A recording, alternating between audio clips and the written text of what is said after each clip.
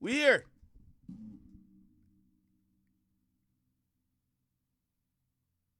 I see y'all. I see y'all. We're going live right now on all platforms. So welcome to all the new viewers on YouTube, both our channels on YouTube, and of course on Facebook. We do stream on Facebook as well. I'll give you a preview of what we're gonna get into tonight. We're gonna get into a conversation about the album. Do you know what the album is? The album is Drake, who clearly just dropped For All the Dogs. Everybody's talking about it. We're going to give, it's not going to be a review, but we do have commentary. Okay. We have commentary on that.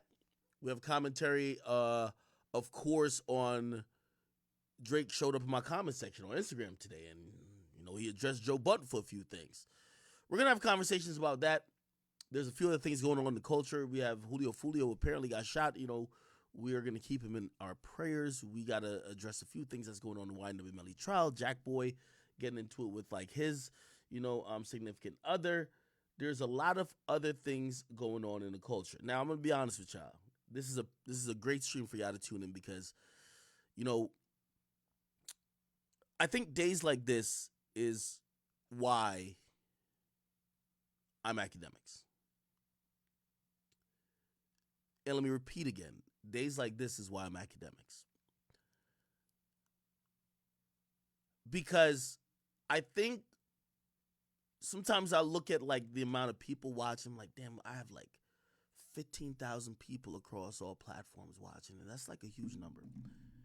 I'm like, damn, why do they like me? Yeah, you might be like, yeah, you're humorous, you're funny. Well, I used to watch you when I was a kid. But I do know when y'all watch me, I expect for me to give it up 100% honest and 100% truthful all the time. And today's no different. So we're going to get into a lot of things, okay? First and foremost, welcome. I see a lot of y'all want me to talk about a lot of things. Drake not calling. By the way, I'm going to be honest with you. I got off that stream, and I guess I should address it off top. So I got off that stream, which was about like, I think like 15 or 16 hours in total. We streamed a long fucking time. About 16 hours in total. Yes, Drake did say he was going to call in that night. He did text me, but subsequently he didn't call in. I did call him. He didn't answer. I'm going to be honest with you. I was very flattered by how much you guys were invested in that.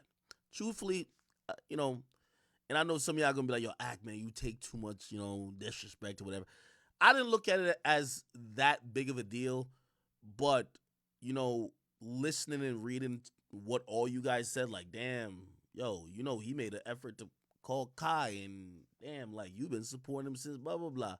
And again, a lot of what you're going to hear me say today is probably going to address a little bit of that, but it's not necessarily about me personally. Despite what you guys might think, I like Drake's music, and I know some of y'all be like, yo, you've been supporting him. I don't support him for him to be my friend. That's never been, like, the thing. You get what I mean? I support his music because I genuinely like him. I believe he's the best of all time. Him liking me, him being my friend, that is ancillary. So I don't want y'all to think that I feel entitled because I support someone that they need to show me reciprocal love or anything of the sort. But we are going to get into a bigger conversation today, chat, because there's a lot of shit that happened. If you guys haven't heard the album we played on stream that night, but other people have played since. Hopefully you played it independently on your own terms. It's going to be charting well. If you ask me, he's probably going to do 500 to 600,000, do record numbers. He's going to break Michael Jackson's record of the most, is it number ones or is it like top tens? I can't remember what it is. But he's going to do phenomenal numbers. Now, before I get into a lot of what I want to get to today, and some of it will address what y'all want me to address, because I know a lot of y'all want me to y'all want me to be upset that he didn't call in. Like, I'm not. But I do have a lot of what I'm saying that will make that make sense. So let me start by saying this. If you ask me, I think I'm I personally believe I'm one of Drake's biggest supporters. Period. I think I'm one of his biggest fans, and I mean true fans. Someone who's listened to him since 2008 till today. Listened to every project, every freestyle. I've gone back, analyzed. Like, I have multiple playlists of just his music. I grew up on him, which a lot of times people have to realize time and music are usually intertwined, because the 13-year-old now will never know what take care means. But the 16-year-old won't know what take care means. Like, when Take Care dropped, there were two. When Take Care dropped, I was in a very, important part of my life where I'm in college, and a lot of some of the things he's talking about is applying to me. It's night and day. So I'm going to start all of this off, and we're going to get to some of the Joe Budden stuff. But I do want to start off initially by, let me give you my thoughts on the album so far. I can't rate the album yet. Drake is someone at this point that I it kind of takes me a little bit, like, I'll be trolling, like, yeah, it's classic already before I hear it. But on first listen, I can't really tell what it is. You know what I mean? Why? First of all, is this Drake's last 4 albums, I've had expectation here, and he's went here. For example, CLB, I thought it was going to be like, like he has a heart carved in his head. I'm thinking it's going to be a thematic love album. It wasn't. It's a bunch of songs. A lot of the songs was about, bitches ain't shit, girls want girls, a single player type of move. You get what I mean? So my expectations for the album, when I hear it initially, it has to take me a while to understand that I'm a fan. And not because you hear an album title or you see a track listing, you have to understand that the artists have their own vision. So when I heard CLB, I expected A. He gave me B. By the way, over time, I really like CLB. CLB's a really dope album to me. Okay, so let's get past CLB. So after CLB, we get to Honestly Nevermind. And Honestly Nevermind was a very interesting album and project for me because, I sit up in, I call Drake the greatest rapper of all time. I don't call him the greatest hip-hop artist of all time. I think that's reserved for Kanye West. Kanye West is a trendsetter. Kanye West is a person who's changed the culture. Kanye West, while he might not have the best raps, sonically and musically, he has taken the risks and taken the chances and have altered and veered the entire scope of music. So when I seen Drake do Honestly Nevermind, I said, whoa, okay. This might be his attempt to expand what the palette of what hip-hop is considered to be. Obviously, these days, we see a bunch of people doing, Bronx drill, and, it's combined with Jersey Club, which Jersey Club is pretty much a form of house music. So essentially, now drill music and house music have some type of synergy, and it's creative. So when I see Drake doing something of the sort where he's pretty much rapping on a lot of house music beats, I'm like, yo, this is his attempt to innovate. This is his attempt to shift the status quo of music. I think the album was received very mixed. But I'm going to be honest with you, I think it did what it needed to do, I hope, in his mind. It lasted for a few months, then people moved on. Then we get a fantastic album. It's called Her Loss. Drake teams up back with 21 Savage, someone who he has a great collaboration history with. They put together a project that seemingly satisfies. And here's the thing with Drake, and I know we're gonna get to the shit y'all want me to speak on. We're gonna get to, but I gotta lay this palette out. This is not a 60-second clip act and we got it. I gotta explain all this shit. So Her Loss was dope to me because I'm like, we still have that nostalgic, slightly lyrical hit making Drake. We have it there. It's mixed with that 21 Savage gangsterism shit. The beats and instrumentals are amazing. It worked. It was a perfect fit. It did what it needed to do. For some people who were bummed out by Honestly Nevermind, it took that sour taste out your mouth. Pause. Now, I'm going to be honest with y'all. I was very surprised when Drake said he was dropping another album. Because I'm like, wait, hold on now. You know, CLB came in, I believe, 2021. So we get CLB and Honestly Nevermind. And by the way, it was the end of 2021. And Honestly Nevermind. And then I'm like, damn, we're getting another one before 2024. But he said he was doing an album called For All the Dogs. And this is where, again, I got to give you the explanation before I get into the shit. The reason why I couldn't really give a solid opinion on the first night I listened to it, and even now, it's going to take me probably a couple more days, is because my expectation, once I heard the title, For All the Dogs, in my mind, being a Drake fan who's, you know, you rank my discography of what I got him as, I got Nothing Was the Same, Take Care, but also in that top 5 is going to be If You're Reading This Too Late. I said, oh, this is going to be If You're Reading This Is Too Late Part 2. Oh, it's got to be fire. Now, truth be told, I kind of paused a few times and I said, well, I've never seen Drake release music this quickly. But what is he going to rap about? What's the substance? He's not the guy who raps to rap. How has he lived? He's on tour this entire time, supposedly, when he makes his album. Okay. Then I realized something about Her Loss. Her Loss was Drake realizing this new era of himself.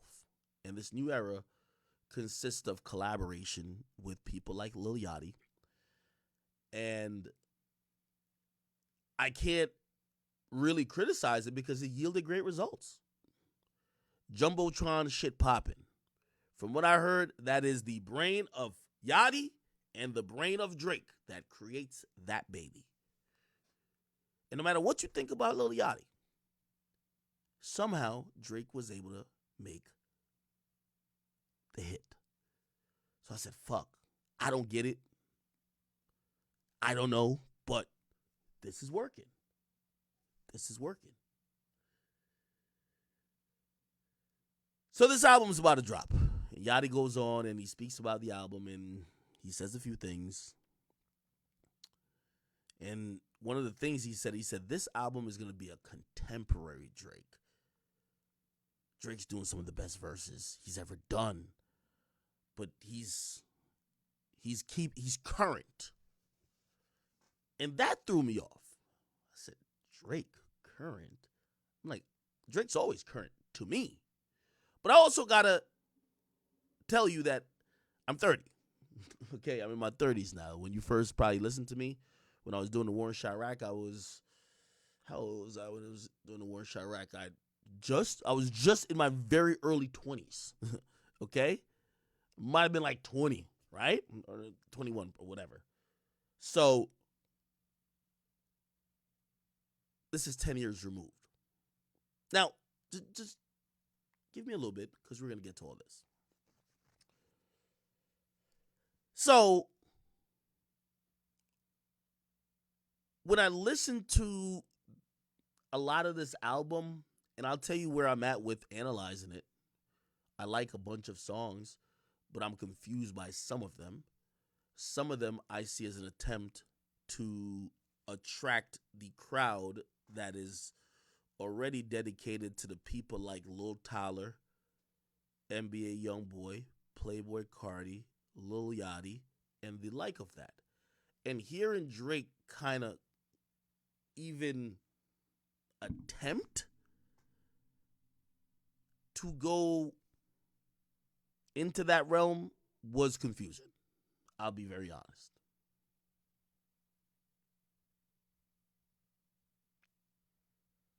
So if you watch me listen to the album, I was trying to get it. But this is where I think we're at a fork road. And I think, and I'll get into other things from here. So if I was waiting for the hot takes, this is where it starts. You know, about a year and a half ago, actually about 2 years, to be honest, about 2 years ago, I said something to y'all. I had a very interesting conversation with someone in the industry, and it was right before Drake had dropped CLB. And the person said to me, this big executive in the game, he said, yo, check this out, man. He said, Drake is amazing. And by the way, I think everybody in the game just realizes Drake is the GOAT. And I also have to premise any criticism of Drake is still acknowledging that you could still be criticized even if you're the best there is. And critique and criticism is steel sharpening steel, and what keeps you on top. It's never hate. I want my favorite rapper to be the best forever. I don't ever want my favorite rapper to be compared to these bum-ass niggas. But a conversation came up, and I remember repeating it to y'all. I said, this person said something very important, but it mattered. It said, this was like 2 years ago. It said, Drake is at a fork in the road. He's already a legend. He's already the best. But he's at a fork in the road. Will the content of his music go this way, where Jay-Z went, and a lot of other artists went, in terms of their content matures and ages with their core audience? People were listening to you 15 years ago. These people 15 years ago maybe were just in high school. These days, they have whole families. What they were doing in 15 years ago, their life is completely different. So is his. Yo, Drake got a whole kid right now. That nigga look like he about to dunk. Salute to Adonis. But that was one path. The other path was chase the relevance of the youth. Because hip-hop is still kind of primarily dictated by in with the new, out with the old. Sexy Red's a new thing right now. Everybody loves Sexy Red. People forget that like 3-4 years ago, that the same wave for Sexy Red people had for the City Girls. But then people got tired of it and moved on. Now, the person said something to me that was really important, and I actually believed it, and I still believe it to this day. He said, here's the thing is, Drake is amazing. He could do anything he wants. But if he goes down that other route of trying to appease or attract or entertain new audiences that might not be the audience that supported the majority of his career, they said to me, a 17-year-old right now will never love Drake more than they love NBA Youngboy. They'll never love Drake more than they love a Playboy Cardi or a Lil Tyler or anybody else. Because, unfortunately, that's their demo. So while he could always be in that conversation, the way how I talk about Drake, and I know a lot of y'all be like, you be glazing, you a stan. The way how I talk about Drake, the way how some of y'all talk about Drake, the passion, how much his music has meant for you in your life, how impactful it is, how much you care. That new person who's just trying to hear him with yeet, they probably won't have that type of care.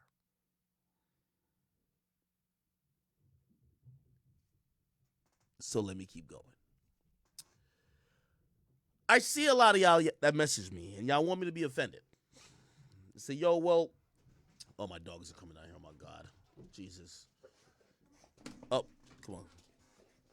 Hold on. Let me get him out of here. Hold up. The boys. Come on. Come on. Come on.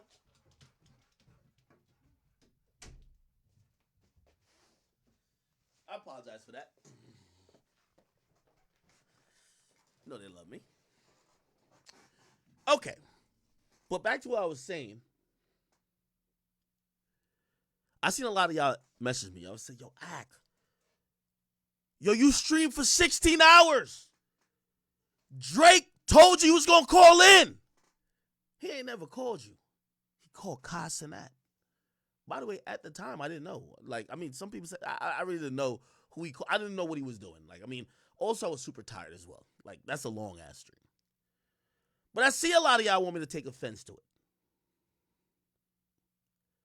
But I haven't, and I don't. I don't take offense to it. I'm going to tell you why. I do believe that I have a vision of where I think Drake is at. And this is not coming from, again, I don't know Drake that well. We've spoken a bunch of times, like via text or like on the phone. But it's not like we're like best buddies. But I'm a bigger fan more than anything. So what I'm telling you, I'm speaking more as a fan than someone who feels I'm an entitled industry head. That's the entitlement if I'm like, nah, nigga, why you ain't calling? Nah, I'm good. But I'm speaking more as a fan because this guy, I'm one of them niggas, you could tell, I go to war for him. And I use his resume and I use his music and I compare it to the best. It's a reason why I said my top 5 is only Drake. You know what I said. This is how passionate I am about the music when it comes to him. I'm a fan. And if you want to call it stand, it is what it is.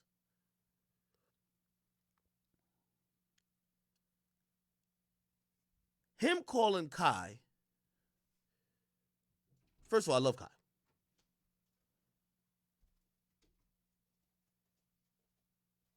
It crystallized where I think Drake is at. Remember that fork in the road? If you needed more conversation to know which route he took, this album, his moves, has told you. I told you what those two choices were. But we could start off with one thing, and we'll even mention Kai. And salute to Kai, by the way. Kai, you know I love you. And yeah. Drake's relationship with media has changed. It's changed a lot.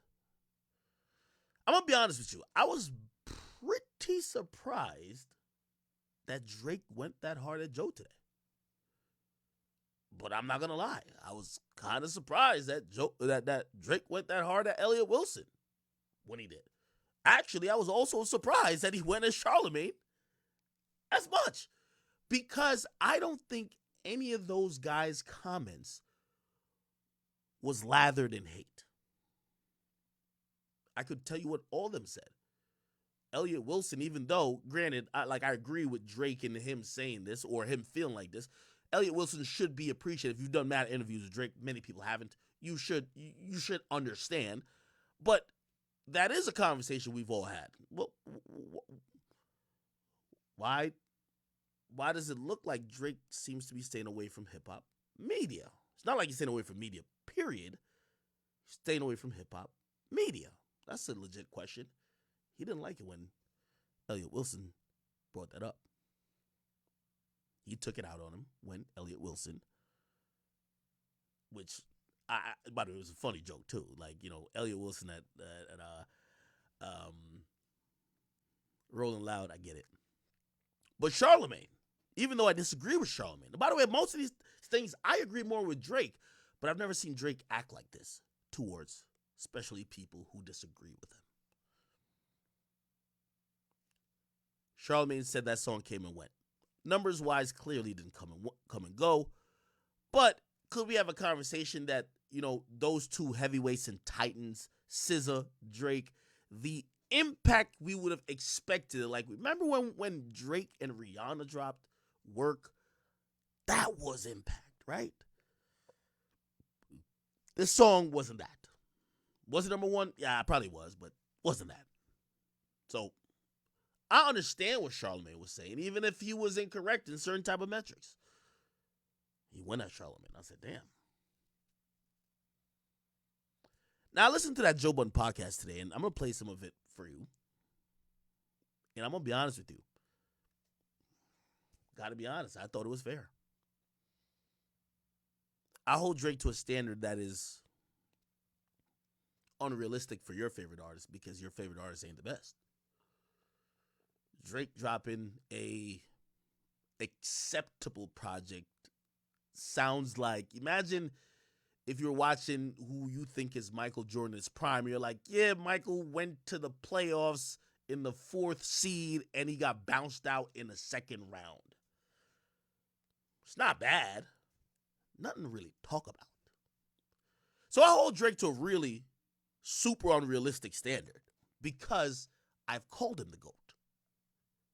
I don't say he's oh, is he gonna be good or is he no, I call him the GOAT.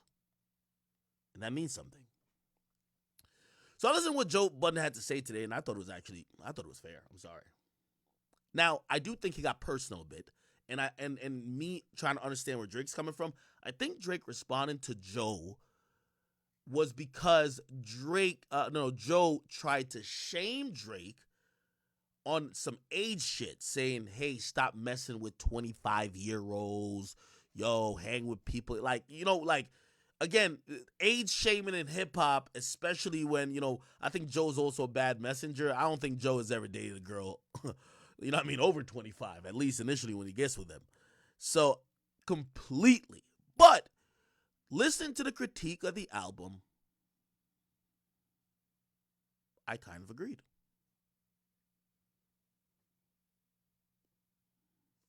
Remember that fork in the road? I'm going to keep coming back to it. The reason why I didn't feel any way about Drake not calling me, even though he probably was gonna call, like, Drake's cool. Like, he's like, I know y'all think he's like some weird. He's not a weird dude, bro. Like, he's a genuine dude. He's not weird. But the reason why I didn't feel any type of way, I do believe solemnly that Drake made this album in mind to capture the minds and hearts or to impress the people that would exactly be Kai Cenat's audience. It's not about Kai Cenat. It's about the demo that his audience represents. By the way, I think Drake has been there for a while. I think that's the reason why Drake doesn't mind these days. Like, if he had issues with Joe, he would cleverly diss him on a song. Yo, he's just dissing that nigga on the gram now. Violating that nigga.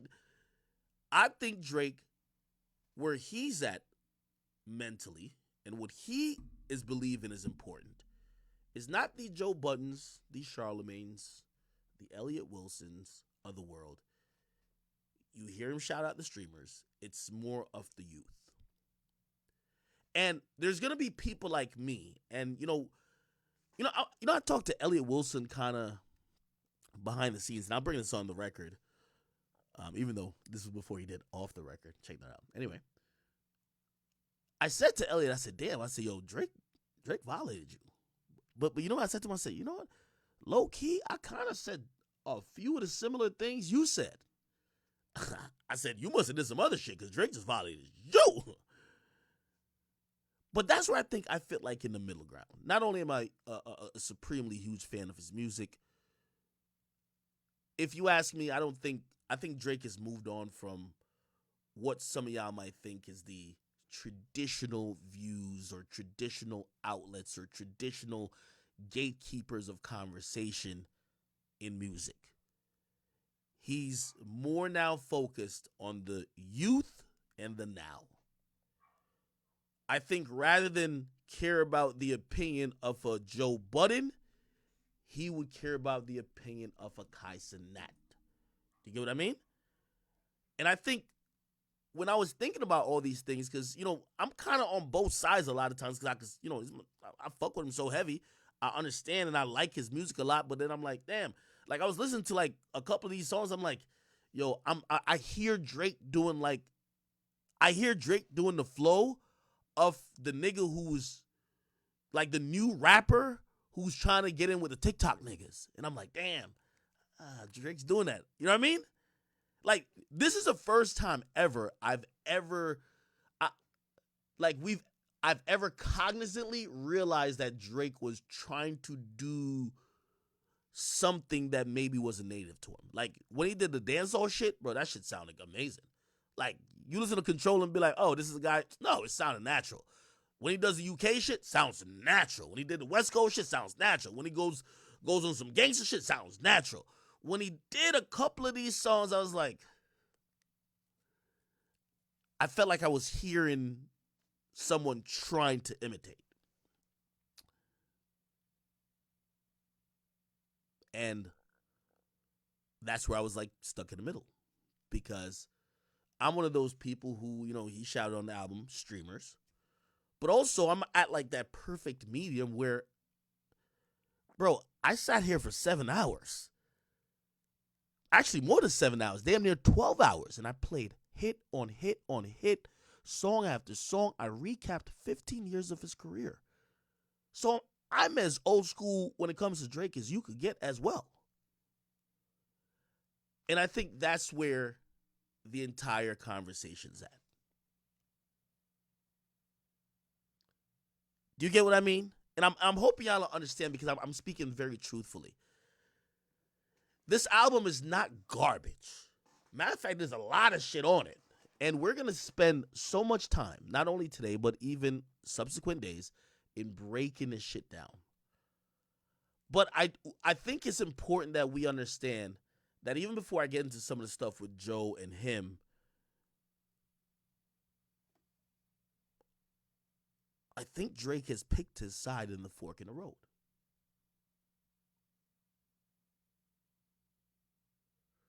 Do you get what I mean? Now, here's the important thing, and I'm going to go back to that conversation I told you I had with that individual. Remember what they said? When I was talking to Kai, and Kai said, who's your favorite rapper? And I said, like, I thought it was a blasphemous question. He said, who is your favorite rapper? I'm like, what the fuck? Like, I didn't even understand what he was saying. Like, I'm like, is this a thing? I was like, Drake, my nigga, like, what the fuck? Like, yo, he's made music for like 15 years of my fucking life. Like, this guy's the greatest. And then I asked him the same question, and I ain't gonna lie, I almost fainted. I said, who's your favorite rapper? He said, A Boogie. And I'm like, what? Now, granted, I love Boogie, and, I fuck with Boogie's whole team. But that was the difference between our demographic and this is generation. Kai is 10 years younger than me. Kai from New York. Kai was more probably closer to watching A Boogie come up than watching Drake come up. So remember that, again, the fork in the road conversation. You know what the person said? When you try to appease the youth, they'll never love you more than those other people they actually grew up on. Yeah, Kai could react to the album only once. Yo, this shit's hot, fire, oh my God. Who's his favorite? It's A Boogie, it's not Drake. That always is going to be the backdrop. So again, I had to lay it there. If I'll give you some quick thoughts on the project before we really get into the Joe Budden stuff. Sometimes y'all feel like I'm programming myself by listening to this a million times. No, because I miss a lot. Like, yo, on Fear of Heights, like, yo, that's actually a really good record that when I was listening to it after being on stream for like 15 hours, so much shit flew over my head. Yo, he went crazy on a couple of them. Now, there's certain songs I'll tell you even now I still don't fuck with. Like, for example, I have no idea how he him and Bad Bunny made that song, but I thought him and Bad Bunny was gonna make an absolute smash. And that song sounded like it was a song idea by Drake sent to Bad Bunny because shit, Bad Bunny, all he has is slappers. And once I heard Drake kind of doing the struggle Spanish, I was like, this is kind of odd. So I still don't like that song. The Sexy Red and Sister song actually I rock with that song a little bit. And Another Late Night, I rock with that too. I'm gonna be honest with you, there's a few songs in here that I'm a little disappointed when it came to like the flow he took. I don't like that super new contemporary flow where I feel like, oh, this is a flow that I could hear Yeet doing. Because at that point, it's just like, bro, I'm listening to Drake for Drake. I'm not listening to Drake to hear Drake in Yeet's body or Yachty's body. You get what I mean? With all due respect to them. Also, off top, and this is still my opinion currently, First Person Shooter. I was disappointed in that track. I'm going to be honest with you. Very disappointed.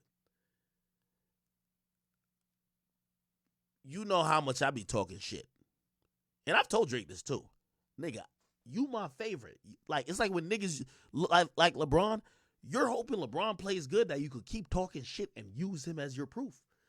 I talk shit about Drake, or talk shit using Drake as my proof because he's my player, right? And when it comes to him and J. Cole, I usually shit on J. Cole. And that track humbled the fuck out of me. That track humbled the fuck out of me. And for a second, it made me think if potentially Drake was lyrically out of shape because he was rapping either with subpar competition or because he's been doing these new, I don't want to say melodies, but these new contemporary flows.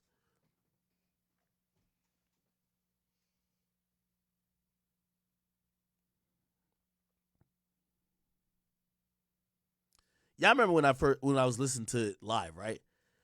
And we heard Cole go, and I said, yo, Drake finna body this nigga.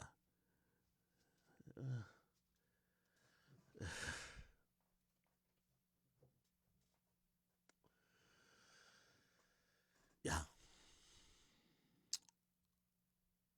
I'm going to give you guys a full review of the entire album in a few days.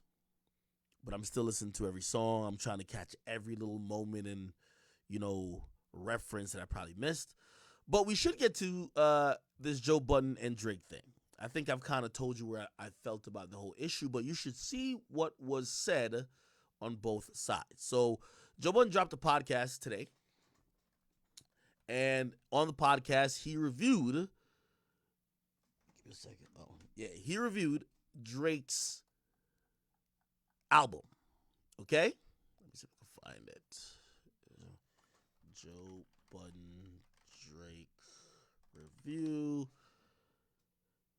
He reviewed it today.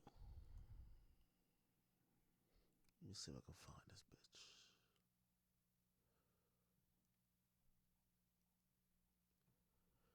It was actually it's a pretty lengthy piece. Actually, let me just go to Google Podcasts. I think I could watch it on Google Podcasts. Joe Budden Podcast, Joe Budden. Okay, here we go. This is it. Let me hit play on this bitch. Can y'all hear it? First by this podcast, as well as its hosts, offer. Okay, cool. I think he starts talking about it like around. Actually, they have timestamps. 102. Here we go. So you don't have the video, but you can hear the audio. All right. By the way, please go support Joe Budden's podcast. I'm just playing this clip just to get some context. Full of this bop. For the album called All the Dogs, once you get to this pocket in the studio, the album is over. This don't go here. It don't sound right here. That goes right into what? You frequent some of the venues Where that record goes. when that comes on. I think you'll come in here in 2 weeks and change your mind. I don't doubt know it. though, because it's no chorus on the record. I don't. Did you hear the beat? I don't need And happy bop? day. I don't need that. When they start spinning with them hills on, that is going to work. Nah, I don't want to hear this shit. I don't know, bro. I don't want to hear this shit ever again. As a Bad Bunny Just like the Happy listener and Birthday song. I'm shocked at you.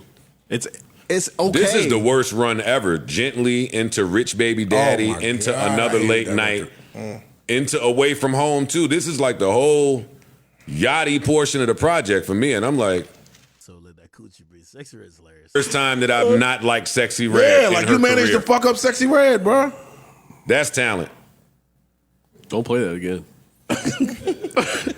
You know what I walked away from this album thinking? Huh. I see why you moved out of Doja Cat way. Shut up. Relax. Freeze. Stop it. I like when you get like that. Yeah. Stop. Ice, you trolling. Fuck y'all, her album's better than this. I'm not going to do that. I don't care. I'm doing it. I'm not doing Better it. than I'm this doing album? it. Yes. And then that went into this featuring Lil Yachty. I don't need it. I don't need it. Hey, thinking about this pill I No, took. I'm not even. Stop. Listen. Overall, I do like the album. Okay, here we go. I do like the album, but I was let down. Overall, I was I disappointed. don't. First off, it's a long album. It's 23 songs. He needs to stop doing. If these he long would have ass condensed this album, though, maybe you feel different about it. Of course, I say that about about CLB, about Scorpion. I say that about damn near every album since Views. If he condenses it, it's a lot of shit on there that I don't like. I say that about Views too. Yeah, Views, I kind of go straight through. That don't have Views as is many. fire. That don't have as many skips as everything after Views. There's more skips on here than records that I will go back to and listen to. He's right. This is not a good album. It's okay. Drake, you're Drake. It's all right. I think, yes, please do take some time off. This is the best Drake album that I've heard since. For me, it's the Scorpion. Yeah, it would have to be since Scorpion. That ain't saying a lot, though. It's not saying the most, That but may be true too. I disagree, by the way. Since Scorpion, I think CLB is the best album. CLB was pretty good. Honestly, Her Loss is pretty good as well. Honestly, Nevermind is Honestly Nevermind. This album I haven't rated yet, though. That may be true too. This album. Ain't it? Hello. Hello. He got too much money, though. It just seemed like he not putting forth effort to really. You feel like this is low effort, low energy from him? Yo. I feel like a lot of music this year has been low effort, Yeah, low for energy. real. It sounds like they go in and do one take and put the record out. You know, That's mix what it. Whatever the first Not thing. from him, though. I agree. There's I a agree. separate I have a question. part Not from any of these superstars. You're supposed to take your time and like. Why we can't? I'm with you though. Yeah, I'm with you. I ain't gonna lie. This might be my last rap album review. It's been a bad year, yeah. It's been a bad year for rap music. I'm music done. in general, honestly. I think I'm done with the. No, I ain't gonna say R&B been going through that, but that's a topic for another time. All of you rappers sound, at least 98% of y'all sound uninspired. Y'all do sound low effort. There's no new, exciting, creative energy on the way. All of y'all sound like y'all trying to sound like Someone the else. artists that you like a lot. None of y'all seem to be trying to innovate. Y'all are letting the tech outpace you. And to me, it's even beyond any stylistic or sound or trying to sound like someone else. It's the songwriting. They're not writing Putting forth any effort. yo. into the It seem actual like song. Whatever come in your head on first, like I don't write songs. So with you, like I can ask you this: when you get in the booth or when you writing, even if you're at home and you start writing, and you say it back to yourself, you don't be like, nah, I could do better. Well, I do that. It seemed like whatever's the first shit that come in their head, Correct. they Put it just down. write it down, notch it down. Let's get in there. Well, I got you something know, to do. you know, That- part of the that's pro- a skill too. That is a skill too. What? That part, like recognizing Caught the moment, when the the moment. simplistic shit Yeah. is going I to could go. do better than Like this. I tell a story all the time about when I did Soul Tape with Fab, and he sent me the I Want You Back joint, and he sent me it with his verse on it, and he said Derrick Rose 8 to 10 times in the verse, and me and all my niggas laughed and was like, oh shit, Fab falling off, but I ain't gonna tell him. I'm gonna just go in there and do what I got to do on the song. Like, why the fuck would he say Derrick Rose 10 times in a row on this song? Why he didn't? He's gonna get to the part that we've all seen on social media. Just give some time. I want to give y'all context because when you see just 60-second clips, you might think it's when it's actually a bigger conversation. The crowd just sung that whole part. I was like, Joe Budden, you falling off, nigga. So I'm saying that's a skill. It is. To be able. By the way, is my mic still low? My mic's still low. Let me know. work. And there is something beautiful And Drake about does that. So I want to give him grace and the benefit of the doubt because There's another. There's another part. at this level of song making, his brain is doing something that our brains can't. There's another part to your point, and not really Drake maybe, but a lot of the rest of these niggas, they ain't writing. Everybody's off that with Hov saying I don't write, Wayne saying I don't Hold write. on, So a hold on. lot Let's of give a these- little bit. That happens a lot, bro. it does, but that's a Some of y'all just dropped too consistently for the level of talent that you're displaying at the moment. It is uninspired out there, and it's been like that for a year. Because we damn near at the end of the year. I can tell you on one hand the times I've gotten excited in rap music. Gunna album got me excited. Killer Mike album got me excited. That's it. I think, No, bro, no, what's happening- Jack Harlow's album was There's something good. now. Yeah. What's was happening some shit on is there. a lot of these niggas are playing the streaming game. They playing the Travis shit was cool. I never went back to it. I never. Yeah. I never told went you. back. I got. You were right. Yeah. I went back. I just went back over the weekend. Yeah. Last weekend. I was Not like, it. ugh. Yeah. This is my issue with Drake. Here we go. Well, with this Drake. Here we go. And I knew that this Drake wasn't going to be a Joe Budden Drake when Yachty said all that shit that he said. And now that we have this project, where is that verse? Where is the verse that Yachty said is arguably one of the best verses Drake has ever written? It's nowhere on this project. Let's be clear, and this is what I'm gonna call a spade a spade. I know y'all know. Y'all know I love Drake's music, man. So if Axe saying it, bro, you know it is. Yachty lied. That's a fact. Yachty lied. This album was not for the people who wanted lyrics on Drake's album. That's a fact. Yachty lied. If Yachty says this album had him hearing the best verses from Drake he's ever heard, he needs to stop listening to Drake. Because we don't need you saying that these are the best to inspire. No, these weren't the best. This was Drake trying a lot of different flows and pockets, but even Drake knows his lyrical bag. Now, of course, Drake is always going to be witty. Drake is always going to be witty. He's always going to be slick. He's always like, that's Drake.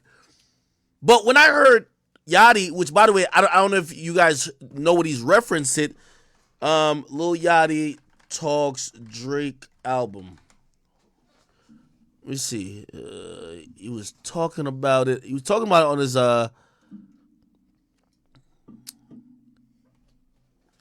he was best verse. He was talking about it on his podcast. Let me see if I can find it. And what he said, I ain't gonna lie, I was like, oh, okay, here we go. Hopefully it's timestamped. Oh my god, we gotta find the actual thing. Provides details. Did not give him no timestamp though. Fuck, what's the timestamp on this? Oh, what's up? He like, you both homeboy, ain't you? Does anybody have a timestamp for this? So this was the podcast. But you know, nobody want a picture. You feel me? I think that when it comes to my music, there's a specific issue. He probably The bros. Oh, sleep. Yeah, bro. That's why I stopped eating octopus. Does anybody have a timestamp for me, please? Please, give me a timestamp. Immediately give me a timestamp.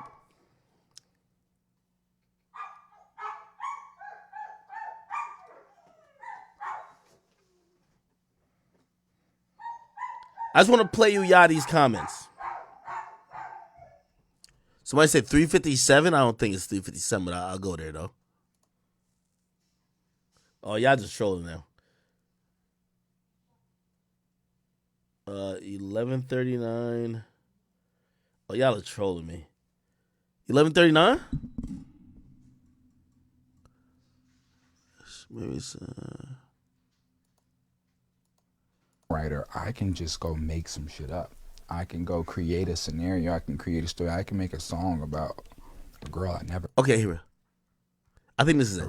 I will say he deals with some controversial things. Okay, he's talking about Drake. You know, and I think when he makes music, for him is a lot of times it's just true journaling.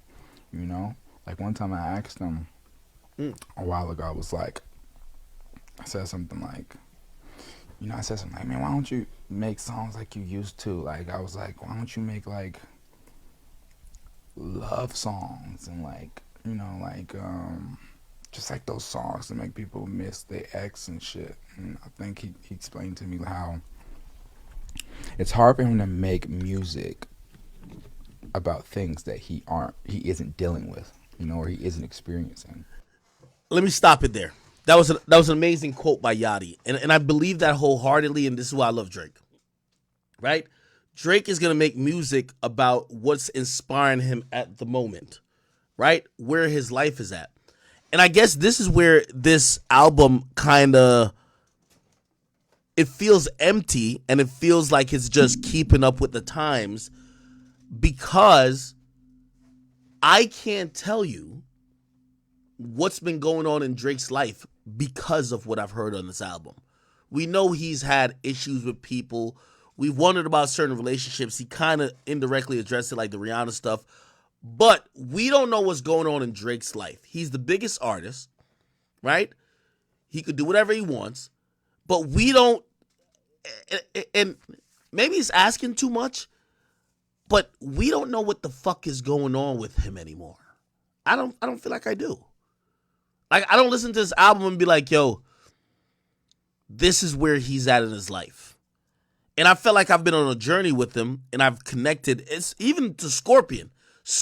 I think Scorpion was the last album I'm like, yeah, like journey-wise, I get where he was at. I knew how he was going to go into that album, especially with the Kanye shit. A lot of shit, like he had a kid, a lot of things going on in his life. And he put that in a fucking record, on an album that was so amazing. Certified Lover Boy, I was like, okay, this is probably more of a theme album. That's why I thought it was a theme album. But it was a little bit different. Honestly, Nevermind, he described it himself as a vibe, right? He said, yo, this is just my new little bop for the, you know what I mean? He on some European shit. Now, then he did Her Loss, which I'm like, all right, that's just a collab. You can't really think nothing of that. But then Fall the Dogs, I'm expecting to get something, and I'm going to be honest with you, I ain't really get anything at all.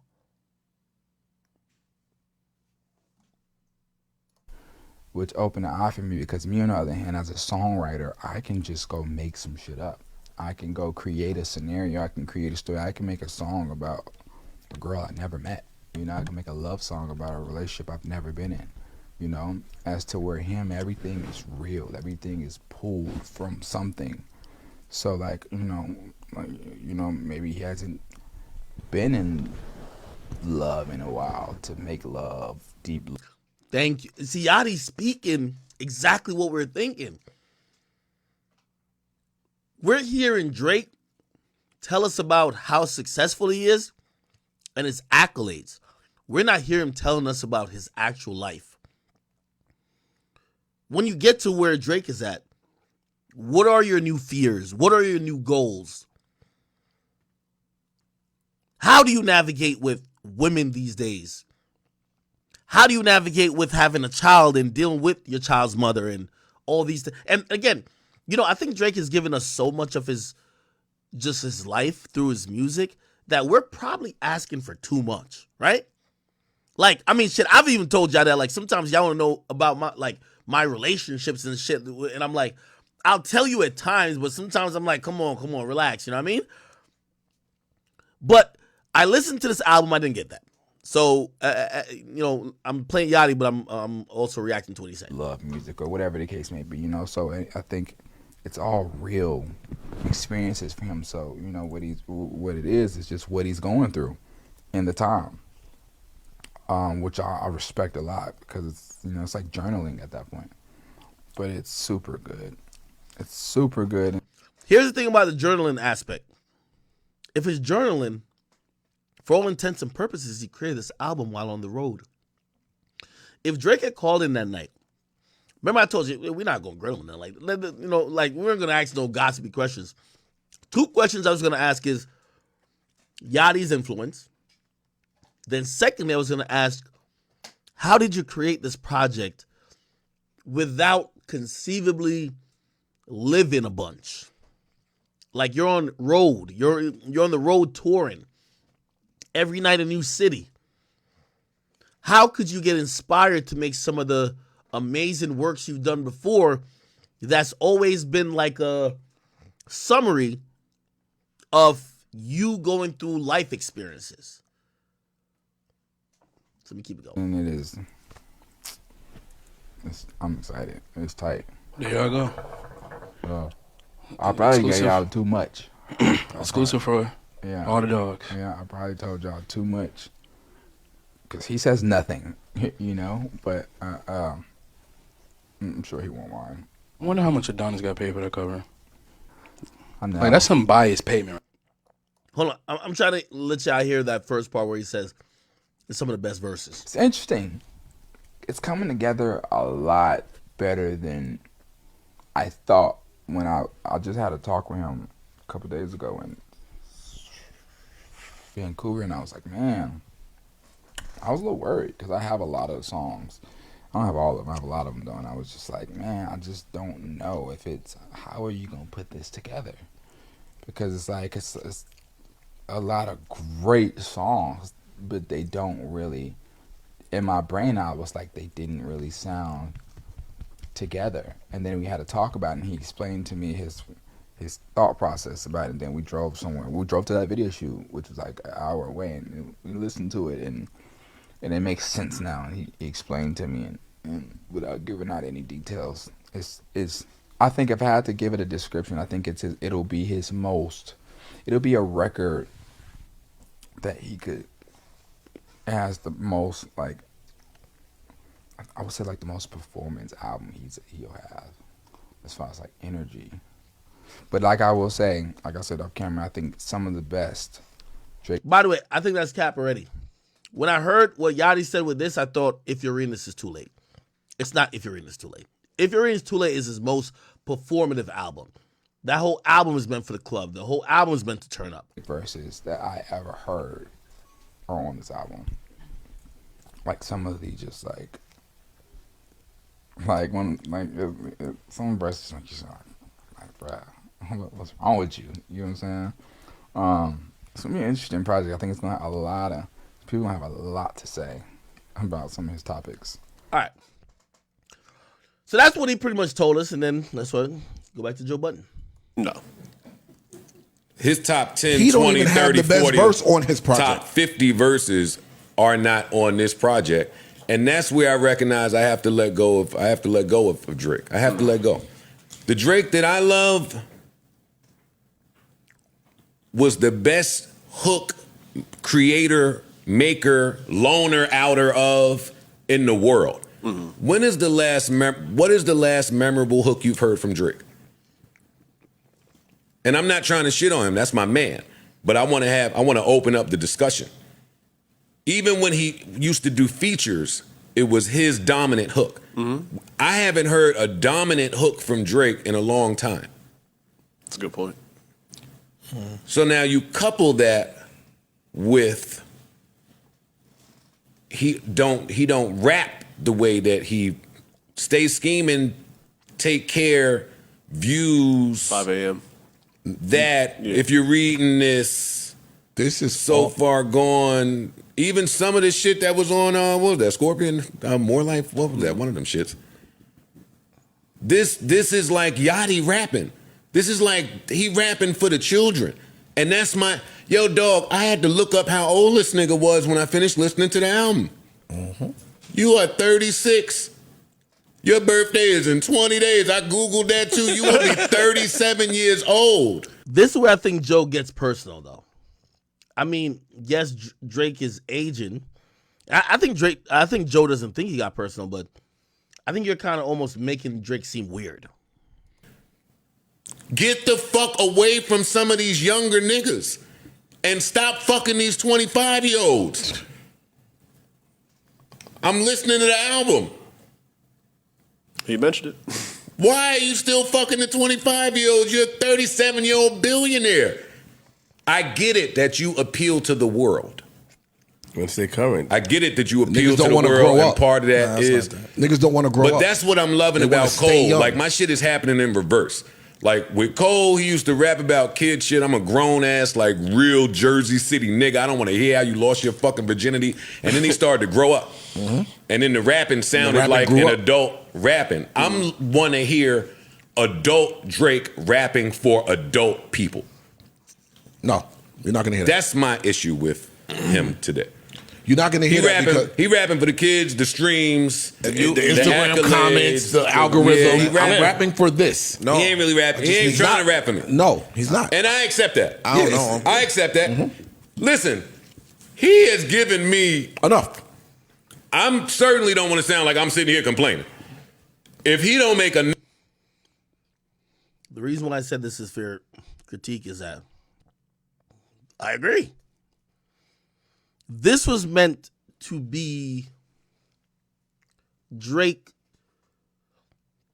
showcasing his talents along newer instrumentals, newer popular flows, showing that Drake is just a like he's an artist that transcends just only the generation that he grew up in.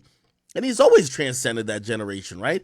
Drake is a nigga who objectively we could listen to and be like, yo, if this nigga was out in the 90s and rapping like this, we think he'll make it. In the early 2000s, some of his hooks, he definitely make it. The 2010s, he clearly did make it, right? But as we go into the 2020s now, obviously, like people like me, I think he'll make it in any generation.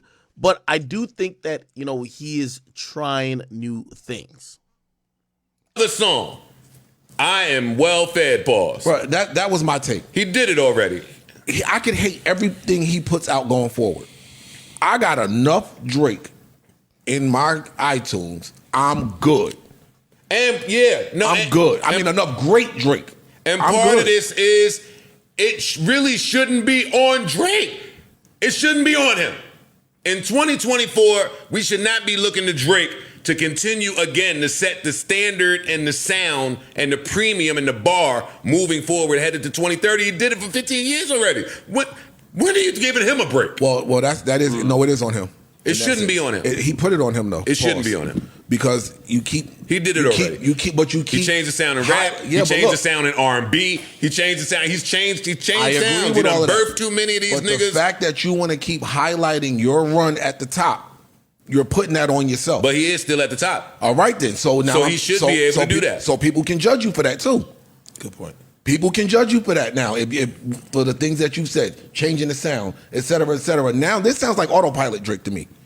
This sounds like the Tesla when you just hit the button and it go. See, but where I disagree with him, I'm with all of that. The person at the top, that don't mean that you're tasked with changing the sound of music or dictating the sound of music moving forward. That's a lot to ask of somebody to do that from 2009 to 2024. I don't think there has to be reinvention. I just want to hear excellence. I'm not saying that he's tasked with it, but when you put that and you embrace that I am the one that do this, then now he's still the one to do it. And then when I beat Michael Jackson, dog, I don't care where I'm at. I done beat Michael Jackson and the Beatles. I disagree. That's why he ended that Cole record talking about one more and I pass my beat it. Yeah, you better pull them accolades out. You better pull those out. Yeah, I just think I miss the Drake that was rapping for the rappers. I miss the Drake that when he dropped, the rappers hit him. Not these little fucking kids. I don't give a fuck about you and Kai Cenat. That's going to sound like hate. It is. It's not hate. It's not hate. It is. It's not hate. Go. By the way, and again, I think that might as well have solicited a response from Drake, but when I listen to the album and I know some of y'all be like, yo, you should be upset Drake ain't hit you up. I'm like, I'm going to be honest with you. Drake, there's many albums that I think Drake may have, or should probably care about what someone like me thinks about that album, right? Be like, yo, hopefully Ak is fucking with it, right? You know what I mean? Like, hopefully Ak's audience is fucking with it because y'all like me, right? I think this album, and this is why I couldn't get no offense, this album was it was definitely more important for the younger audience, which is Kai's audience. As if Kai's audience is fucking with this, yo, Ak, if half of your audience or you fuck with it, it's whatever. But fuck, we got him. I'm gonna be honest with you. So again, I know y'all want me to be upset, but I'm not upset because this album, I think this album and what he tried to do, the validation of a Kai Cenat's audience is way more important than what y'all think, or I think, honestly. This shit really, like, nigga, I'm thinking this shit is gonna be some other stuff. Like, brother, you know, with all due respect, there's a lot of like very contemporary shit on here, which, you know, to me, Drake is a whole genre of himself. I wouldn't be listening to like some of this stuff if it wasn't Drake rapping it, right? Find some niggas your fucking age. Hang out with them. Get some of that sauce. That's not what keeps you. No, that's not what keeps you popping. Older niggas Fuck buying these music. kids. That's not what keep you popping. And if that's exactly. the game he playing, I gotta play this game. Now, let me try to address this like age gap distinction, right? I seen, by the way, I think who was it? Someone in the industry said, "Yo, Joe Budden trying to shame Drake for trying to keep his music youthful and saying he should grow old and make music for older people is really pathetic and bad advice." I forgot who said it, but somebody said something to that extent. And it kind of does bring up that conversation of what is, as people age in music, and of course we do know the people who stream music the most are usually kids and the youngest demographic, that's why they matter so much. What is age appropriate music, and also is there a problem if you are constantly adapting to the change in times? Generally, I believe that it's adapt or die. If you think you still in the 90s and you're rapping like the 90s, you're not realizing that by the time the 2000s came in, niggas had to have a good hook. By the time 2007, 2008 came in, like niggas is hitting with auto-tune and all of that. By the time 2012 came in, like it was a mix of both. You got like, you know, like music has changed. If you don't adapt, you usually die off. So I'm kind of like, I'm in limbo when it comes to this conversation because I don't think Drake has to make music for people who are 40 plus. Nor do I think he has to make music for only the kids. I think he's trying to find that happy medium, and that finding that happy medium is the really difficult part. I'm gonna play a little bit more of this, and then we're gonna get to what Drake said to him. Older niggas streaming music and buying it, Joe? No. Dog, Them niggas listen to old school shit all day. All that shit y'all saying for me applies to the field. I have long before called this nigga the golden child. Different set of rules apply. Correct. He's him. He is not one of them that y'all telling me about. I don't hold him near. Dog, this album is going to be the most streamed album in Spotify history. Why? When you that, even if it ain't good. When you that type of golden, you got the glow. You feel it when you got that glow. When you that, you ain't nigga. You walking in with the glow. I do what I want, and that's what's going to be popping. Whatever I want is going to be popping. So where's the motivation then? With what you just said, where's the motivation? Great point. If I could do whatever I want to do, and it's gonna pop, it's gonna be number one. It's gonna do all of this. Where is the motivation? That wasn't what I was saying, but that was a double entendre. But wait, that's not what I was saying. But that was a double entendre. I was saying whatever I do is going to dictate. Yeah. So now you could do whatever you want. You can do whatever you want. But to Ice's point, okay. All right, I'm not going to play the whole thing. We're going to get to what Drake said, but, you know, I also agree with that point, too. Drake's in a position where I think this is why some of the critique came to him. Drake doesn't necessarily have to follow the youth, right? Anything Drake does is going to be hot, right? So I think, you know, in a way to look at it, Drake doesn't have to keep up with the Jones if he sets the standard. If Drake right now did a concept album, like, for example, think about The Weeknd. The Weeknd could do, like, you know, for a while he was doing this like alternative, like, you know, almost like futuristic but reminiscence of some old shit music. Then he says he's going to do Dawn FM, which is almost like a classic 70s or 80s album, right? Tory Lanez, of course, did Alone at Prom. Like that kind of set the wave. Yo, throwback albums, nostalgia shit is back in style. Why? The Weeknd says it's in style. You get what I mean? And we've always seen in the history of musicians is that the top guy could tell you what's going on. Jay-Z infamously said that he killed autotune. He said, nah, that shit ain't cool no more. It's over. So I think people are also looking at Drake to say, Drake, yes, there is a new wave of music, but you're so lit, you don't have to follow that new wave of music. You could do exactly the opposite or do anything you want, and that's going to be the wave, right? I'll play a little bit more of it, and then we're going to, let me pull up the I'm Drake agreeing with Ice. response.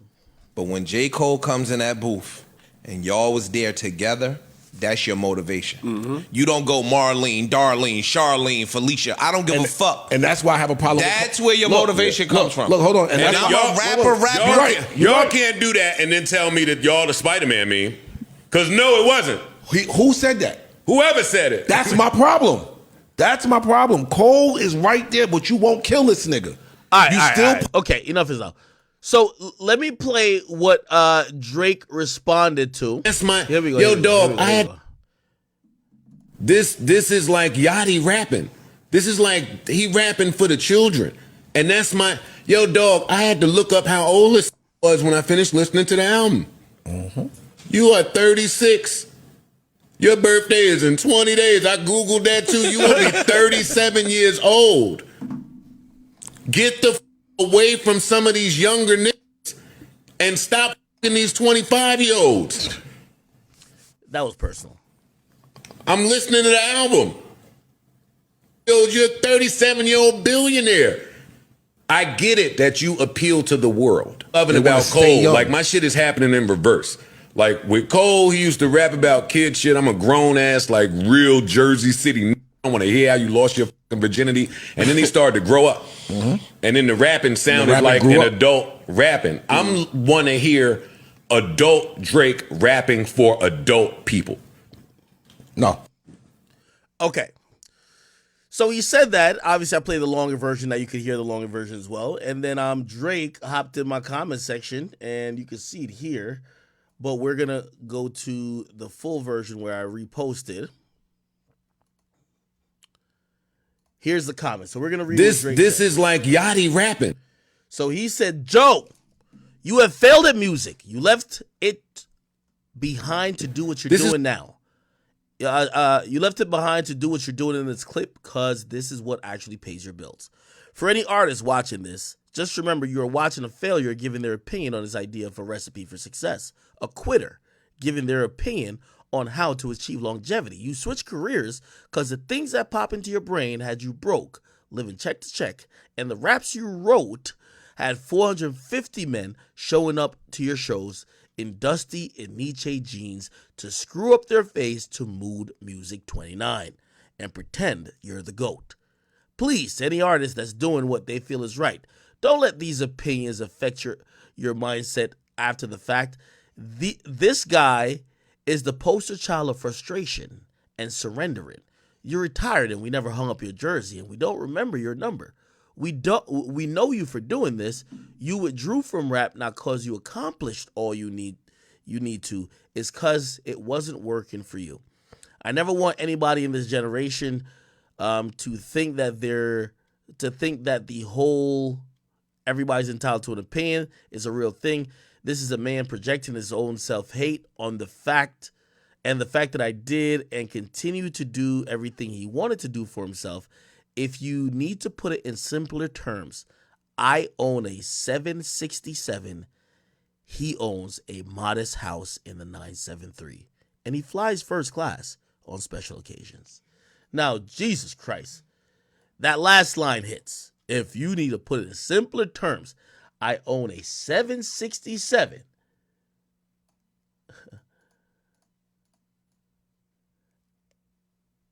And he owns a modest house in 973. Okay. Now, let me be honest with you. Y'all know Drake's my favorite rapper. I still think what Joe said was fair. Joe didn't say it was trash. This album ain't nothing near trash. Okay? But is it classic? I don't know. Now, is there a overarching theme? If you listen to it a few times, could you tell that Drake was trying to Keep it new, keep it young?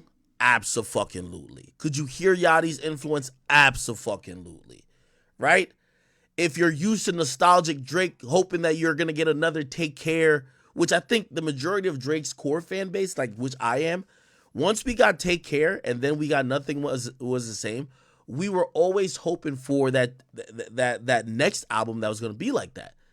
That's why, Views sold over 1 million, right? Then we got Views. Then he drops More Life. You get what I mean? And we've always kind of yearned for that. And then he gave us Scorpion, and Scorpion was something that was a half rap, half this. So here's the thing.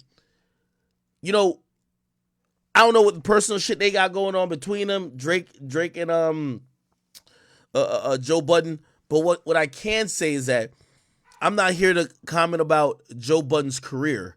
I'm here to talk about my favorite artist. And my favorite artist is Drake.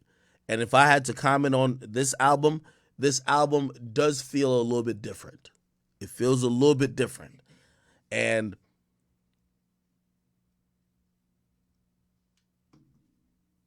I don't know, it feels unfamiliar. I'm going to be honest with you. Because what is usually the things that we relied on Drake for, I feel like it's not easily identified here. And this is why I keep going back to it. I'm listening. I'm like, maybe I'm missing some things. But this doesn't sound like the quintessential Drake project, just to be honest. Right? I don't think what Joe said was out of bounds. But obviously, Drake said what he said. Joe did respond by saying, "You'll grow up sooner or later. Father Time is undefeated." And this exchange reminded me of one thing. I said, damn.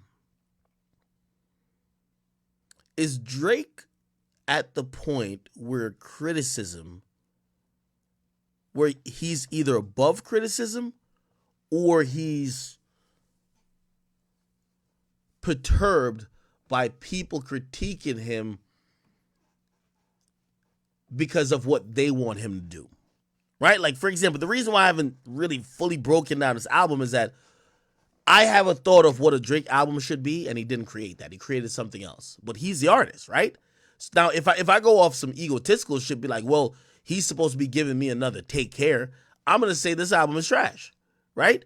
But now, if I try to understand his artistic vision and rank it accordingly, even if I don't say it's excellent or classic, it's going to be a completely different rating scale. Do you get what I mean? So I'm wondering where Drake is at with that, because, again, these days the interviews he rather do is with Khalid Presley. Does an interview with Bobby. He's more staying away from hip-hop media, and I've only heard him say disrespectful or dissing people who might be in hip-hop media. I think Drake is at the point where I don't think he gives a fuck about what someone in hip-hop might say about his album, which I think that's a scary place to be, because Drake is always going to be number one. He's the biggest artist in the fucking world other than Taylor Swift. He's always going to be number one. But I'm wondering, do we get... I love Scorpion, by the way. Do we get another Scorpion? Do we get another Views? I think wishing for a Take Care or a Nothing Was the Same is like a long shot. But even if you're reading This Is Too Late, do we get one of those?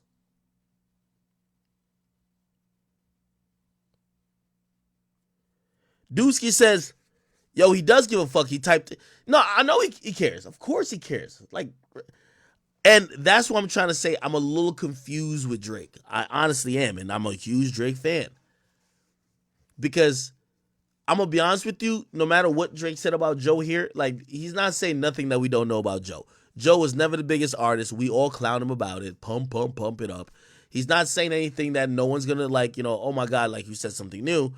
Joe is more successful as a podcaster than he was as a musician. That is nothing new.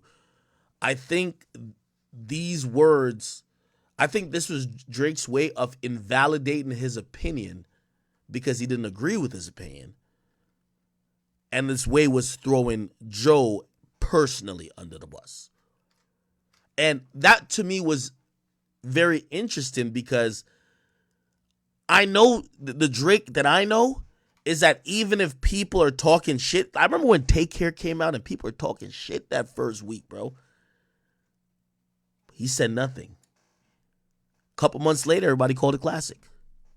That shit lived. Like, he was confident in that material. He wasn't defensive. He was confident in it. He let it live. It's the first time I've ever seen Drake seemingly defensive. Like, whether it's Charlamagne saying something or, like, I've never seen a defensive Drake. And some might even say, and probably he would say if he sees this, I know he will. Well, nah, it's not me being defensive. Niggas is talking shit. I'm talking right back to him.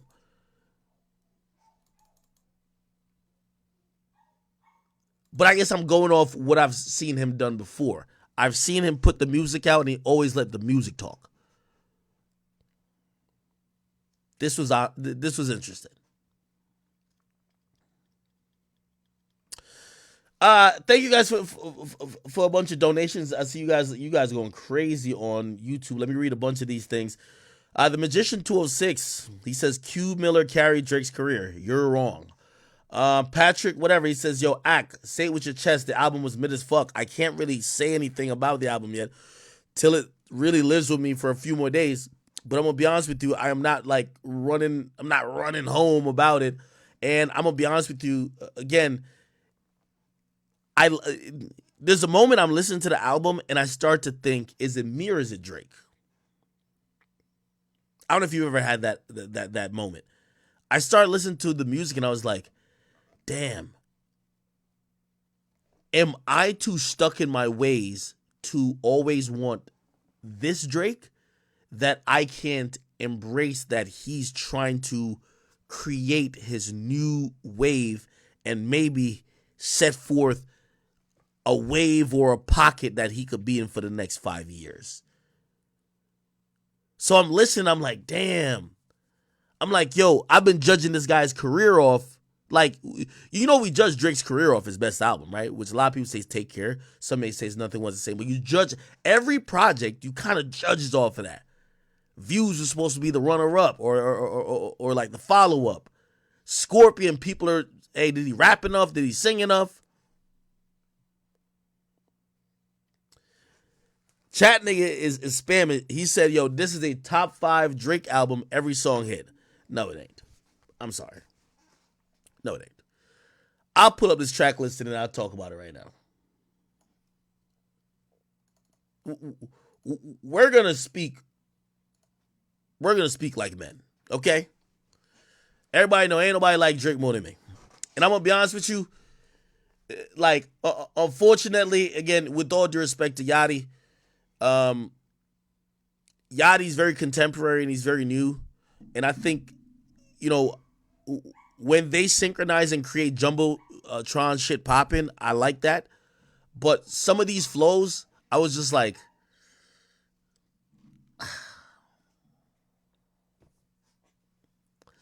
so let me open the album. Virginia Beach. And this one I'm going to say that Joe was keeping it very fair, if you ask me.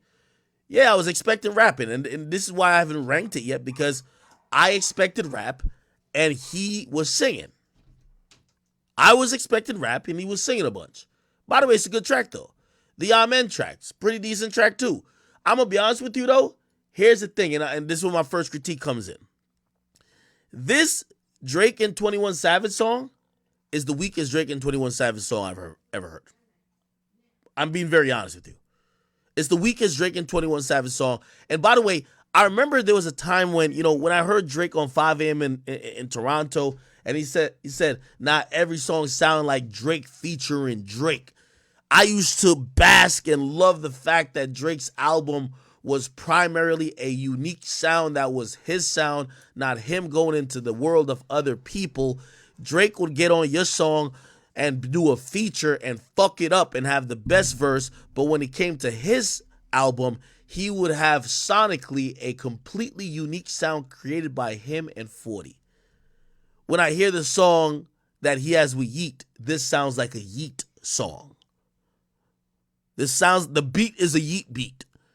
It sounds like a Yeet song, I'm sorry to say. Do you get what I'm saying? This 21 Savage song, like, shit, I didn't even, 21 my mans, me and him be texting back and forth. I gotta tell him this too. Savage, I don't know if you're watching now. This is the weakest song you have done with Drake. I'm gonna be honest with you. This is the weakest one. I love Fair Heights. Fair Heights is fire. We're gonna get to some of the stuff he said about Rihanna. Daylight is dope too. First Person Shooter, amazing song. Again, this is why when I talk about Drake having hip-hop conversations, the guy's one of the best ever. You know how I said I yearn to see him in the, documentary of how he creates all this magic? But, the reason why we want Drake to have an interview with a hip-hop platform, not just like Bobby Althoff, is that we kind of want to understand, how do you even approach a song, dog? You're in there with a sniper, J. Cole. He's rapping about y'all started your own league, you K. Dot and Aubrey. Come on. Or him, K. Dot and Aubrey. This song, I thought he was gonna smoke J. Cole for the ages. And it was a little different. I would love to hear his mindset about it. Because, for example, I think I heard Joe describe it. Joe, according to Joey, was just like, yeah, that nigga just couldn't keep up. I don't think for a second Drake can't keep up, even though you could make an argument and say maybe Drake is just fucking a little bit lyrically out of shape, because who is he rapping with these days? He's rapping with Dirk. He's rapping with Yachty. With all due respect, you don't have to do a secret recipe J. Cole verse for that, right? Okay, this Yeet song sound like a Yeet song. Let's see how this shit sound right here. Oh, I can't. I gotta play it on this computer. Anyway, the Slime You Out joint, I've always thought it was good and cool.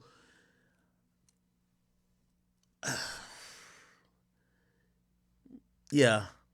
Bahama Promises, I love Tried Our Best. Tried Our Best is fire. And this is what I'm saying. I agree somewhat with Joe on some of the things he's saying, because honestly, I think this album would be reflecting better if this was lesser songs. It's 23 songs, and some of these songs are redundant. I'm going to be honest with you. Another Late Night with Yachty, this could have been on Yachty's project. Rich Baby Daddy, I felt like it was almost like, how he did Nice for What with the City Girls? This was a pretty good attempt. I like this Baby Daddy song. Gently with Bad Bunny, I have severe critiques about this. It feels like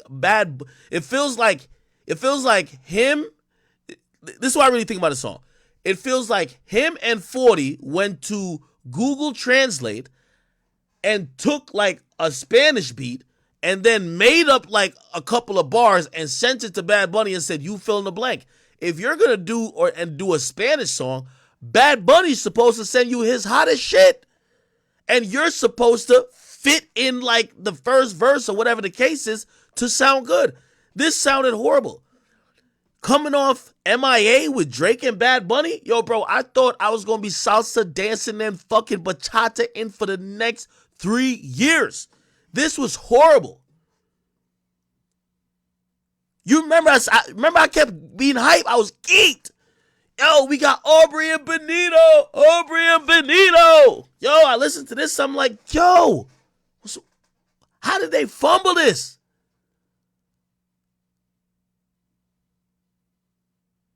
I love all parties in all the parties with Chief Keef. This fire. I love this. Members only. I love this too. By the way, we also got to talk about the Exodus, which I still don't like. And he's never spoken on it, and I've never asked him about it personally and privately. But I still don't like him making loose references. And someone could say well, you never said no names or whatever. But I felt like he talked about X on his album. I felt like he talked about Pusha T on his album. I felt like he talked about Rihanna and A$AP Rocky on his album.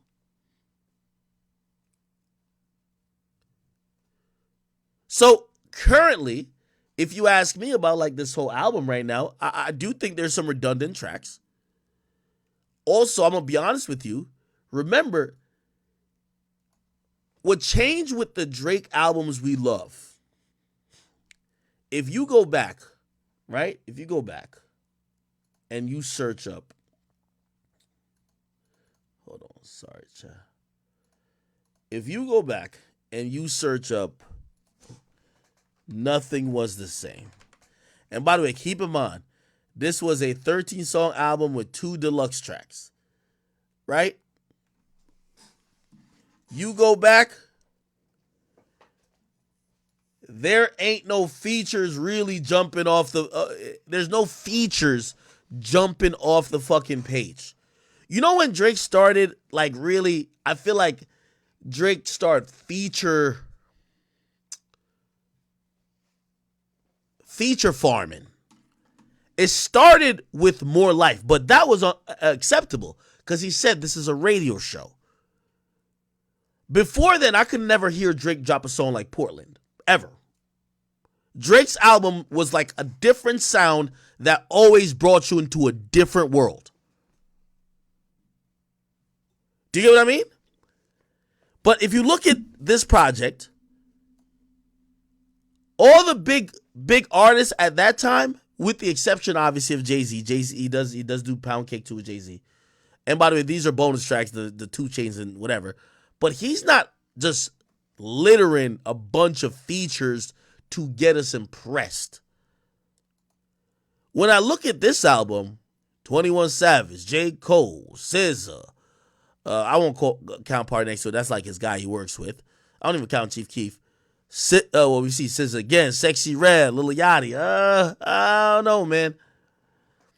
So before I even go further, another thing I was thinking about, and I'm gonna be honest, again, I listened to that Joe review and it was very on point. I'm gonna be honest. I'm not no liar, and I know y'all know I love Drake, but I'm gonna keep it 100 too. I'm gonna have a conversation with Kevin Durant, who happened to be the A&R for this project. Kevin Durant, look, For All the Dogs, Drake Wiki. The executive producer. Oh shit! I'm just going to my page because he actually put it up. Actually, it might be on his page still. Champagne Poppy. Here we go. Is it this? Nah. Right here. Executive producers, blah, blah, blah. You're going to see Kevin Durant's name at the A&R stage. And I'm going to be honest with you. I've debated hip-hop with Kevin Durant so many times. Kevin Durant is a hip-hop head. He's one of those guys who, like, he's a hip-hop head. I'm wondering, what the fuck did what impact or input did he have on this project?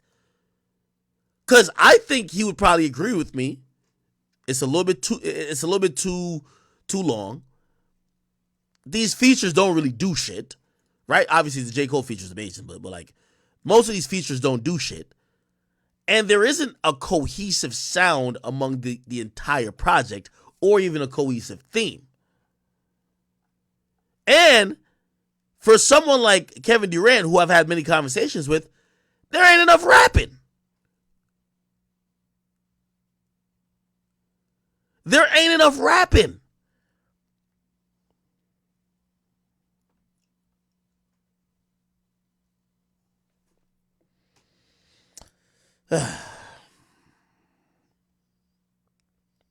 Anyway, so let's actually move on a little bit. All right. By the way, let me address the obvious. Do I think Drake is fell off? No. I'm gonna be honest with you, and this is why I want him to have these hip hop conversations. You don't got to interview with me, but somebody got to ask him, Drake, why did you feel the need to drop this project? Why now? Why drop it? But like, Drake, you could have taken your time. Why rush a project out now, then announce you're taking a year break? Why not push this project to the year break, really take your time. You're off tour. You really could build and make this a fucking masterpiece and drop that. You drop this pretty much mid-tour. Now you're announcing you're taking a break. Between this and your last album, you pretty much couldn't do too much living. So it's like, of course, is this contractual? Was it just a vibe? Like, honestly, never mind. Were you like, what was the inspiration? These are things that I would love to get into the mind of Drake. Because one thing I've realized about the people who seem to be around him, and Yachty, I'm including you in this. Y'all keep saying the same things, and we keep hearing the exact opposite. Yo, he's rapping the best we've ever heard him rap. Nigga, when did you start listening to Drake? Because I could play you a lot better raps that Drake has done. I played it for 12 hours straight. Yo, he's on a wave right now. Everything is fire. Okay, and I'm not knocking people's opinions, but I'm wondering if these same people around him now are saying to him, yo, Drake, nah, that ain't it. Nah, that ain't it. That ain't it, Drake. Yeah, that verse would be good for like so-and-so rapper, but you, Drake, nah, nigga, that ain't it. So I'm asking, because every time I hear everybody talk about him, it all sounds like it's the best shit in the world, but now we get to a place, and by the way, I do think one of the reasons Drake is a little bit defensive is because Drake is someone, even though I think media-wise, he's at an interesting point with media, I don't think he fucks with hip-hop media no more. I think he's gone, again, as I said, rather than care about the Elliot Wilsons, Joe Buttons, and Charlemagne's, he cares about the Kai Cenats, Speeds, and Aidens. You get what I mean? He cares about, hey, is the newest person who's getting 400,000 viewers live, are they fucking with the new Drake? Is that the new hot thing? Right? I think that's where his mind is.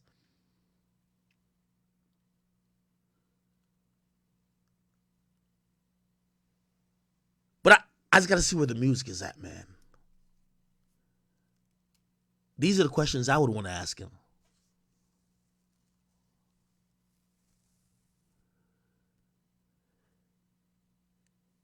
You hear on the first track when he comes in singing, and there's a bunch of tracks on here that happen to be R&B-esque.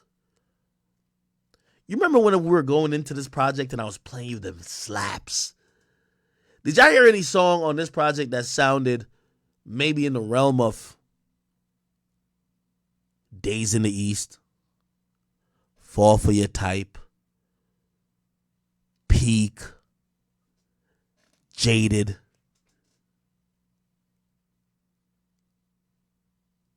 Anything as personal as Look What You Done? Anything as introspective as, but honest as Club Paradise, The Ride? So this is what I'm saying. Again, I don't know about Yachty. And no, Yachty, again, I'm pretty sure you'll see this. This ain't no disrespect to you. But I don't know if you a big enough Drake fan to really steer the ship. I'm going to keep it a bean with you, dog. Because if you said this was the best Drake verse you ever heard, we got to get you off the ship. We kicking you off the Titanic. As Drake fans, I will say this. If he thought this was the best Drake verses he ever heard, we're kicking him straight off the boat. We don't want... Little boat, get another boat. Get another boat. Get a whole nother boat, brother. Because if you're going to gas up my goat and tell him that this is the best shit he's ever rapped, no. Now, I'm all for experimentation, and he is experimenting a little bit with newer flows. Like, by the way, here's the thing, too. You know, Joe is a little bit super critical, but I'll say this to Joe in defense of Drake. And by the way, listen, I'm a fan of the music, man. Drake could not like me. Bro, you don't got to call me. You don't got to like me. I'm a fan of his fucking music. Y'all know that. I'm going to love it regardless, whether he likes me or not. So I'm going to speak from my heart.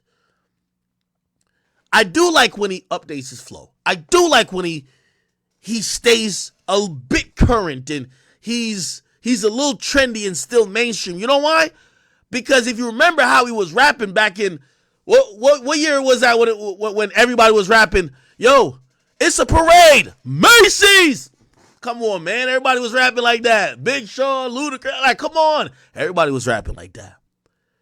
That's around the time he dropped. Oh, you fancy, huh? Oh, you fancy, huh? Nails done, hair done, everything. Yeah. He had to update from that. Update. Yeah, get that flow up. Y'all know all the flows we start liking with Drake. We heard him on a bunch of them. If you're in this, it's too late. Did you hear the pocket he got into on? 10 bands, 50 bands, 100 bands. My boy was floating and he was still barring it up. Let's talk about it. This is why he's the best. So all I'm gonna say, and I'm saying this to Kevin Durant and Yachty. If y'all supposed to be the epitome of Drake fans, y'all ain't big enough Drake fans to control this shit then. No, we got to get y'all out of here. Let's get bigger Drake fans in there. Because, listen, I don't know how y'all feel about your other favorite rappers. I know Cardi fans feel like this about Cardi. Definitely. If you hear Cardi's album is executive produced or produced by or A&R by some nigga, and then you hear it and you be like, oh, this nigga don't know what we really want. If he think this is what we want, he don't know. Get him out of here. We got to get both of them out of here. Because if Akka came in, I'd be like, nah, we cutting half of this shit. Listen, what we finna talk about? What's the Drake album if we don't even know what we talking about? What's the Drake album if we don't know what we talking about? Let me bring you back to why I say he's the GOAT, and I stand on it constantly. You see when that motherfucking album opened up and he had his head in the fucking clouds and you heard that Tuscan leather, my nigga? He set the palette. This is where he was at in his life. That was what was on his mind.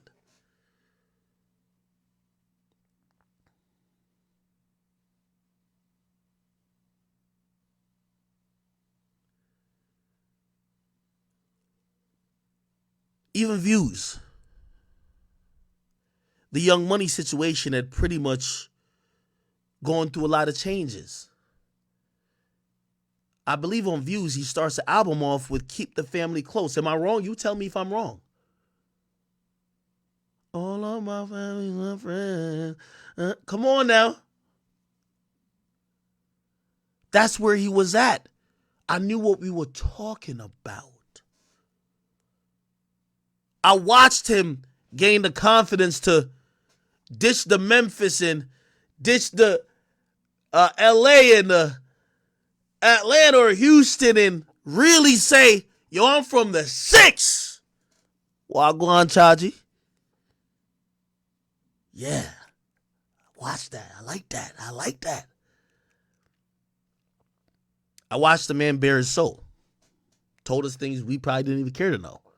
But things that were honest and things that made us connect with him more.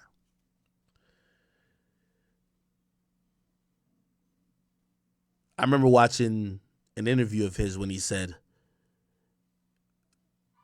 he didn't really tell his mom about a line he put on the album, but he couldn't because he wanted to be so honest. And he said he apologized in advance because she was going to find out at the time when the album came out. And I said, damn. This type of vulnerability and honesty and just so transparency on where he is in his life and what he thinks, that's the epitome of an artist using his music as therapy. And trust and believe, when you think about the greats in this world, you know, of course, it's a plus that this guy is amazing at rapping. Of course, it's a plus that he finds the amazing pockets when it comes to hooks. He's good at every fucking different facet when it comes to music. But it's his story. It's his story that connects. And he knows that shit too. It's the reason why if you go to his show, he starts the show off with, look what you've done. You go to the new Drake show, he starts it off with, look what you've done. He don't start it off with 0 to 100 real quick. He don't start it off with his verse on Versace. That ain't what it is. It's a story.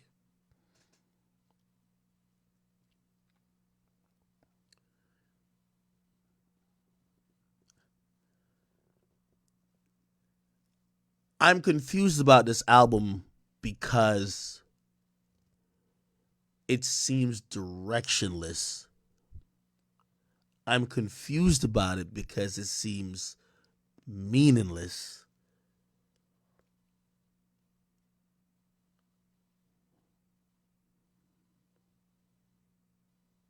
And I'm confused about it because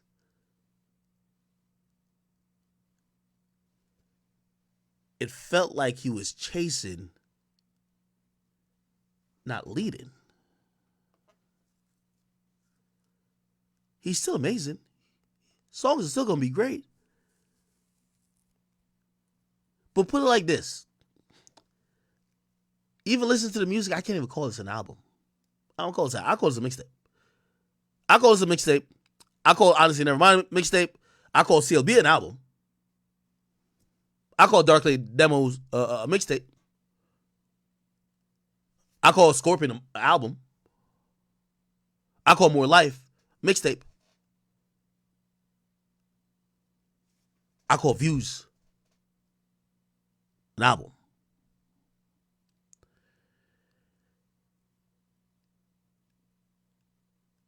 Drake, I know, I'm gonna show you one of the things, and I'm being super picky. So excuse me for that.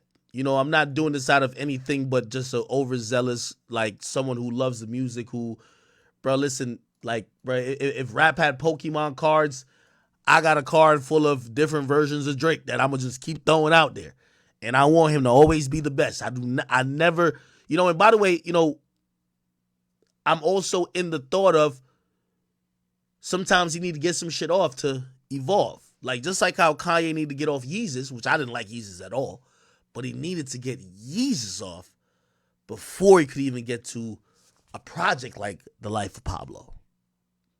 Sometimes you have to let the artist get it off. But I'm going to be honest with you. As I was reading this, and him and Joe have some history.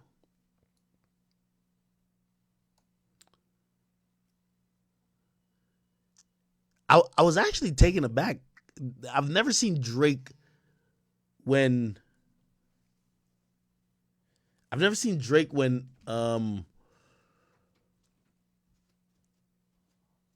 arguing or critiquing or dissing somebody, especially somebody who's gave an opinion. Drake brought a lot of wealth into it. Like this line at the end, it says, "Yo, in simple terms, I own a 767, which is, by the way, is a cargo jet. He owns a modest house." And I was like, damn. When I saw this, I was like, damn. I think Drake is cool with me. I was like, is Drake open to even me criticizing him? Just saying, you know what? It's not like, by the way, again, I didn't think, Joe went a little personal with certain things, granted. But I do think there is, as great as Drake is the fucking greatest, but you could still critique him. And for a second when I was reading, I was like, you could be the GOAT and still be critiqued. I hope Drake isn't there mentally. Like, yo, I'm too good for y'all niggas. Y'all niggas can't even, I don't care what I put out, nigga. Y'all niggas can't talk about me no more. I'm hoping that's not where it's at.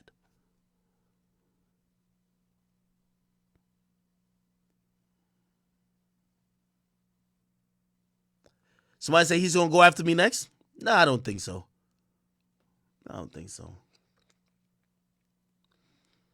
There was a defensiveness about this, and I don't know where that came from. And I think Drake is going to look back at this and realize that the space he's in mentally caused him to react like this.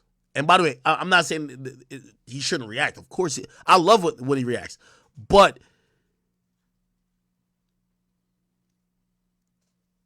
it didn't feel like he was reacting about the critique. It felt like he was just trying to shit on this nigga.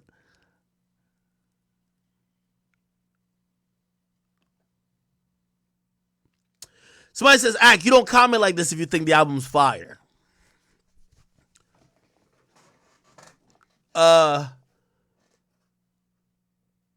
That's not true. I thought Scorpion was absolutely fire. Scorpion's one of my favorite albums.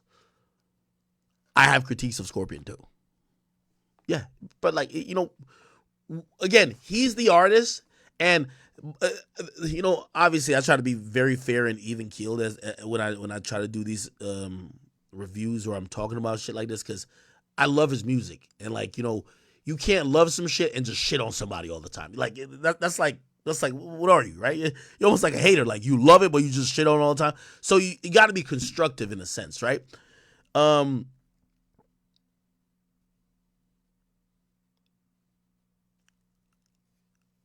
Every project, even if it's great, I would still have some critique about it.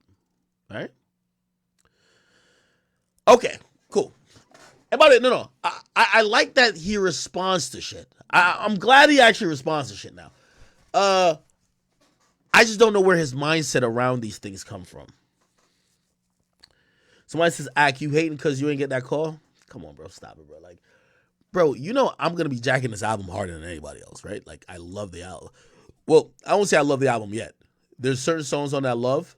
I'm confused. Like, there's one song that I hear Drake on, and he has a flow like Yachty. And Yachty, I'm sorry, bro, I'm not like, again.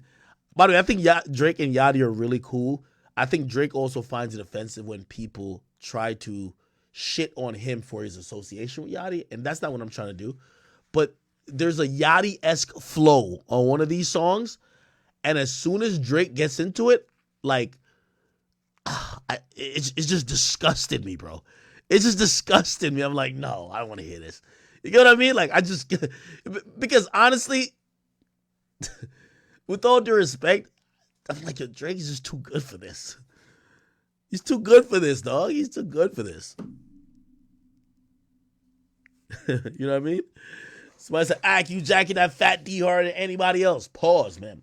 All right. Anyway, I say that to say, I would love to have a qualitative conversation with Drake. Hopefully publicly, but privately as well. Like, I do see the fact that he's gone in pretty hard on hip hop media personnel for their comments on him, and I don't think any of those people truly. I mean, obviously, maybe a little bit like they were being unfair, or maybe a little bit they were being personal, but I don't think them people was wilding like that. Which, again, I keep saying, Drake's at that fork in the road, and I think Drake at this point says, "Man, fuck that hip hop media shit." And I think Drake these days, he looks at the reaction from whether streamers and other people, and to me, you're going to always have a Joe Budden, whether it's Joe saying it himself or people in that audience who feels like you have left them behind, right? I heard Joe he said, "I don't like this Drake." Right? Basically almost kind of trying to characterize what Drake is now as somebody who he is unfamiliar with. So it is what it is. Hey, speaking of some good shit though, because we do got to get to some music that was on there. And by the way, a Drake album would not be complete if Drake wasn't like sneak dissing or violating a bunch of people. And when I was listening to it, maybe I'm deaf, but like on first listen, I didn't get a lot of these joints, and I got it later on. Like, for example, this Rihanna joint was kind of like interesting. Oh, by the way, before I even get into that, did you see Birdman? Birdman just randomly jumped in the conversation, and he checked Charlemagne and Joe Budden. Look, he said, "I think you mean good, and I respect you, even though we had a difference, but I respect you, Charlemagne, but respect Champagne Poppy." And that's Drake. Okay. Then he says to Joe, "Joe, calm down, brother. You're not built for this real gangster shit." Yo, by the way, this is so random. You know why this is so random? Yo, you know what? Joe was commenting on Drake just singing. Like, he was not saying Drake is soft. Yo, Birdman just jumps out the window. "You're not built for this gangster shit." Bruh, yo, Birdman, we love you, brother. By the way, I actually have a couple interviews with Birdman I put out here. Birdman, nobody was talking about gangster shit when they were talking about Drake's album. Like we're just talking about, I haven't heard a hater comment on Drake's album yet. Also, the last thing I'm gonna say about the album in totality before I break down this Rihanna shit is Joe. Not Joe.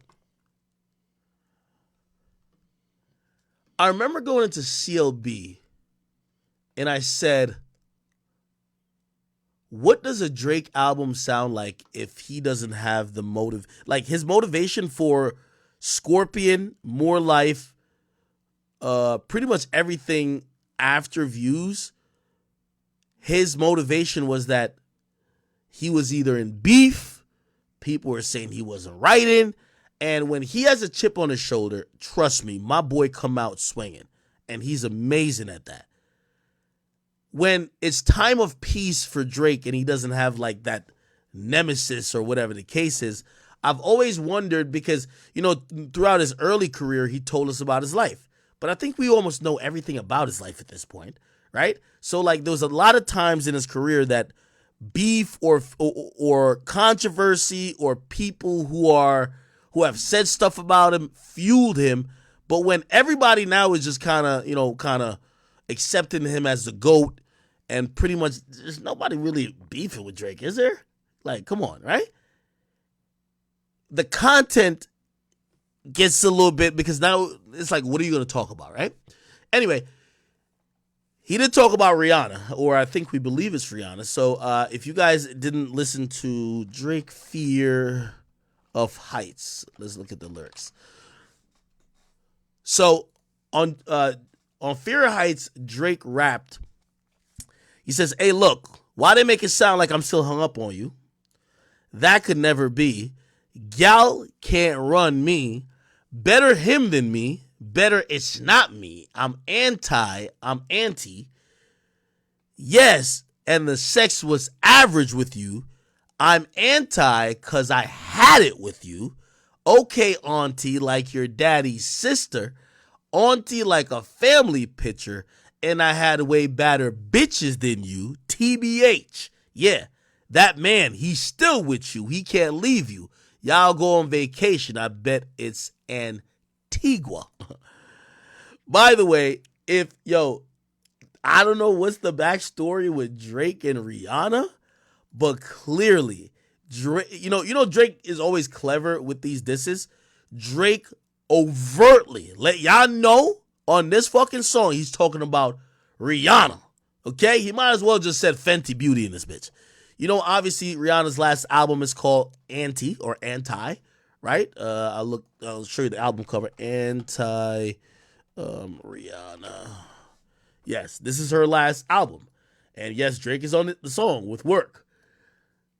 This album was actually dropped in 2016. She hasn't dropped an album since then. It was 7 years since her last album. So if you're wondering how do we know this is about Rihanna, he says, hey, look, why they make it sound like I'm still hung up on you? That could never be. Gal can't run me. The gal is strategically placed. If you don't know, on Instagram, Rihanna's Instagram is Bad Gal Riri, right? Like Bad Gal Riri. That is her Instagram. So you can see where the gal comes in, right? Even though right here they have it with a Y, but gal with a Y and gal without a Y, same thing. Gal can't run me. Again, everything is intentional with Drake. Better him than me. I got to think he's talking about A$AP Rocky. And I also got to think that he's talking about A$AP Rocky having a kid with Rihanna. I'm going to be honest with you. Remember when all the memes was going around about what Drake probably must be feeling when it was announced that she was pregnant with A$AP Rocky's kid? A lot of people felt like, yo, Drake is hurt. He's sick. Like, he must be losing it that Rocky was the one to get her pregnant and not him. I think this is kind of answering those things, right? Why they make it sound like I'm hung up on you? That could never be. Y'all can't run me. And he's kind of making, to kind of like, bring that type of saying from like the Caribbean into like, just American colloquialism. Gal can't run me means he's almost like alluding to maybe Rihanna's a controlling person, right? And he ain't into that, right? So that's why he then goes to Better Him Than Me, which seems to be at Rocky, but also it could be about, well, I'm glad he got you pregnant instead of me.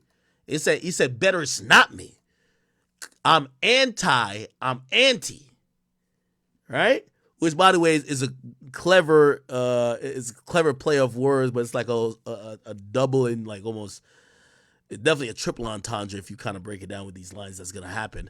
Then he says, "Yeah, and the sex was average with you." Now, this is definitely at Rihanna because Rihanna has a song called "Sex with Me." Rihanna, "Sex with Me." I know y'all know this song. This is on her last album, the same album we talking about. Look, sex with me so amazing. All this hard work, no vacation. Stay up off my Instagram, pure temptation. Hit a switch on a fake nigga like a station.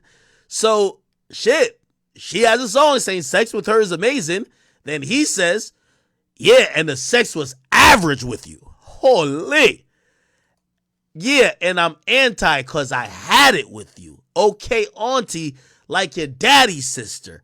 Auntie like the, what he doesn't say auntie, he says auntie. Like, so in like Jamaican, how Jamaican people say aunt, they don't use the A, they just use aunt. So it'd be like, yo, auntie.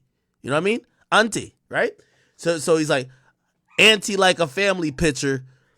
And I had way badder bitches than you, which by the way goes back to her Instagram name, right? Which is Bad Gal Riri, right? Bad gal. Like she's saying, I'm a bad gal. You know what I mean? Which that has a double meaning too. Bad gal is like, like a, it's like, I chat that song Rude Girl. It's almost like a thuggish type of chick, but it's also, she's a bad chick. You get what I mean? So he's basically he's addressing her directly. He might as well have said, fuck you, Riri. You know what I mean? He said, I had way better bitches than you, to be honest. Right? Then, look at Rihanna's people who are like editorializing the shit on Genius. You know what they said? They say, this is not true. Check his baby mama. Hilarious. Why they try to get smart with Drake? And they say, yeah, that man, he's still with you. I think he's talking about A$AP Rocky. He can't leave you. Y'all go on vacation. I bet it's Antigua. Now, I don't know enough about those relationships to comment on it, but we also have to remember this is kind of what got Drake in trouble with Pusha T when he mentioned his wife, and Pusha flipped that and wilded out on Drake with it, basically saying, hey, you mentioning my wife because I got a happy relationship. I got a good family structure. You got some family issues because of your mom and your dad, and look what your baby mom says. And then he dropped the Adonis bomb, right? So you see Drake again using the same strategy, right? Basically, like talking about the family structure of Rihanna. Like, yeah, your man with you, like, and that nigga with you, he can't leave you. Well, it looked like, I'm gonna be honest with you, for all intents and purposes, it looked like A$AP Rocky and Rihanna are happy, like, right? They look like they're happy. Like, whatever they got going on, they look like they're happy. Like, obviously they're not like tied in on some marriage shit, but they look like they're happy. They got, ain't she pregnant again? It's about to be 2 kids, whatever it is. Yeah, they're happy. And then he said, let me stop. You know what? Fuck it. Let me go. Okay? He said, what? Hey, I think B switches. Girl, you want to make me cuff you like the law. I know you a cat, but your pussy do the dog. Let me go pound for pound. Okay. Anyway, you know why this verse is also like interesting?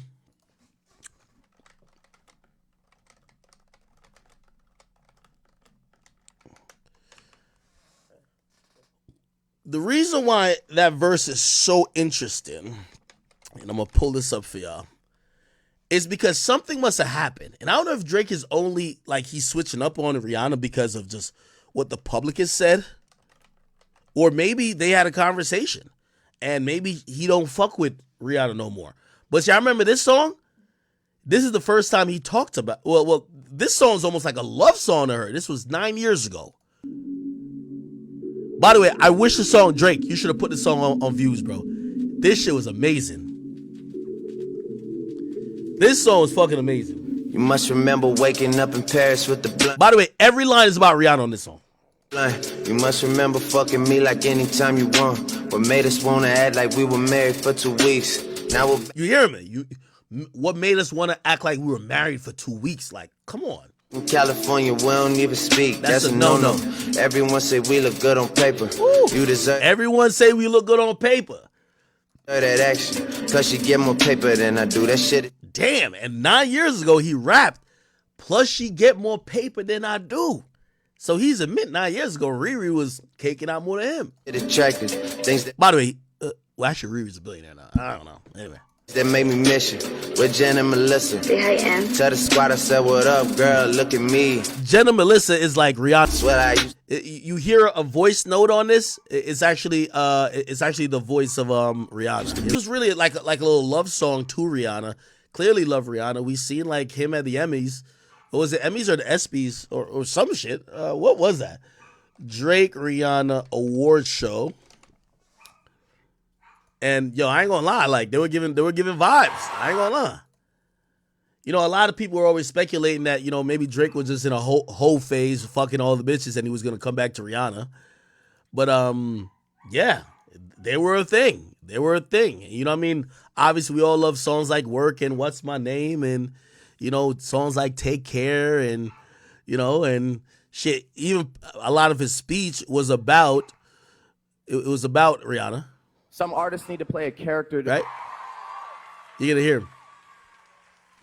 This woman has surpassed all competition while still being the same girl from Barbados, surrounded by the same friends, speaking with the same accent, and never missing a crop over unless it's to come perform at OVO Fest, which we appreciate. Yeah. See, so yeah, he was rocking with her. Now, by the way, after he dropped that song, again, we don't know what happened, but he went bad on Rihanna. But Rihanna's choreographer posted this picture, and it's a picture from this interaction. I think Drake goes in for the kiss, and I think they just happened to fuck up. A lot of people took it as, you know, Drake got curved, but I don't think it's that. Recipient of the Michael Jackson Vanguard Award for 2016. Here we go. Rihanna. So he goes in. You gonna go for the kiss? Here we go. Look, see, he goes in, hands out. She's holding on to the trophy, and I think maybe he was going for the lips. She gave him the cheek. You know. Okay, you know, she's like, all right, nigga, don't fuck up the makeup now. Don't fuck up the makeup. Do not fuck up the Fenty. Does the Fenty have like lipstick? Don't fuck it up. And, you know, obviously, like, you know, the internet gonna have fun with that. Clearly, Drake was fucking the shit out of her at one point. So, you know what I mean? Okay, cool. She didn't kiss you on stage, but shit, if I'm fucking her, I don't care. Right? But they clearly was in love at one point. Drake violating her now. And that's why you have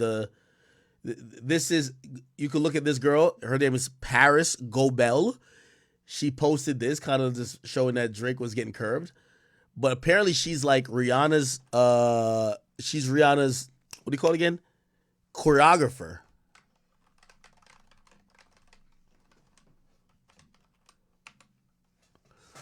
Yeah, let me see. Yeah, you can see? This is them practicing some shit. Okay, that's some Nicki Minaj shit they're listening to though, but you can see. She's the one who probably did the choreography for Rihanna at the Super Bowl. Oh, that's dope, right? Ooh, look at him. I guess she's playing the part of Rihanna, and these are the backup dancers. Too much money on this bumbo clout. Yo, they need some females, man. What the bumbo? Too many niggas in this bitch. What the hell? Actually, it's all niggas. What the fuck?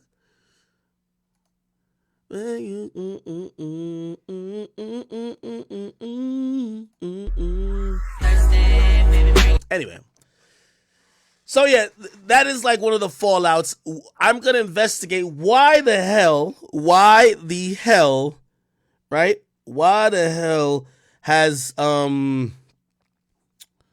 Drake just kind of dissed her like that? That's kind of like odd and like just random. I would love to know why. I would absolutely love to know why. Okay, let me see what else. Give me a second, Chad. Okay. Drake wasn't done though. Like he definitely had a bunch of bars kind of aimed at a bunch of different things. What else did y'all catch on the album? Let me see if y'all caught anything that I didn't catch. Did y'all see Yachty moonwalking away from what people thought was like a Uzi diss? And then he basically came on social media and said, bro, I won't work with Uzi because we're just not friends, but I didn't diss him.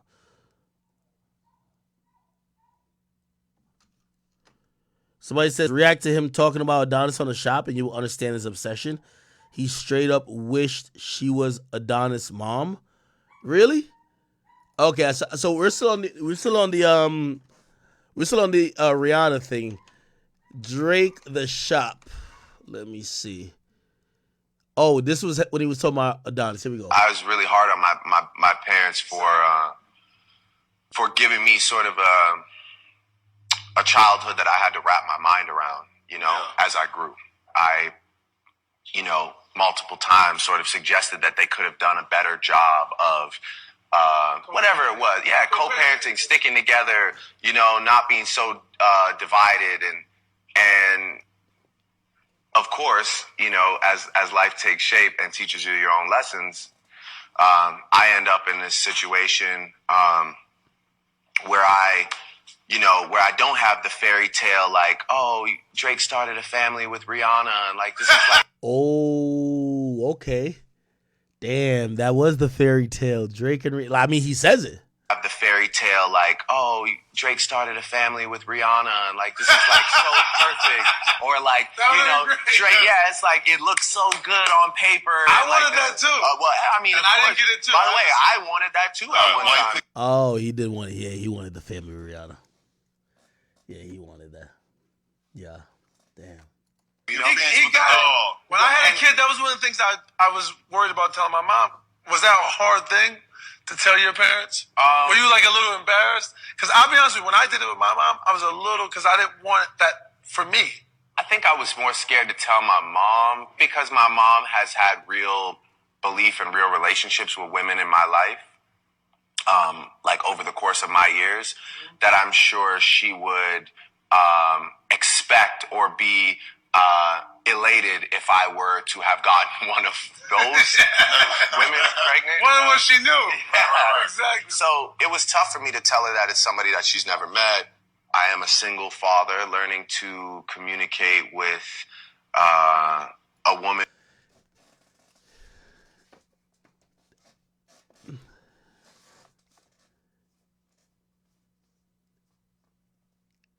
I love this time in Drake's life. This was the last time I feel like he peeled back the curtain. Man, you could say unwillingly, maybe the Pusha T shit helped it. But you could tell, like, even his conversation in this interview, like, he was still going through a lot of, stomaching certain shit and learning to deal with certain shit and trying to embrace certain realities. And he was honest with it in his music too. Shit, well, if you go to, Emotionless on Scorpion, remember this is around Scorpion time. You go to Emotionless, you go to March 14th, clearly. Definitely one of those. Okay. Ironically though, I know a lot of people had a lot to say about his baby mama, but his baby mama seems like she's kind of like turned into a really good woman now. I think she tatted his face on her arm. Look, I don't know if you noticed. This is his face. This is Drake, and this is his baby mom's. So this is baby mom. Sophie knows better. Yeah, she tatted his face. I'm wondering what that relationship is like. He hasn't really spoken. I don't think he speaks about her that much. Like he loosely kind of refers to, that he drops off like when he sends the child support, she hits the double tap on the like, which I don't know if like is he on child support or maybe he just sends money. I don't know what it is, but that's how he rapped at least. But yeah, it looked like whatever agreement they have, she seems happy. She's never said a negative word about him. She does not embarrass him. She's not trying to date another rapper. She's not trying to do nothing that would mess up the money. And I gotta commend her. Shoot, I'm pretty sure she has a private life of her own because Drake has a private life of his own because he probably deals with other women and they're probably not in a relationship. I'm guessing. But she knows that's the father of her child. Shoot. She still loves him and supports him somehow. Got his face tatted. You know, she went to the shows like yesterday or the day before. This is her at the show. You know, showing a lot of love. And she even captioned it, proud family moments. Right? And here you go. And there was somebody else who got the tattoo as well, which was, I don't know who that other person is. That's Adonis. Oh, Adonis, I am. There's two people. Yeah, you see it? It's two tattoos. It's two different people. I don't know who this other person is, though. I think this other person is this woman right here. I don't know who she is, though. But this is Sophie, his baby mom's, and she got his face tatted. Cool. And she should. The fuck? Yo, she's living the best life ever.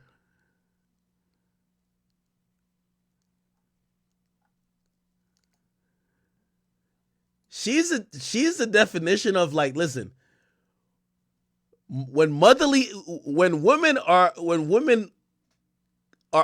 well, you hope. Let me not even say it because like, yo, these bitches nowadays ain't shit. Like whatever she had going on, you know, people would say A, B, and C about her. But ever since she had Adonis, my dude, all I've seen is motherly, caring, like non-exploitative, non-disrespectful stuff. She's always clothed appropriately, no thirst traps. Like she's been like a mother. You get what I mean? And I think that probably helps with Drake being like, yo, as long as you're not out here like thotting it up and trying to fuck other rappers, of course I'm gonna make sure you're taken care of pretty good. And look like she is. This is probably like the most sexualized picture on the whole thing she has. Yeah, okay. Somebody said Drake changed her life. Of course. Yo, her only job in the world is just to like, you know, raise Adonis. Like, bro, that sounds like a lit ass job. All right. Anyway. So that was all the Rihanna stuff. There is some alleged bars that was aimed at Pusha T. Pusha T, Drake, Fear of Heights. Apparently, there was some lyrics that was aimed at Pusha T. Obviously, we know the first couple is aimed at Rihanna. Then we go down a little bit. Let me see. Where are these lyrics at? Spam it up if you could tell me. Oh, right here. He says, you niggas is pussy for real. You niggas some sissy for real. Virginia, I pull up and chill. You know you can't come where I stay. You know, and that kind of is like a reference to his song on his song Meltdown, right? Where he's like, yo, he's like you scared of the six. You scared of the six, you know what I mean? But he says, Virginia, I pull up and chill. By the way, Pusha T lives in Virginia, Norfolk, and also his wife is named Virginia Williams. So, you know, that kind of makes, you know, once again, he's kind of using that double entendre, always mentioning Pusha's wife. Remember, Pusha really responded to him after his wife kept getting mentioned, okay? It says, before you get caught up on a date, before you get caught on a date, before you get put on a plate, before you get slid like skates, before I get turned up like bass. I know that look on their face. Don't tell me you scared of little Drake. Don't tell me you scared of little Aubrey. My niggas is crazy, wallahi.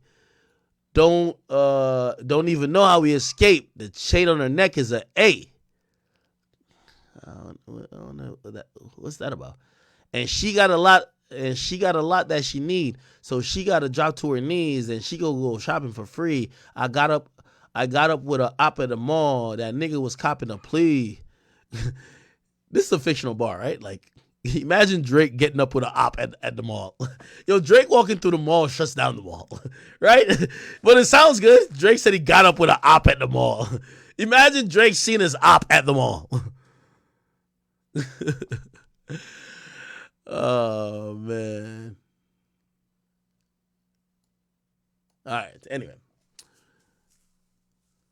all good. I'm gonna keep reading some of y'all donations. By the way, Z says, "Yo, Jay-Z is the living GOAT, but Drake is number 2." I would disagree, Z.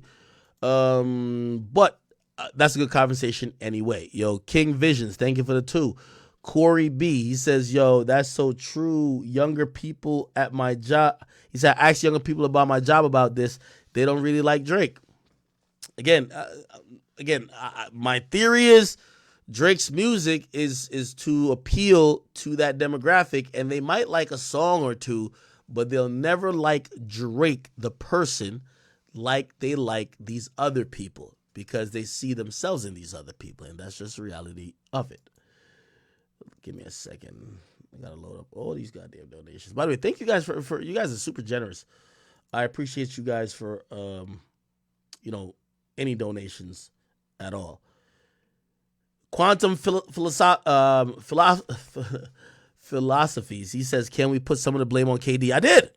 Yeah, yo, me and KD argued too much about Drake shit for him to put his name on this album and be like, if he come tell me that this is, and I'm pretty sure we'll have that conversation, maybe in private, hopefully public, but if he come tell me that this is one of Drake's top 3 albums, I'm gonna be like, yo, KD, man, nigga, go get on Team USA and win that FIBA championship, nigga. Like, what the fuck is you talking about right now, bro? Anyway, let me see what else. Zuri, thank you for the 20, bro. He says, Drake said all that and admitted that he used to rap like Joe. He knows Joe's criticism is valid, and he takes stuff like this personal by the people he respects or respected. All that failure talk is irrelevant when you admired him. Now, there is, I got to be honest. If you go on YouTube and you be like, Drake giving Joe Budden props, I think he's like giving his flowers. It's like way back in the day, some old school shit. Let's see. I think he's giving his flowers. It's really old. It's an old clip. Y'all know what I got to search to find it? It's like, it's definitely over 15 years old. But it's like a super young Drake talking about Joe Budden. What I got to type? Tell me what I got to type, people. Yeah, it's around 2008, 2009. You're right. Oh, right. I got it. Happy, I'm honored. I'm honored to be around you, man. This is the first time. Yo, come on. Okay, so I can't be honest on your network here. I can't be honest to your fans and say I'm honored to be around you. And by the way, this is why. And Drake, I guess I'm a little biased because obviously I fall on the media side of things, even though I don't, I'm not no rapper like that. Drake, you can't say he's only rapping and he's a failure, blah, blah, blah. When you met him, he had a camera in his hand. Like right here, this is Joe Budden with a camera in his hand. This is Joe Budden wanting to be a personality. So whether he was rapping or not, Joe always wanted to be the guy that was a personality, and now he's an ultimate personality. He's just doing podcasts. So we all used to listen to you, so I don't need. You need to take. You need. Oh, you did. That's what you need. You need to learn how to take compliments. I think I take compliments. No, well. You don't take compliments well. You think everybody bullshitting you. I'm jaded, right? I got this. Man, I'm genuinely saying it's an honor to be around Joe Budden. It's the first time we've met. You know what I'm saying, formally. And he's a great guy, man. Stop fucking. You know what, stop man? Attacking him, man. He's a great guy. I'm happy. I'm honored. I'm okay. So good exchange right here. But thank you for that donation too. Darius, thank you for the 20. He says, "Yo, Ak, you over whooping, man. You can't suck Drake's dick all day, then be mad when he's appealing to different audience other than you. P.S. It's all love, bro. I listen every day. I'm just speaking from Drake POV." No, Darius, I'm not opposed to Drake always keeping it new. Like, a lot of people hate Tootsie Slide, right? Because they're like, yo, it's like TikTok-ish. I love Tootsie Slide, by the way, right? I'm never mad at that. What I'm trying to say is that I feel like Drake overall seems to be shifting towards trying to validate himself with that generation, and that generation will never love him like they like some of their contemporaries, these newer artists. So again, it's always good when he's keeping up to date. It's just, I think it's worrisome when he's trying to get the validation of them. I do think the validation of a Joe, of me, of Nori, Gilly, Wallow, of a bunch of YouTubers, streamers, but then even the younger kids, everything is really important. Yeah. Yo, Smooth Pock, thank you for the 2. He says, Ack, listen to, you got your own project coming out. Okay, I see what. Isaiah Collins, he said, yo, Ack, he also canceled the last 4 cities on his tour. He didn't say nothing. His IG says tour is over. People in New Orleans, Nashville, Columbus, and Denver got their money took. I'm pretty sure he's going to give y'all money back. Like, he's not going to fucking, really stiff y'all on that like that. Or he's going to reschedule. Max Man, thank you for the 20. He says, yo, 28 at midnight, wonder what's next for me. Decadent flow, and I still got a decade to go. He said, why you think I got my heads in the clouds on my last album cover? Yo, that's what he was talking about.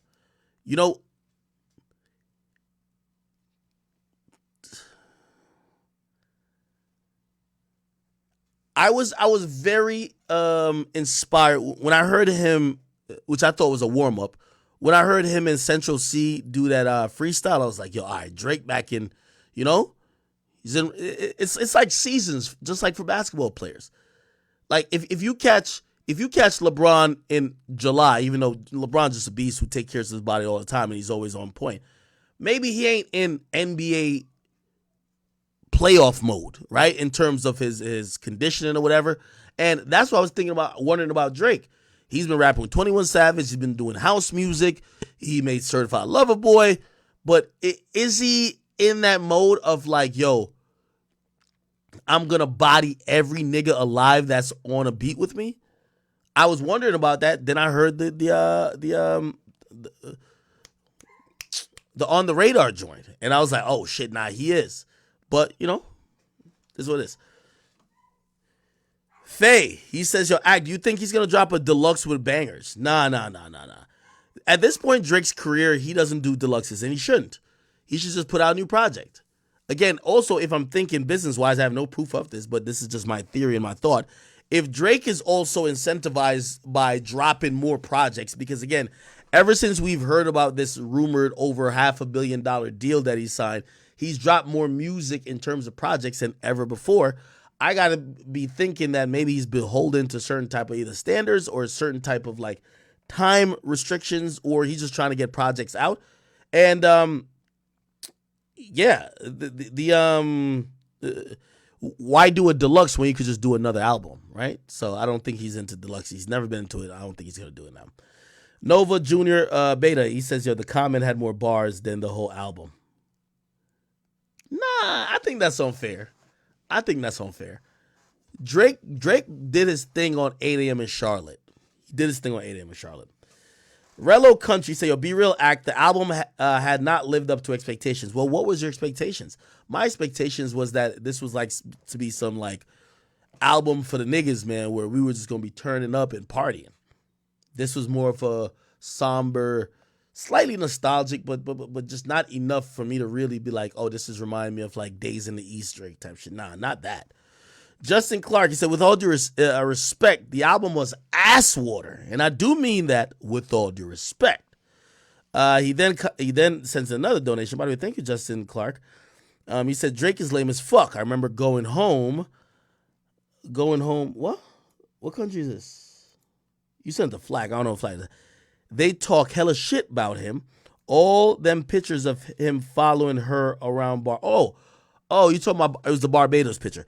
I remember going home to Barbados. They talk hella shit about him. All them pictures of him following her around Barbados, trying so hard. I remember that pic of him in Chefette. I don't know what that Chefette is. What's Chefette? He says pathetic. That's what he's saying. Okay. Justin Clark also said, he says Drake is corny. Damn, he really hate Drake. He said Drake is corny as shit. Oh my God. He said Drake is corny as shit. What? I gotta get the comment. All right, anyway. What the fuck? Give me 1 second. Oh, my bad. Okay, the check in the report, he said, Act got the T. All right, thank you, bro. Cedro, he says, yo, Joe had Drake's baby mama at his pool parties, allegedly. Really? You think that's where the issue started? I think Drake had taken Joe's ex, I think Tahiri, on vacation, so maybe some womanship between them. I don't know. Justin Clark, he says, Jesus Christ, I love you guys, but damn, you Scorpios can really hold a grudge for years, huh? Versailles says, Ack, when we get in that IRL stream, shit, we gonna have to make sure we do it right, man. You heard my boy Annoying TV just got robbed? Yo, he went to, remember Annoying TV called in here and he was like, yo, Ack, you gotta go to Drake's show. Yo, oh yeah, let me segue to that real quick. Yo, my boy Annoying TV called into my stream while we were waiting up for like 15 hours for Drake to drop. He called in like, yo, Ack, Drake having a show on the 5th and the 6th. Remember Kai said he was going? Drake told me, like, Drake was like, yo, Ack, slide through. Bet. Which I didn't go, clearly. But Annoying was like, he's going too. You know, this is a result of him going to Toronto and, you know, whatever. Apparently, they were in Toronto. Now, let me explain Toronto. Anybody here been to Toronto? Spam one in the chat if you've been to Toronto. Spam one if you've been to Canada in general. So, the difference with Toronto and, like, the USA, you don't have, like, you know, Gina's Liquors and Spirits or Mike's Rums and whatever. All the liquor stores in Toronto are government liquor stores. Only the government could sell liquor in Toronto. So there's no mom and pop liquor stores. If they are, it's illegal. So again, that's different from the United States. In Canada, if you're going to buy liquor, you're buying it from a government owned and ran and operated store. Yes, I know a lot of y'all don't know that, but that's what it is. So Annoying goes up there to Canada, right? Yo, he goes to the concert, has a good time, but, you know, he's up there with his streamer friends. By the way, I think this guy, his name is Cap.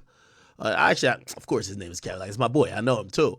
And Annoying's there. By the way, all these guys got their jewelry on, you know what I mean? Like, you know, streamer culture these days, and you can even blame me, too, because streamers want to look like rappers. Like, rappers have made the idea of having jewelry, you know, on and, like, flexing look so casual that everybody wants to do it. Now, here's the thing. I know this as a fact.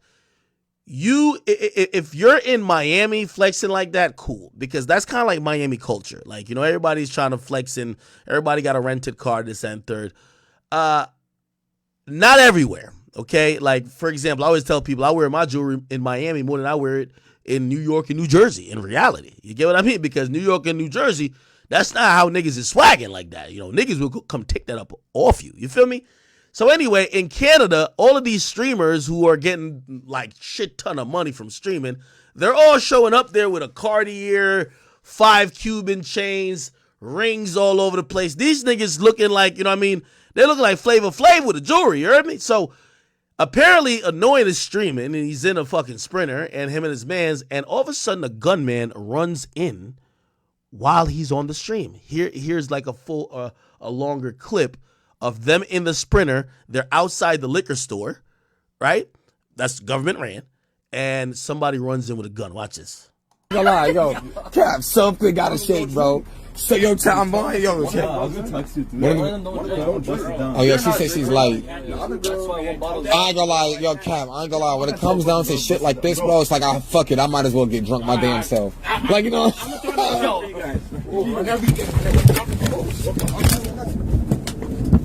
Okay. Now, clearly you could tell right here. Hold on. Right here, this is when, like, we could slow it down. This is when the guy with the gun comes in, right? Look. So this is a guy, supposedly that's a gun. Comes in. I guess Annoying had the phone. He drops it. You can see this guy already bracing, right? That's Cap. And then let's hear the audio.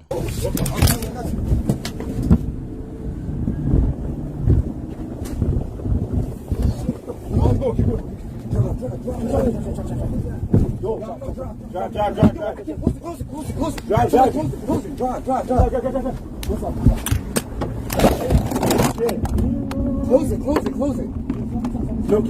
the door, bro. Close the door. What's the what? Close the door. Close the fucking door. Bro, chill, bro. All right. Well, you heard Drake. They're scared of the six. Hey, unfortunately, I know a lot of people think Canada is sweet. I know a lot of people think that Toronto is especially sweet. Trust me here, it is absolutely not. Let me let you know how it's being given up in Canada and given up in Toronto these days. They know all y'all tourists who think y'all getting all this money, all y'all influencers, y'all coming over there think y'all about to fuck a ton of bitches, flex on the gram, and be cool.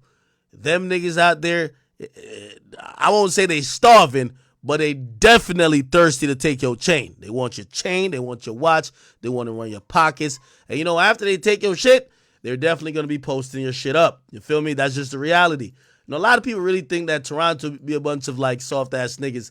Please, do not go up there lacking. Do not go up there thinking that, oh yeah, you from so-and-so town in the U.S., so you could just flex up there. DJ Drama went up there and got his shit taken. Like, they're taking everybody's shit, okay? Again, keep in mind, you go to Canada, you go to Toronto, you not in your home country, okay? You are on foreign territory, all right? Most of them niggas got charges. They can't come to the States anyway, so they've been waiting for you to come to them. You know what I mean? Again, everybody from the GTA area, which is the greater Toronto area, they know when the tourists are in town, and they know y'all gonna be out there flexing and showing off. You know everybody with a Cartier, this is how they take pictures, right? You got to check the wrist. They got to show off the Cuban. Well, yeah, you're gonna show it off, then they're gonna take it. That's how they give it up.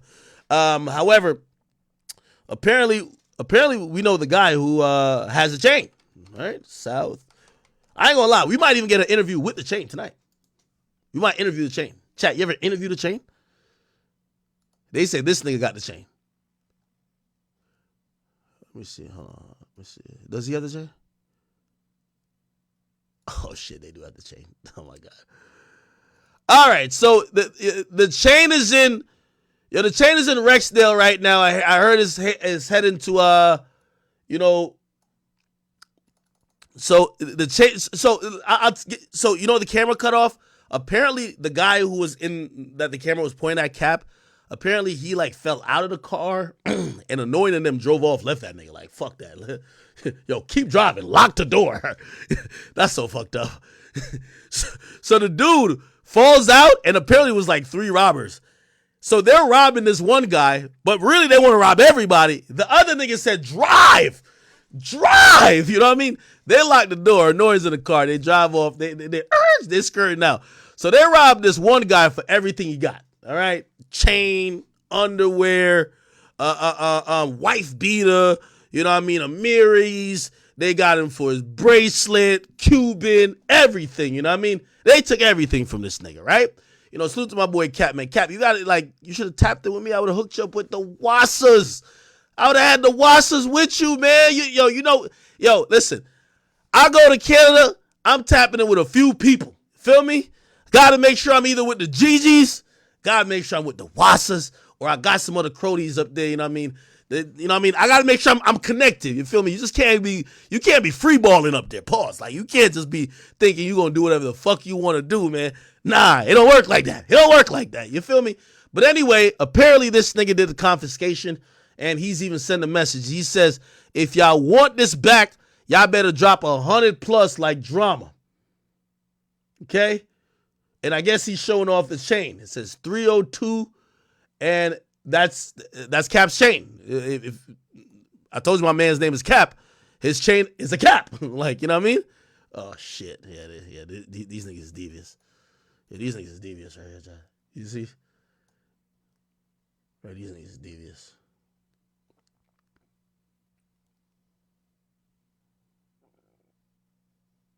Damn.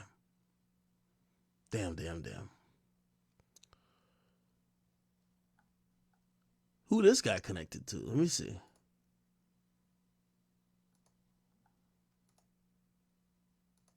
I don't know who he's connected to. Well, wow. Okay. Anyway. Yeah, again, pray for my boy Cap. I talked to Annoying, make sure he gonna be straight. Hey, listen, please, if y'all are going, If y'all run into Toronto thinking that this is a tourist attraction, you go out there, you about to just flex and just go to a Drake concert. Prepare for your shit to be confiscated, all right? Cool.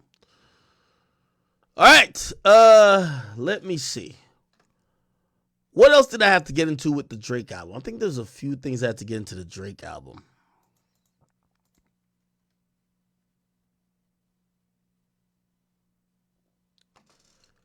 Oh, yeah, y'all said there's more niggas that's showing off this shit. Shoot for Markey. They say he's showing off the chain in 10K in 4K. Oh, so he took the chain. Oh. Got nowhere to go, I shot up everywhere they would. Yeah, you know who took this shit from you, come get it back in blood. Hey, you know what? I'm gonna make a nice little PSA. Hey, you streamers, I know. You streamers, and I'm including myself, we getting a lot of money. A lot of case, you heard Drake, streamers getting a lot more money than even rappers. Y'all know what attract the bitches, y'all know what attracts whatever, but let me be very clear to all y'all streamers who are all copping chains, who are all copping these flashy things that you think you are absolved from the risks, the inherent risks that come with wearing them. Y'all are streamers. Don't let that RP shit get to your head. You can't role play in real life. And a nigga will snatch your life and you not getting respawned. I see every streamer now want to have a chain. It's all good. But make sure not only you have a chain, but make sure you have security money for the chain. Because when I'm wearing my chain certain places, I got to have security because I ain't going to have my head on a swivel wondering if a nigga going to try. So y'all all rocking all these chains? Good. I'm glad you could afford it. Make sure you afford security as well. Don't go cheap on the security unless you got it on you. You finna shoot for yourself. And I don't think none of us should be in that position, right? You don't think you're too tough for security now. Somebody got to watch your six.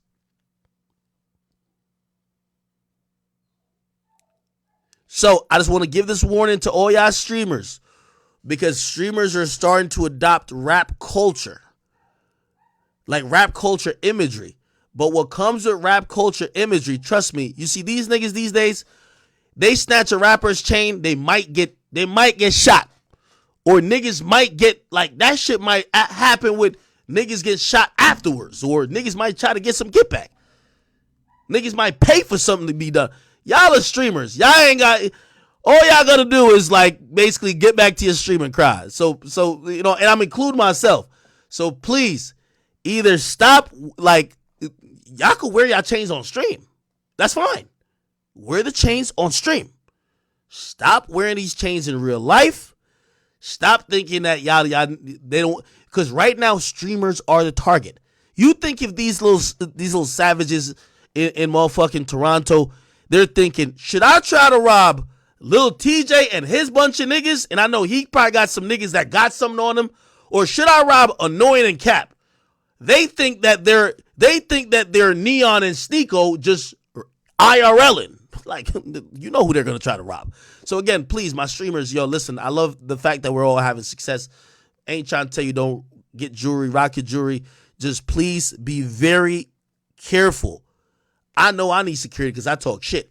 You need security because y'all like wearing jewelry. It's the reality of the matter. Okay? Now, apparently this nigga got the watch. So we see the chain. Yeah. Fuck the same bitch, let's get it. Now here's the watch.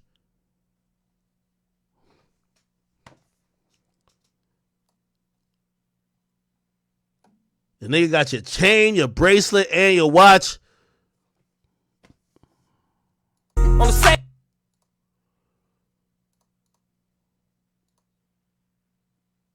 Where they would, you know. Yeah, please. Again, and I'm saying this not to embarrass my boys. Yo, Cap is my guy. Annoys my guy. I love those guys like brothers. But I'm saying this because you have to realize that the streets are a thing. And when they see people who they feel are weak and vulnerable, they start targeting them, right? And they, you know, it's just what's easier. You go try to rob a rapper, He might have it on him, he might not. One of his niggas might be with that shit, might not.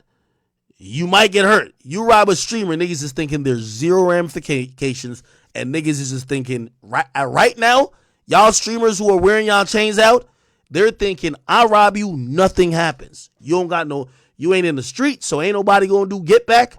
You pussy as a motherfucker, so you gonna have to really pay.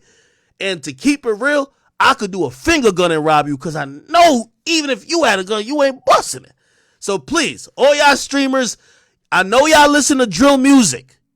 This is another thing. All y'all little streamers, we listen to drill music. That's not you. That ain't you.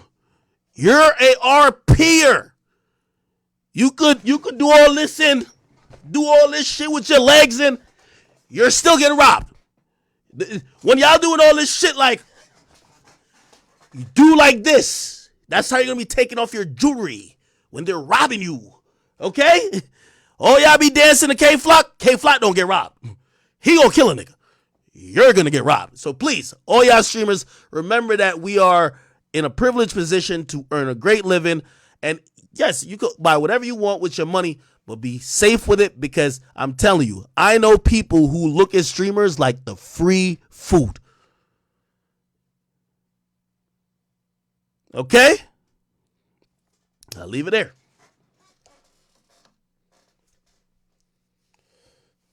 All right. Let me keep it going. Somebody says, Hitmaker Media, he says, yo, Drake's a Billy now. What do you mean Billy? Like a gang member? Oh, you mean a billionaire. PJ, huge mansion, every car traveled the world 50 times, #1 for 15 years, been with every hot chick on the gram. Shit's different, nothing to prove, nothing to chase. See, that's a conversation itself that I would love to have with Drake. What is the motivation when you've done everything? What is the motivation when you've been at the top for so long? That's what I was saying about he was on tour, haven't been on tour for years. You finally go on tour. What's the motivation for an album called For the Dogs?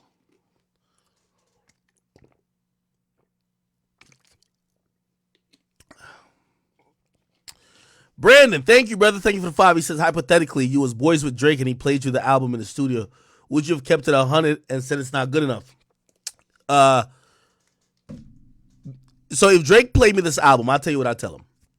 I say, Drake, there's some good shit on here. Like, you first of all, you can't, like, if you're gonna be a hater, like, niggas don't want haters, bro, right? But you could be a real nigga and be a real critic too. First, I'm gonna say, yo, oh shit, nah, you got some fire on here, but I'm gonna be honest with you, they don't got no direction. This shit don't got no direction. Also, there's certain songs that I think is fluff. So you know what I would have done? I would have took the track listing, X this out, move this here, move this here. I'd probably have a space to say, hey, listen, let's try to figure out how we could package this album. What is this album about? Let's package it. Let's add that a little bit into the intro. All right, next thing I'm gonna say is that, yo, nah, Drake, nah, I want you to go back in after J. Cole. You need to body that nigga. I need that. On the intro, Drake, this album has about 10 beat switches. It's like you listen to the beat for 20 seconds, beat switch. And by the way, they're all great. It's a lot of great beat switches on the album. The first track where he starts off singing, I think it should be on some Tuscan Leather shit. Beat switch. I'm at y'all niggas next with the bars. Yes, what up? Talk to me. Yeah, so if you know, obviously, like, and by the way, this is a long shot because who could tell, like, listen how Drake talked to Joe. And with all due respect, Kevin Durant never recorded a fucking song in his life. And I ain't no fucking platinum recording artist. So who could tell Drake? If Drake is looking at Joe to say, nigga, you a failure, you dirt, how could you talk to me? What do you think the other people in the studio with Drake, what could they tell him? You know what I mean? So again, you would have to have that, you'd have to have his trust to even do that. I think Yachty got that trust. It's just that, I'm going to just be honest with you, I don't think Yachty know more Drake songs than me. But also, here's the thing. I don't think his goal was for Yachty to represent his core fans. I think Yachty's is a dope creative he likes and his friend, and he was trying to create this new thing. So can't be knocking it.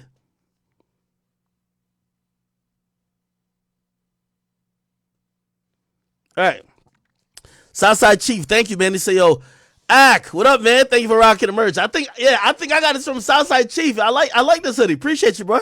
Yeah, I met him in person at my live show, and he actually gave me some shit. He said, almost done with your show recap. Appreciate you. He said, almost done with your show recap. Is there any way I could get Claudia for the cam shots? Hit her on Instagram. And when you come to Minnesota, shit, soon. The Checker Report, he says, the album is incredible, Ak. Nothing in the discography sounds like this. If Drake goes away for 2 years, like he said, y'all gonna be glazing then. I do believe also because there's a lack of time and a lack of us really missing Drake, you know, we're taking a little bit for granted that he just gave us a whole project. And this is what I'm saying. Maybe this album will be appreciated much more a year from now if we don't get new Drake music for a year. LL Cool Jace, thank you for the 10. He says, Ak, what do you think about the album? What do you think the album does for hip-hop as a whole? Afro beats and Latin music's taking over. I feel like this album didn't help hip-hop. I love the content. I agree. I seen somebody say something, and you know, I never called Drake a wave rider or wave hopper, even though you could you could use the definition without using the offensive. I think the term might come off offensive, but does Drake kind of dabble in other, you know, genres or other waves? Of course, that's what makes him great, if you ask me. But again, this was the first time when he was trying to adapt to something else, whether it was this newer contemporary type music. It felt noticeable. Like before, it wouldn't feel noticeable. This time I felt it was noticeable. I'm like, oh, Drake's trying to have like a newer flow and kind of hit these newer pockets. It felt like I felt him trying. Yeah, no, he did Afrobeats amazing. I think Drake with Afrobeats is to keep it real. You know what's so funny? I think we all at this point, maybe while the moment was happening, we didn't appreciate it enough. We would all beg for a Drake dancehall album right now, or a Drake Afrobeats album right now. And when he was doing that in 2016, we were calling him Drizzy Marley. Like, we were taking it for granted, even though he was making great songs like Control and shit like that. But right now, like, first of all, Afrobeats is lit. Like, we would want that to happen. Imagine if him and Burn, like with all the respect, like no disrespect to Yachty, but like I would want him and Burna Boy to lock in for like a fucking project. Like, that would be amazing. That would be great, right? 250K, thank you for the 5. He says, yo, I think Drake's always ahead of where music's going, so let's just wait and see how we feel about the album in a couple months. That's a good point, too. Nova Jr., thank you for the $3 Canadian. He says, Ak, been a big fan since WAC, man. And I guess WAC is War in Chirac? No, that would be Wick. I think you mean War in Chirac, though. It's all good. He says, I'm building up the courage to follow your step. Hey, listen, of course, you can do whatever you want to do. Kevin, he says, Ak, why you ain't talk about Drake responding on IG, but he won't respond on the wax after Joe bodied him? Those disses from Joe that are now going viral again, you know, this is from like 2016. So this is 2016 when Joe dissed him. He dropped 3 disses. Drake didn't even like respond. Drake just like, this is after he did No Shopping, pissed Joe off, and also I forgot what happened. Joe went crazy, dropped 3 disses. He never responded. I think he responded on stage to Joe, and yeah, Joe never got a response on wax. So those shits are old, all right? Okay. All right, bet. Yo, real quick, I don't know if you guys have seen this, but I want to send my prayers to Julio Fulio, who got shot, apparently. There's some graphic images I can't show you about that particular. Let me see. Where is that? There's some graphic images that I can't show you in regards to Fulio being shot. By the way, there was posted on his Instagram. It says, "Keep Fulio, my son, in y'all prayers. He was shot last night in his Hayden City." I don't know who posted that. Maybe his father or maybe a manager or something like that. But I saw a video or a picture. I don't know if it was him, but it showed like, his leg got ripped up by like a bullet.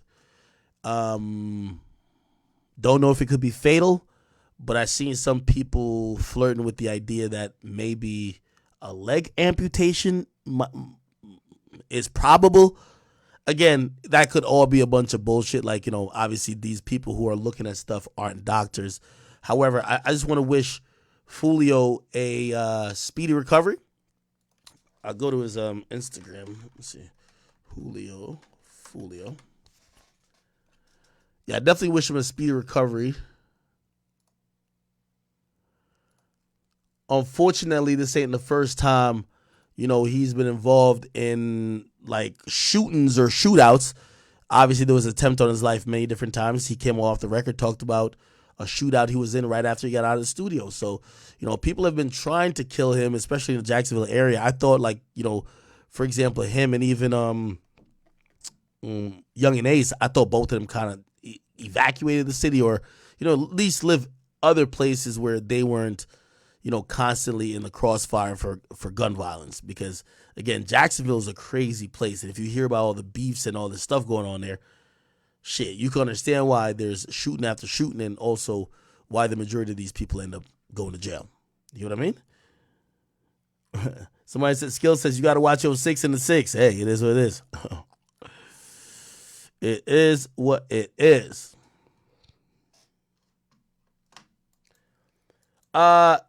Virgilio, he says, you're thanking for the 5, bro. He says, Ak, will you admit that Cole washed Drake? And will you discuss what that means? I'm here for the smoke. Unfortunately, I do got to say that Cole got the better of him. I won't say washed. And that's probably a little bit of me in denial. But he got the better of him. And I'm going to be honest with you, this is the first time I've ever thought that J. Cole got the better of Drake. And you know me, it's the first time.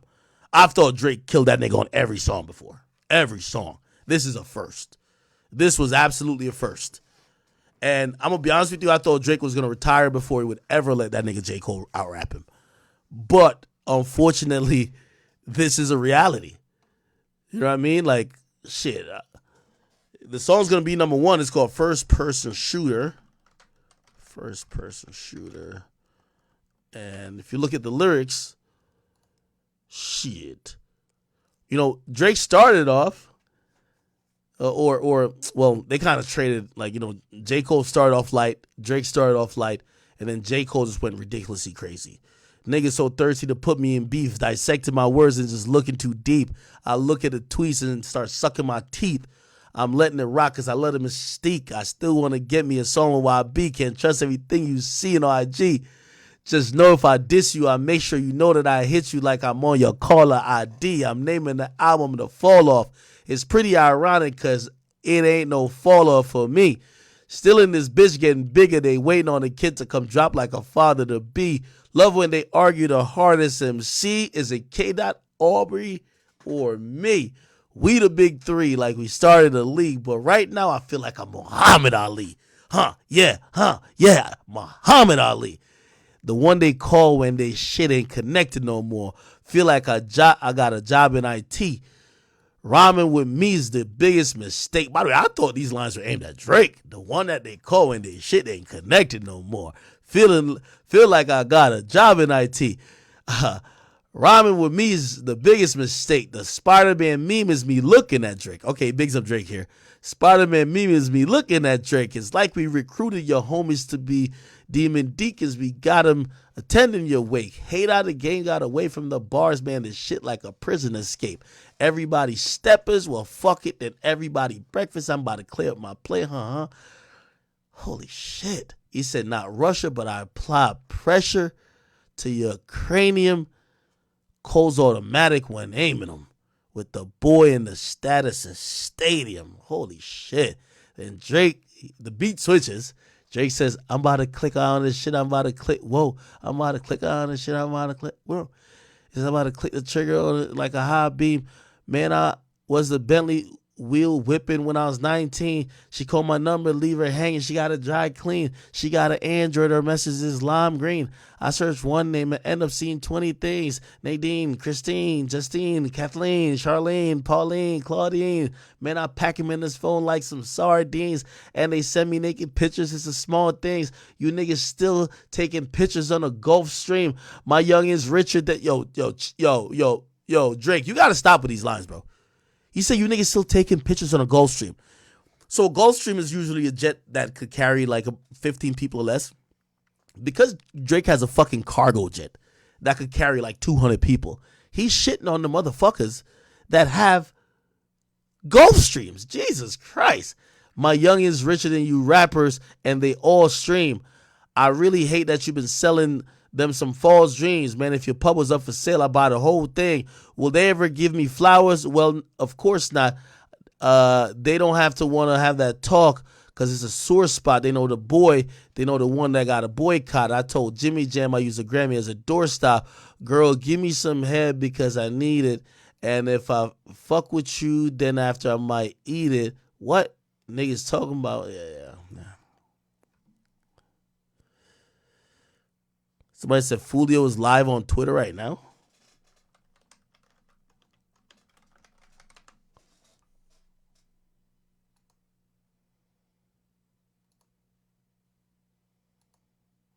Don't be just hey you lay low ho you can't duck this switch here. I promise you. Yeah, but that's what I said. Your Let's ass gonna just be chill though. dropped Let's so chill. quick. That's all right. Hey, say, don't beef with Tati, man.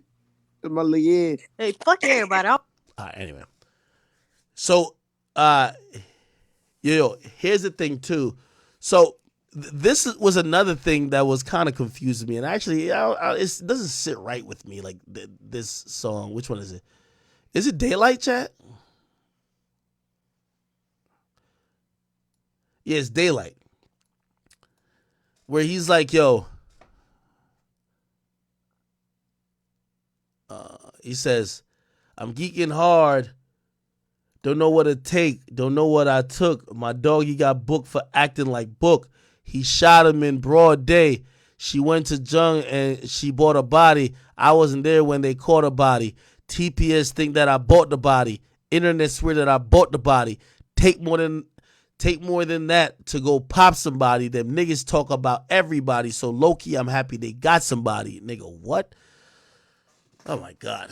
Let's try to break this down. He said, I wasn't there when they caught the body. TPS. What's TPS? TPS thought that I bought the body.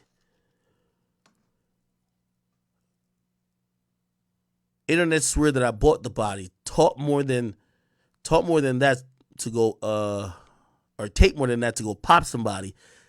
Them niggas talk about everybody. So low-key, I'm happy they got somebody. Is he saying that he's happy that somebody died? Like, I don't know. Anytime, like, it feels like a little insensitivity every time, like Drake kind of mentions or alludes to anything to do with X. Yo. Now you got me fucked up, nigga. My mama. You hear me? Yo. Yo, Ash, you hear me? Bro, where the hell are you at, bro? I just got from a show. I'm gonna turn my mic down and you should be able to hear me without no echo. Alright, I'm here. Fuck are you? Can't see your call. Yeah, we here, nigga. What's up? You disrespectful, bro. Don't disrespect Drake ever again in your fucking life, alright? You like the album a lot? This album is better than C.O.B. It's better than Her Loss. It's better than Honest Nevermind. This is Drake's best album as a Scorpion, nigga. Put some fucking sense in your fucking head, all right, gang? All right, gang? Don't disrespect Drake like this ever again, bro. This is crazy. This is really crazy. I can't believe this. I can't believe I'm defending Drake. I can't believe this shit. That's odd. I know. Bro, this is Drake's best album since Scorpion, especially the first 8-song run. If you listen to the first 8 songs, bro, and you don't understand the first 8 songs of Scorpion is straight buns compared to this shit, then you just don't know rap, bro. I'm sorry, bro. You just hold on. You're not trolling me, right? Hold on. I swear to God, I'm not trolling. I put this on everything. All right, okay. All right. So with Drake, I usually think intro. Okay, the intro is better than Champagne Poetry, bro. No cap. Really? Nigga, you niggas gassed up. You ain't even paid a gas bill. That's what you telling me is better than this shit? Bro, Champagne. You know what? First of all right, hold on. Let me go to Champagne Poetry. Bro, I love that sample. Oh, actually, Poppy's Home was what I thought should have been the intro anyway. It sound good. It sound hard until you play the song, bro. Don't read the lyrics. Play the song, bro. Don't read the lyrics. Play the song. I love you, I love you, I love you. Ass sample. Already. Ass sample. What? Frank Ocean sample on fucking... Come on, bro. The Frank Ocean sample on For All the Dogs versus I love you, I love you, I love you? Like, bro. I've been hot since the birth of my son. I'm gonna be honest with you. I like CLB, bro. Like, I like Champagne Poetry. Yo, I'm gonna be honest with you, and this is why like I can't rank this album yet because I don't get it. Like I just don't get it though. I think you know the rank for the album, but you just don't want to say it, bro. That's what I think. I think you know the rank, bro. You just don't want to say it. Okay, all right, help me explain. Help me. What do you think? What do you think? What do you think I'm not saying? What do you think I'm not saying? I think you don't want to say this album isn't as good as you wanted it to be. You don't want to say it. Whoa, no. Okay. I'm glad you said that. But I think you're not saying it. Why would you say that? Why would you say I gotta wait on it? Like you should. No. It's your second. All right, hold on. I'm glad you said that. I explained it at the top of the stream. I wasn't here, so I'm sorry. I have expectations. So like at first, like I love CLB way more now than I did initially. You know why? I had an expectation. So when I heard CLB, I thought it was going to be a thematic love album that was going to bring back a lot of those R&B joints that we really enjoyed. And this more of a love album. Yes, than CLB. Exactly. Bingo. That's what I'm telling you. It's opposite day with Drake.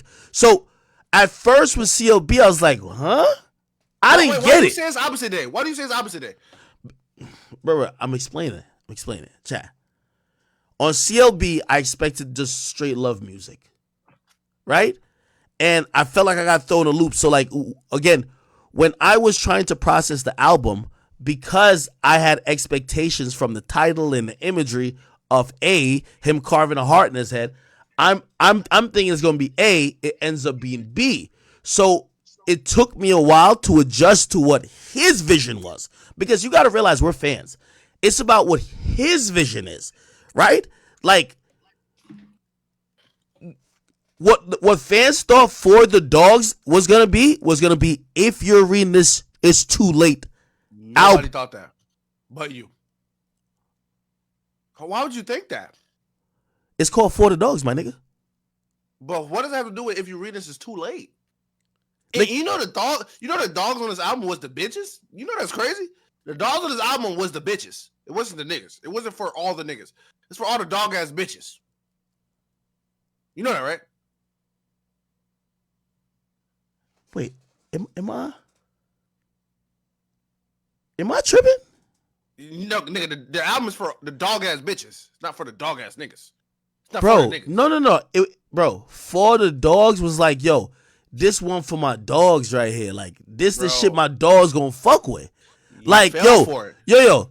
Like, I took it as, yo, this one for the dogs right here. This for the dogs. Listen what he rapping about. He rapped about Rihanna. He rapped about all the bitches that did him dirty. He had Slime You Out. It's about dog ass bitches more than it's about for all my niggas. It's more, bro. I think it's like 65% song lyrics about women, and then 50% about the guys. Like, no, wait. So no, you're right after hearing the album. But I'm talking about what expectation. Remember I was telling you about CLB? It's expectation. I expected an album where he's going in just talking about, yo, like, bro, I had this whole expectation of just how he was gonna rap, right? I thought the music was It was good though to you, right?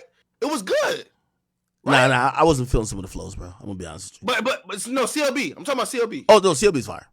Yeah, CLB is fine, right? But Yeah. you thought it was about some bitches, but it was really him rapping. But it was good to you, right?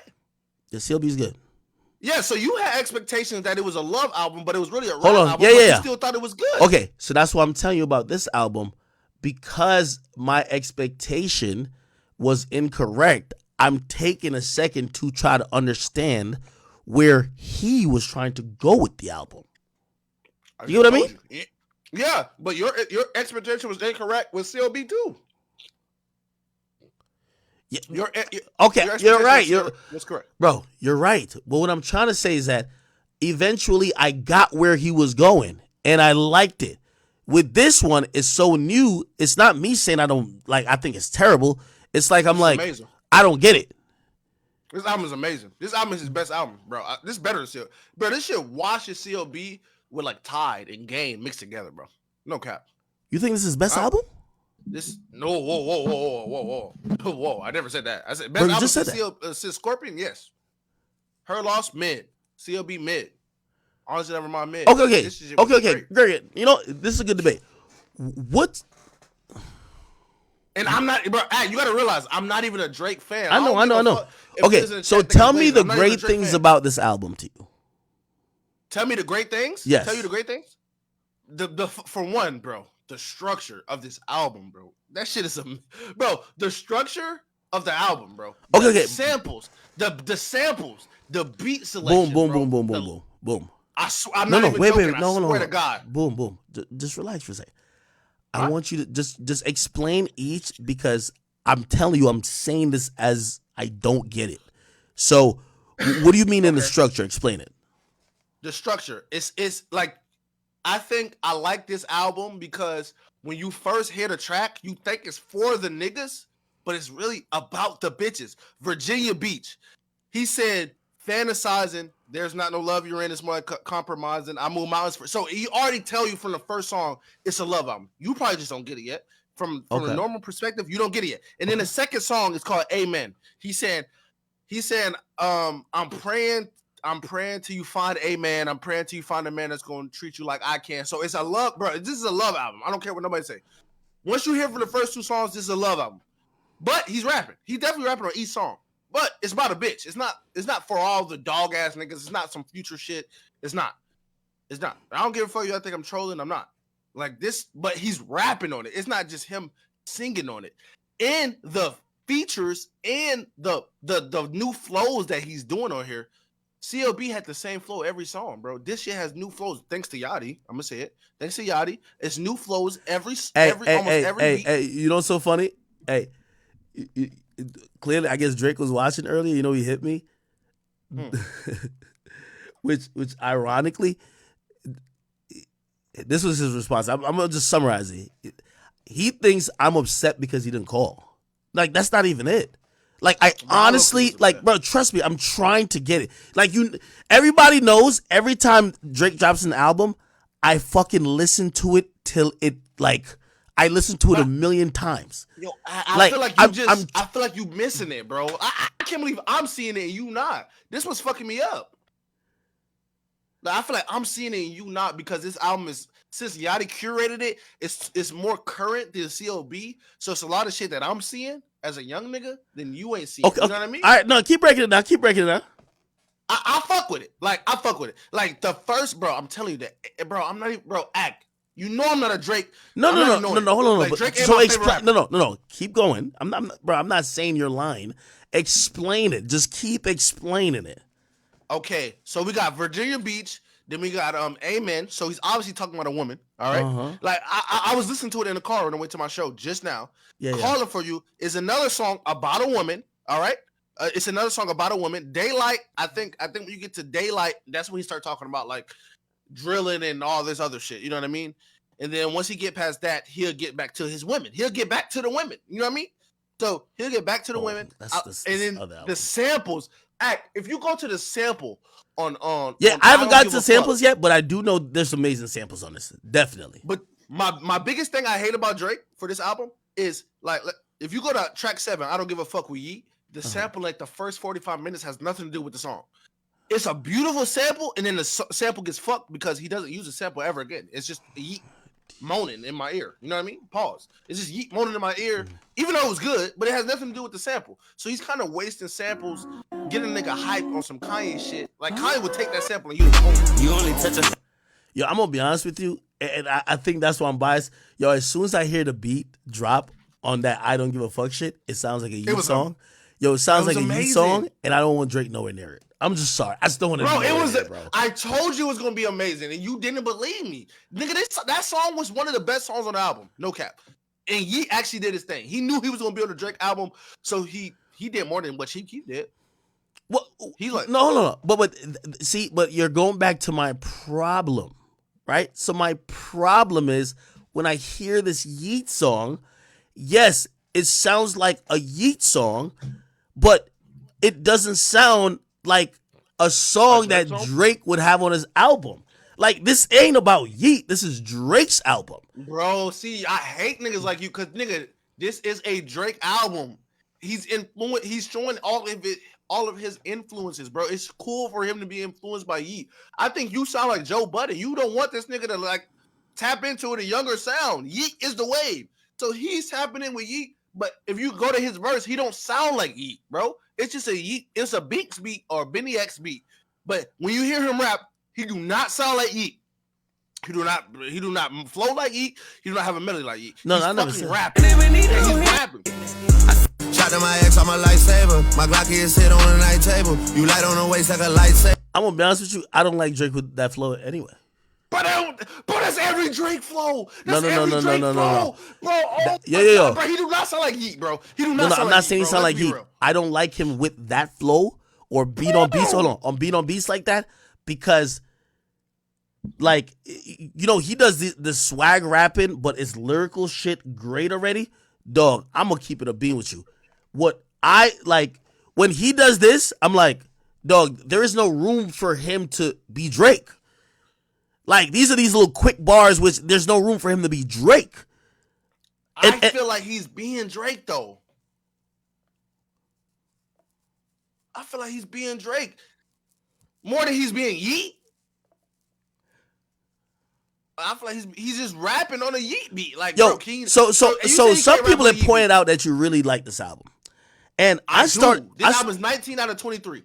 I started to think. I said, number one, either you're trolling, or number two, I swear to God, or I'm number not two, I'm not trolling. Number two, I want a Drake feature. That's what you said. No. Number two, the Drake that I love and the Drake that you are liking are two different people. My favorite Drake is and maybe you're gonna call me Joe Budden on it, but bro, I'm sorry, like, dog. It sounds like you won't let Drake grow, and that's what's fucking me up. It's like you not letting. Hold on. No, Act. Oh, hold on, Act. That's like hating on LeBron for taking more threes. Like, bro, that's him growing to the new era of Stephen Curry and all this niggas that shooting threes, taking like long ass threes. That's him adapting to the new era, bro. But he's still LeBron James at the end of the day. First of all, that's a non sequitur, which means it doesn't really follow the point that we were originally talking about. But here's the thing. It's not about me not allowing Drake to grow, right? I feel like you're not. His growth, and it's kind of interesting coming from you, a guy who loves Kanye so much. Anytime we see, that's what Kanye did. No, anytime, but there was a lot more innovation. This sounds like a Yeet song featuring Drake. That's my thing. Okay. So that's not growth. That's a feature, brother. Like, if you're saying I'm not allowing his sound to grow, you're telling me him doing a feature on another nigga's sound is him growing? I don't think so. Yes. No. I think so because you know what? I think He's him. putting... Yo, put it like this. You see, when he came off like 2009, that's what I call real growth. He saw what Kanye was doing, and him and 40. Hold on. Him and 40 created a sound that's an offspring to that. Like It's a new sound. this shit, I'm listening. I'm like, oh, this is Yeet sound. This is just Yeet right here. Okay, but you comparing Drake bringing a new sound to Yeet, like he's not bringing a new sound with this. He's using Yeet sound, promoting Yeet. For one, he's promoting Yeet. He's showing love to the younger generation, and also showing he's still Drake on a Yeet type beat, bro. I understand you think it's a Drake featuring Yeet. I think so too, but he's still showing like he's kind of like showing he's showing love to the new generation under him, bro. That's what I'm trying to tell you, bro. Yeah. All right. So then I, being a little bit older than you, I then have to talk about the Drake that the majority of us love. Don't get nostalgia bait. Don't get confused with nostalgia. Drake has to grow. Hold on. But we have to also talk. All right, here's the thing. So what you're talking about, he's always done. He's always done features. What? He's always done features. True. By the way, Has he done features like this, hold on. By the way, he did do 1993 Pain or whatever it is with Cardi. You know what he does? He puts it on the mixtape joint, the demo joint. That's not a joint that nobody would expect to be on Views, be on Scorpion. Do you get what I'm saying? Views, bro. Stop.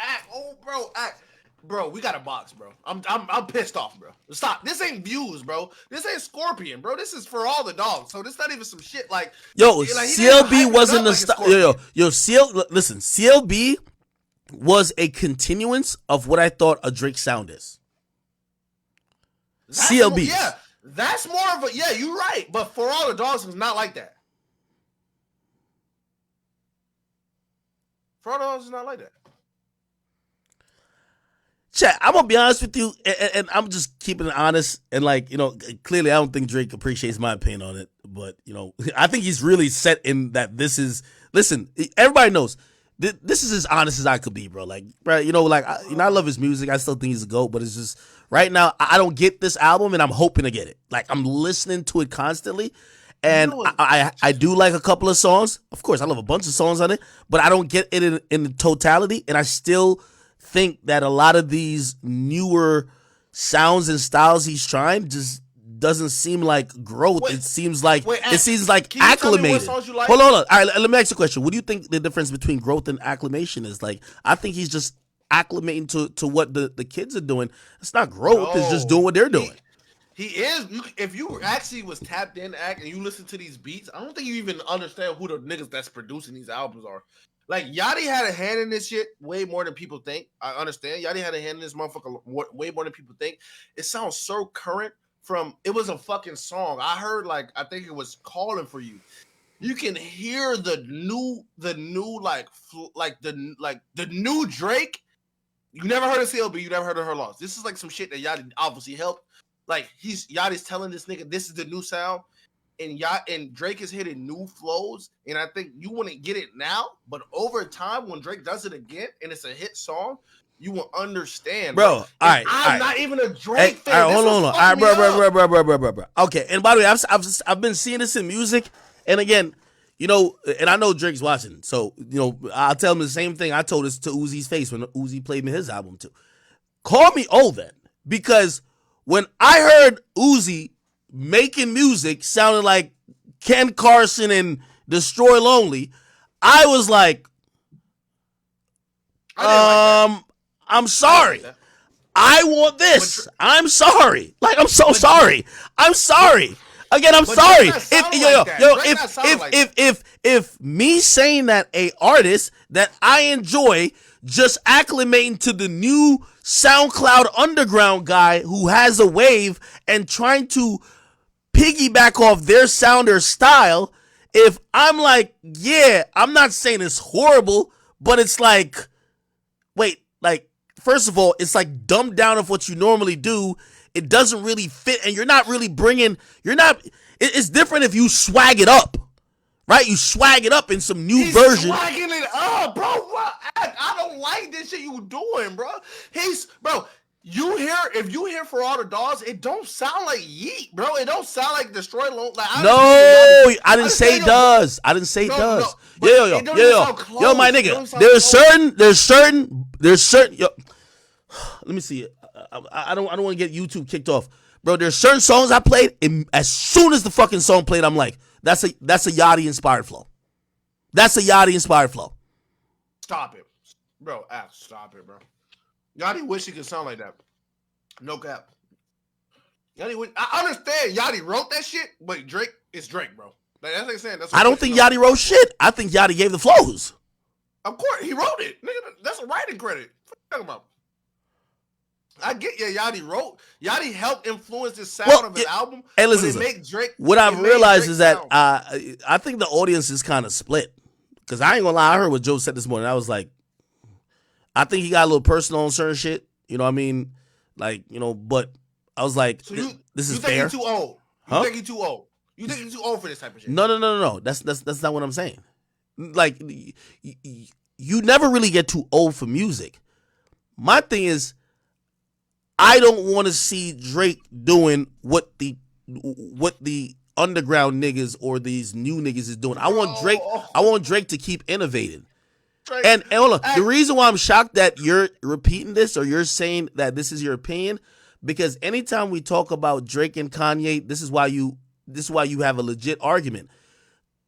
Kanye, who is always inspired by people around him, will take their sound and push it forward.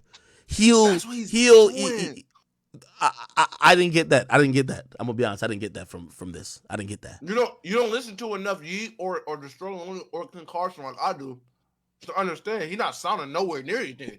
He's pushing their sound. Wait, brother. I didn't say. Oh my. I shouldn't have mentioned those guys. Hold on. I shouldn't have mentioned those guys' names because now you think that I'm saying. I didn't say Drake is sounding like those guys. I was saying that. No, I'm not saying he sounds like them. If anything, them flows sound like some Yachty shit. And them Yachty flows, I'm sorry, it just ain't cohesive for a bunch of bars, which I want to hear. For a bunch of double entendres and really dope, clever shit that I like to hear from Drake. I'm sorry, it just ain't copacetic for that. So again, while it might be catchy and trendy, which by the way, we're gonna see in time, if it's that good and it's so catchy and trendy, we'll see how long and how memorable these songs happen to be going forward in the future. And I might be wrong. Maybe I'm on the wrong side of history. I'm just trying to say that, to me, it wasn't it. So what do you think about Jumbotron shit popping? That's fire. And Yachty wrote that. You know that, right? Okay, so hear what I'm trying to tell you. I'm not one of the people that say Yachty should never work with Drake. I mean, at first I was like, I didn't get it. But once I realized the contribution of Drake, I realized there's a middle ground. And that sweet spot is where we get Jumbotron shit popping, which I think everybody likes. But niggas ain't liking when it dropped, though, Act. Niggas ain't liking who didn't like Jumbotron shit popping when it dropped? Niggas ain't like Jumbotron. Bro, that shit was... Niggas ain't like that when that shit dropped, bro. Who? The majority, they didn't expect Drake to swag rap on a whatever futuristic type beat that was. They didn't expect, because it was new for Drake. That was some new shit. Drake ain't never rapped like that ever. Drake ain't never rapped like that. You know what I mean? Bro. So you gotta. Who didn't like that shit time? Who didn't like that song? No, hold on. Who did you hear vocalize they didn't like that song? It's easy to say this shit in retrospect. If you heard this shit when it dropped, niggas can easily say cap now, bro. Niggas say the same shit about Love is Rage 2. Or niggas say the same shit about Eternal Take. It's hard, a whole lot of red. It's hard now, a year later, but when it dropped, niggas didn't expect that type of shit from Drake. And I don't give a fuck what nobody say. Niggas didn't see that from Drake. I knew Yachty wrote it. I knew that was some Yachty shit. But niggas ain't see that shit. It's the same thing as this album. That I Don't Give a Fuck song with Yeet, give it a year from now. Niggas will be like, okay, Drake cooked on this motherfucker. Even if bro. I hate that you're making. I hate that you're making. I hate you're making micro points when I'm talking about a macro type of situation.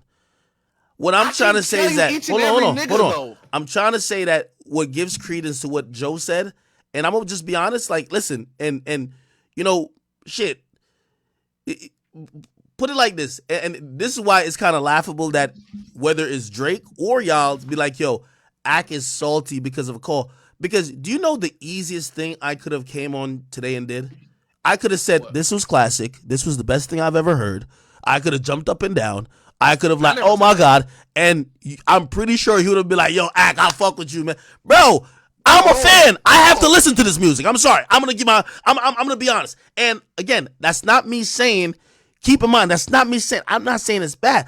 I'm trying to figure out the direction that was taken on this album, and I'm trying to figure out why this new direction of some of these flows and even beats that he's going towards, it feels like he's more just trying to acclimate to a climate, which, put it like this, I'll use that song with Bad Bunny.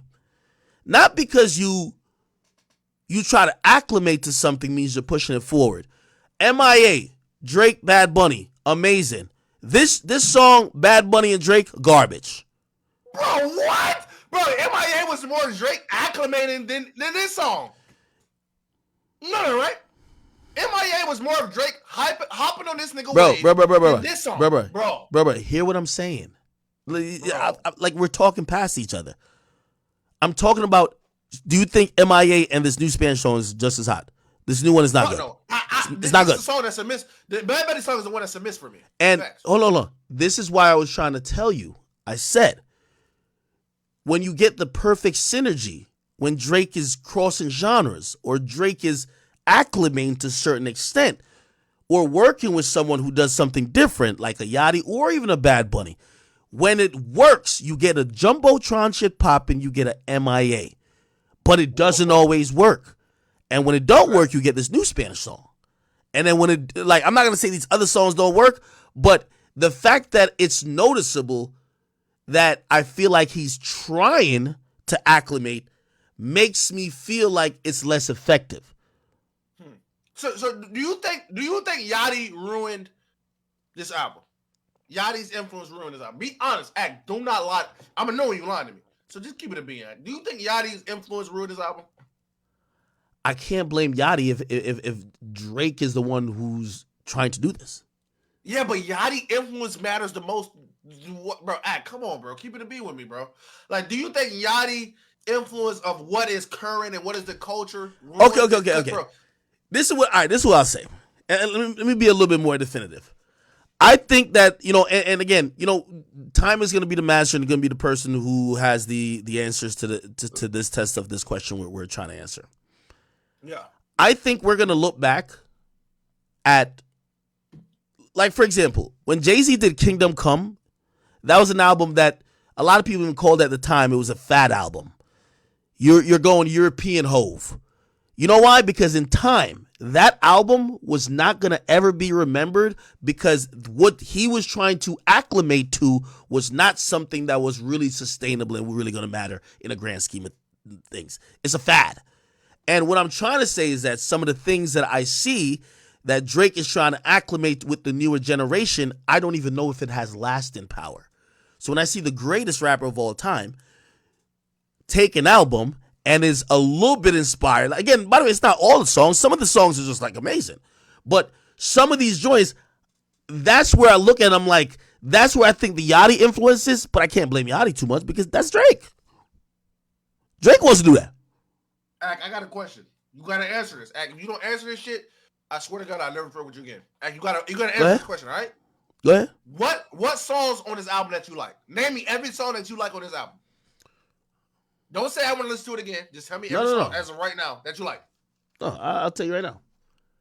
I got a track list. I got a track list in front of me right now. So just let me know. And then I'll see where you at. I'll tell you right now. Let me see. Hold on, chat. Let me put this on the screen. I am semi-drunk, but like, bro, I heard this album 3 times, bro. 3 times. You see, already, my nigga, already we're like 2 different type of listeners. I listened to this 30 times the first day, nigga. Not 30 times, clearly. It's not 30. No. You don't have the same opinion as I do as 30 times. There's Bro, no way. Nigga, you listened to this 3 times. Nigga, I've listened to this at least 9. The fuck? I've listened to this multiple times. I haven't listened to no music since this came out. But I've caught on. Actually, I listened to a little bit of Burna Boy because, Burna Boy, that's my guy. Virginia Beach, I think is cool. Amen, I think it's cool. Cool. Right, so is cool a W to you or is it cool a L? Like, I need a W or a L so I can see which ones you like and which ones you don't like. I don't need a middle one. All right. Okay. Like like. Virginia Beach, like. Amen, like. Calling for You is the first 21 Savage and Drake song I'm going to say do not like. Okay? What? Do not like it. I do not like it at all. Do not like it. Fear of Heights, like. Daylight, like. You see, also there's a lot more nuance to it because, for example, number 6, first person shooter with J. Cole, but I'm super critical of Drake's performance on it. Again, I'm not listening to no J. Cole album. I'm listening to a Drake album. So I'm judging everything off Drake. Okay, cool. I don't give a fuck. I don't like that. Oh my god. Sorry. Santa? 769 Santa. How that shit sound again? Let me play it real quick. Shit I don't like. That's a Chief Keef sample. Ain't no way you don't like that. Hold on. Oh Hold on. God. I don't like the Tony. I think you out here moving stuff. Okay. Yeah.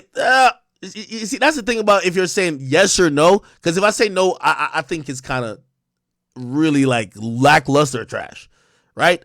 Like this is a cool song. Like I wouldn't be like hit.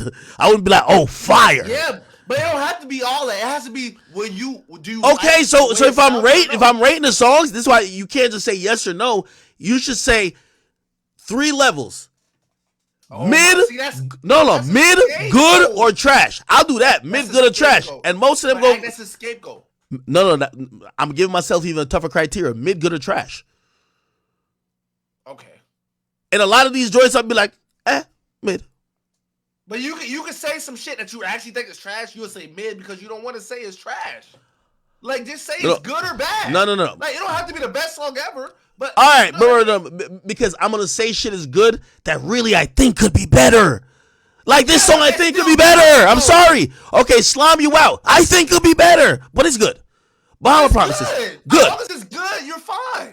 Bruh, you'll see again. This is why me and you can't talk about Drake together because I have a certain level of excellence for him that you're saying, oh, as long as you could. No, nigga. No. We're not listening to a Lil Yachty project, nigga. We're not listening to a Yeet project, nigga. Whoever the hell you listen to, nigga. We're listening to a Aubrey Drake Graham project. And I expect the highest.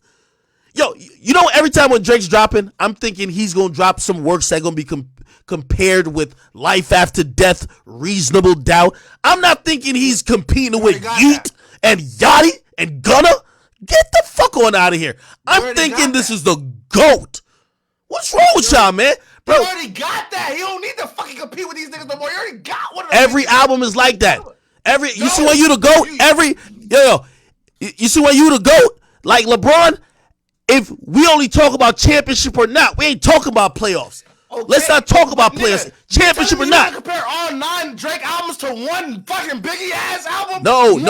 I compare every Drake album to Take Care. That's not fair because he already got multiple albums better Well, than I'm sorry. Yo, it's not fair when you're mid. It's fair when you're the GOAT.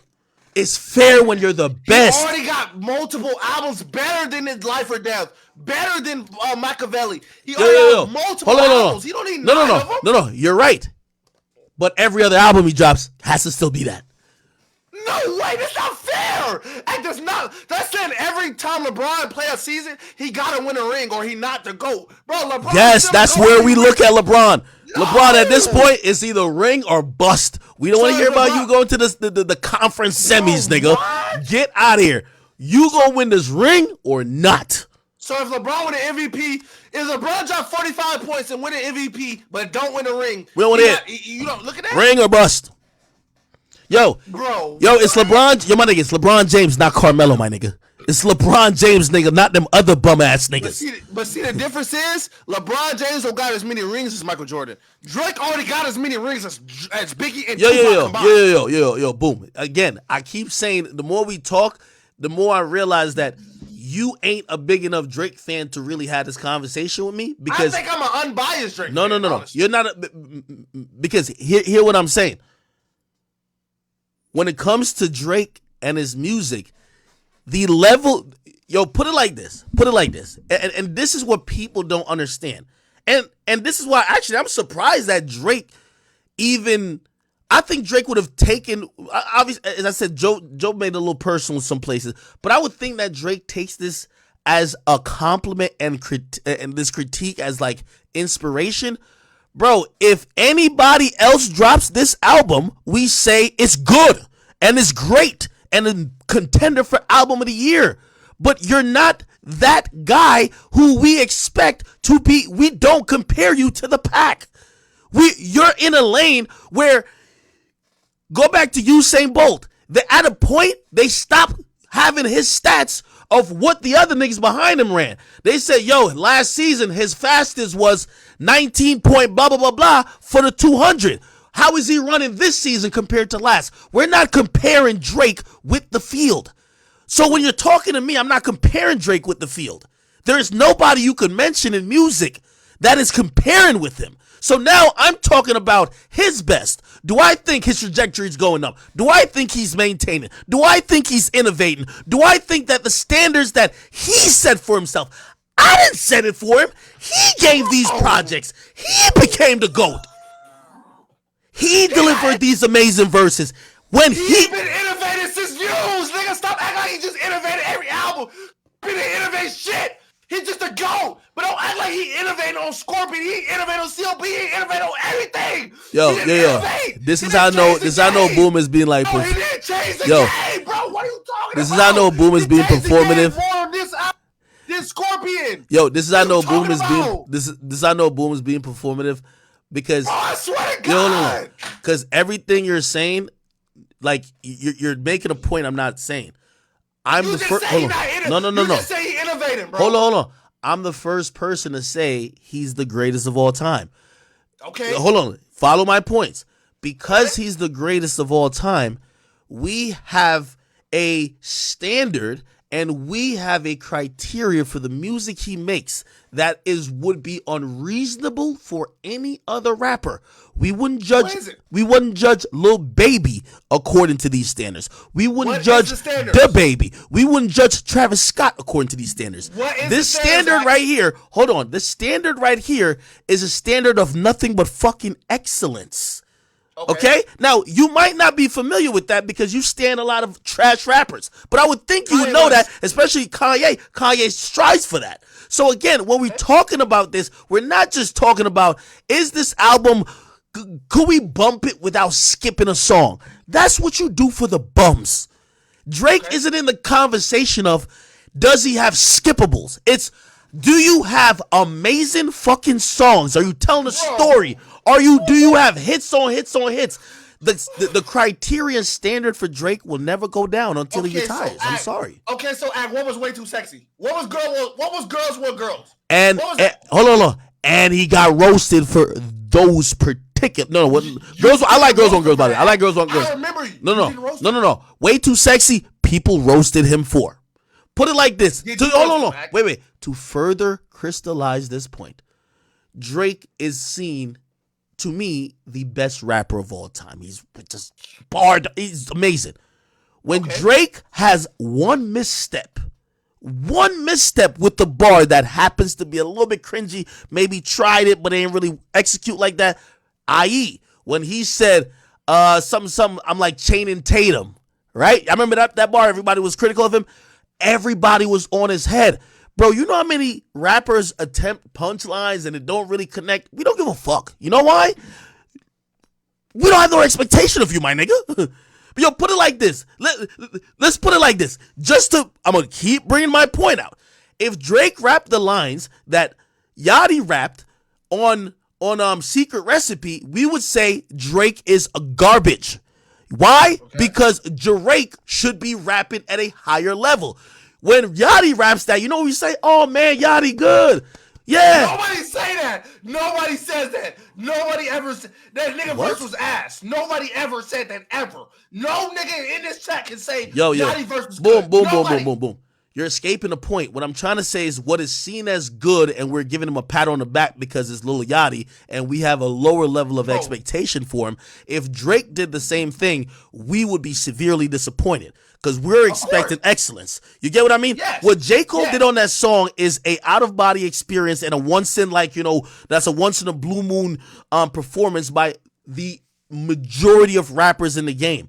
Except when we look at people like him and Drake, we expect it every time. course, yeah. And However, I think Drake on this album gave it to you every time. And that's the standards. What I'm talking about when you hear me critiquing this album, I'm not critiquing this album saying that, oh my God, this dude just fucked up and fumbled the ball and just gave us some hot garbage. I'm saying what happened to the perfection that I feel he's always chasing. Compare this album. Just listen to me. Just listen to me, all right? Compare this album to Her Loss. Or if you want to say this collab album, compare this album to CLB. Yeah. What was in it? Like, bro, if my opinion, even if he did sound like Yeet or whatever, this album was more innovative than CLB ever was, bro. In CLB, it sounded like nothing new. It sounded like Drake I've heard on Scorpion. It sounded like a Drake I heard on If You Read This Is Too Late. It sounded like a Drake I heard on More Life. It didn't sound like a new Drake. It sounded just like Drake being Drake. So I want you to tell me how, because all I've heard from you was innovative. Like, this is what a GOAT means. Jordan was innovative. He made niggas want to cradle dunk on niggas. He made niggas want to put the ball between the legs on niggas' head tops, drop 60 points a game. That's innovative. Shoot 83s. That's Curry. That's innovative. What did he do on CLB or Her Loss that pushed the game differently? Can you tell me that? Her Loss is a unique project. It's like What a Time to Be Alive. Those are about because those are about bops and just kind of really that ain't an album about shit. Same with What a Time to Be Alive. Yo, we got a bunch of hot songs. This shit gonna be fire. We gonna keep it going. It's like a party. Yeah. That's what you're comparing. Hold on. I just want to get this right. You're comparing What a Time to Be Alive to Her Loss. That's what you're telling me. Yes, and I would compare that also. To the majority of If You're Reading This Too Late. These are just hot songs. These are meant for the club. Okay. They're meant for the club, brother. I respect that. Yo. Take care. Nothing Was the Same. Okay. Right? Even Views, even though Views had a bunch of bangers on there. If you listen to those albums, how they're sequenced. If you listen to those albums, just even sonically, how they're sequenced, how they're mixed, how the progression from one song to another is, there is a signature that is very, you could point at. That's a Drake album. That's why it's the greatest album of all time. Yes. When I listen to this project, I hear a collection of songs. You don't hear a sequence? No. You don't hear a sequence that I do. Maybe hold on. You're telling me you hear more of a sequence on Her Loss than this album? Bro, are you not hearing what I'm saying? Her Loss ain't got none either. Said, but I feel like you my point okay. You say this shit. Stop comparing it to Her Loss. Compare it to Views. Nothing Was the Same. Take care. What? Why do I have to compare this to his best album? Why can't I compare this to his last No. album? Because all right, you could compare to CLB. You hear what I'm saying? Her Loss is, to me, it's a collab album, but it's not a Drake album. Okay, yeah, I'm gonna take Her Loss. I had a point for Her Loss, but I'm not even gonna cook you with that. Because if you tell me the top 3 songs of Her Loss versus the top 3 songs of CLB, you'll see which ones was innovative and which ones was just bullshit TikTok songs. But I'm not gonna do that to you. Like, what you gonna tell me? Rich Flex, Major Distribution, On Some BS versus Jumpman versus Scholarships, like songs that actually transcended, like that actually innovated some shit. But like, I'm not gonna do that. Wait. What point are you making right now? My point is saying, like, don't even compare What a Time to Be Alive to Her Loss. It's not even the same. Like, What a Time to Be Alive actually innovated some shit. Actually, Boom. Boom. You're clearly inebriated. Okay, I'm gonna tell you why you're inebriated. I'm really not, but all right. I'm gonna tell you why. Because I'm saying a point and you're saying what I'm not saying. I said the comparison with Her Loss and What a Time to Be Alive is that by the mere fact both are collaboration albums, there is no cohesive effort to sequence that project to have any definitive meaning or theme behind it. Other than, here's a collection of records that 2 artists are collaborating on, and we're gonna turn up. Okay? What a Time to Be Alive actually has a meaning, bro. More than fucking Her Loss. I'm sorry. I'm not gonna just let you say this. Like, I want to let you get this off. No. Hold on. Explain. What a Time to Be Alive actually has a meaning. It's Drake in the trap. It's Drake trapping with Future. That's like the whole point. Drake being a trapped out thug nigga with Future. Her Loss is just a bunch of TikTok songs with 21 Savage rapping the same. And Future gonna give you different fucking melodies, different verses, different styles of him fucking talking about the trap, and 21 Savage talking about I'm gonna spin on a nigga 30 songs over. I'm spinning on you. I'm gonna spin on you. I'm gonna spin till I'm dizzy. I'm spinning. That's all 21 Savage is going to tell you on this album, Her Loss versus What a Time to Be Alive. Like, no fucking cap, bro. I'm not gonna lie, bro. Like comparing Her Loss as just another collab album, the same as What a Time to Be Alive, which actually changed collab albums as a whole. That shit is disrespectful, bro, to what a Time to Be Alive was, bro. It was really unmatched to this day. The only album that's as close to What a Time to Be Alive is Rich Gang The Tour. And that shit came out before What a Time to Be Alive. Like, that shit is the staple of collab albums, bro. Like, just be real, Adam. I would think Watch the Throne is not Rich Gang. Fuck no. Oh, for some street shit? Fuck no. What a Time to Be Alive is some I rock big furry boot shit. Like, What a Time to Be Alive is some street shit. Bro, What a Time to Be Alive is some street shit. Yo, Boom's on one today. I think Boom knows Drake listed. He wildin'. Yo, Leo FPS. Bro, Yo, my gold. Yo, Leo FPS. Thank you for the 5. He said, accurate on point. Every album after Scorpion is just a collection of songs without a theme or direction. You know, shit. You know, I grew on to CLB, but you know, again, I'm giving this critique using an unrealistic standard that we would probably only use for a Jay-Z and a Drake of living rappers. A Jay-Z and a Drake. I feel like this is so disrespectful. Justin Clark says, Boom, you gotta chill out, man. You're giving mad estrogen levels, man. He said the chat. Bro, why am I sliding for Drake more than you are? This is, like, if you compare song by song, CLB to Her Loss, this shit is not even fair, bro. It's 21 to 23, so you can actually do this shit. Like, you can take out the interludes, and it's 21 to 21. And not CLB, but For All the Dogs watches this shit, bro. For All the Dogs watches what? It's 21 songs to 21 songs. Like, if you go to For All the Dogs, it's 21 songs. If you take out the 2 interludes, it's 21 songs. CLB is 21 songs. Like, bro, I'm sorry, bro. Like, yo, I'm gonna be honest with y'all, chat. Again, I think this is. Remember, I was telling you about this fork in the road that Drake's at. Hey, it's gonna be this disconnect constantly, right?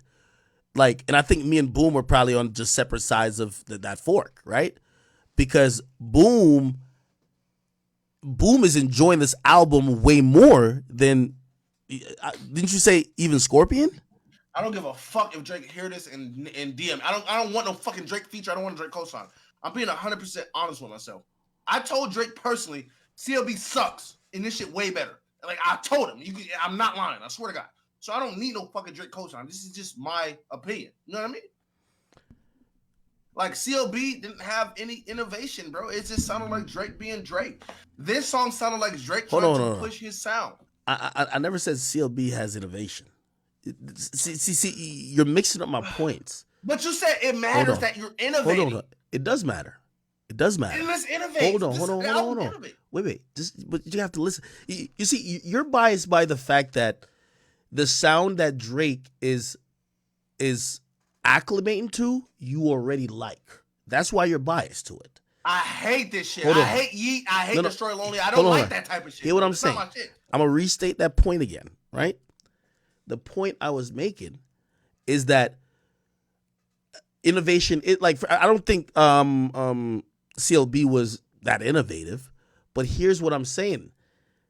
Innovation and just acclimating is two different things. Drake basically adopted or tried to do what the younger artists and the newer sounds and styles are on not all the songs, but a good amount of them. And for me, I don't think that's innovative. I think that's acclimating. And I think that Drake, being who he is, there is a really doper way to do this. Like, even, I'll be honest with you, I thought Honestly Nevermind was innovative. it might have not been executed to everyone's likeness, or maybe you didn't want to hear that. But that was him saying, what if I took this Jersey Club movement, I fused it with a little bit of house, a little bit of some of this European shit, and I also show people you could rap over these beats. Not saying he's the first to do it, because Uzi did a little bit of it. Obviously, Jersey Club, Bandman Real does it. Same as he doing But this year. what he did was he was being innovative, right? This is exactly why, sometimes when we're having the conversations of Kanye and Drake, which Drake, of course, is just always going to be the better rapper. But if we talk about better artists, even when people talk about Donda compared to Drake's projects, we talk about just pure, like, someone who's trying to innovate, like not only a sound but an aesthetic. Like, even shit, I think he innovated even the rollout process of the music, right? And I think that's what I'm talking about. So again, I'm not saying Drake has to do all of that, but it's different if I'm this is just Drake showing love to the newer sounds. It's not innovating to me. You can't say that he's just loving the newer sounds when honestly, Nevermind was just him loving the new. Bro, Jersey Club was the hottest thing popping. He just made an album about it, but it still was innovative, bro. Hold on, no. If you listen to that album, right? If you listen to that album was not just Jersey Club. It's a lot of house infused shit. And by the way, you got to salute to my boy. If it wasn't for Jersey Club, hold on. You're right, but listen. So there was a lot of house infused songs and styles, and even Jersey Club, Baltimore Club, and even Philly Club. That salute to my man Gordo. That's DJ Carnage. I think what they transformed that music into a palette that a Drake could rap on or harmonize with and make some songs. Whether you're gonna like that wave or not, they tried to create something. So they used the back. Hold on, this is what I'm trying to say about innovating, because this is what Kanye West does, right? Kanye West will take something that already exists, build on top of it, and try to create something else, right? In terms of a sound, a direction. That's what I believe was done on Honestly Nevermind. You don't think that was done on Fat D? Pause. No. You don't, bro. No. You don't think that he was hearing some shit that was current and then trying to innovate it with his own? No. It felt like check boxes. Hey, we gotta get a Bad Bunny song checked. All right. But the Bad Bunny song didn't sound like MIA. It sounded like a new Drake innovating Spanish music. It didn't sound like MIA. That sounded like Drake innovating Spanish music. Yeah, bro. Drake on MIA sounded like Bad Bunny. Drake on this new song did not sound like Bad Bunny. He sounded like a new Spanish Drake. On the Yeet song, he did not sound like Yeet. He sounded like Drake listening to Yeet, inspired by Yeet, but making his own swag on a Yeet beat. Drake on Daylight. Drake on the Yachty song. It didn't sound like Yachty. It didn't sound like Drake sounded like Yachty. It sounded like Drake listening to a Yachty song and put his own twist to it. That's been Drake since Scorpion. And again, you're right about that. But I will always argue that the way that people are looking at these songs is that we don't believe this is the best version of Drake. Does that mean it's not great? Because it's not the best version? Like 94 Jordan or 95 Jordan ain't the best version of Jordan, but he was very great. He was still great. He was still dropping 35. He wasn't dropping 36, 10, and 10, but he was still fucking Michael Jordan shitting on niggas going 6-0, going sweeping niggas in the finals. He was still great. Name me the great songs on this album. On this album? Yeah. All right. Laugh at me now. Give me a year from now. Virginia Beach. Amen. Caller for you. Daylight. First person shooter. I don't give a fuck. Bahamas Promises. Tried our best. All the parties. Like BBL Love, the interlude. This gonna kill you, Act. This gonna kill you. Rich Baby Daddy. Yes, I know. Rich Baby Daddy. Just give it a year. Just give it a year for now. Give it a year for now. That's a great song to you. Wait, hold on. Opposites. Wait, hold on. I also gotta, this is a litmus test for me to understand your musical taste and what you enjoy in a musical palette. So you say songs like Girls Want Girls is garbage, but Rich Baby Daddy's a great song.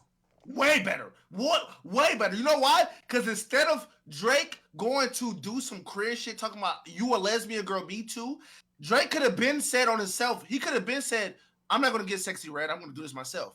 But he got a girl that's part of the culture. So that makes that song worth way more because he didn't just go in there and just do it himself. Shake that ass for Drake, not shake that ass for me. He could have easily got a random bitch, but he got a bitch that's actually tapped in with the culture. So it's like it weighs more than just him saying it himself. It don't look like he clout chasing. It look like him putting somebody on in a position.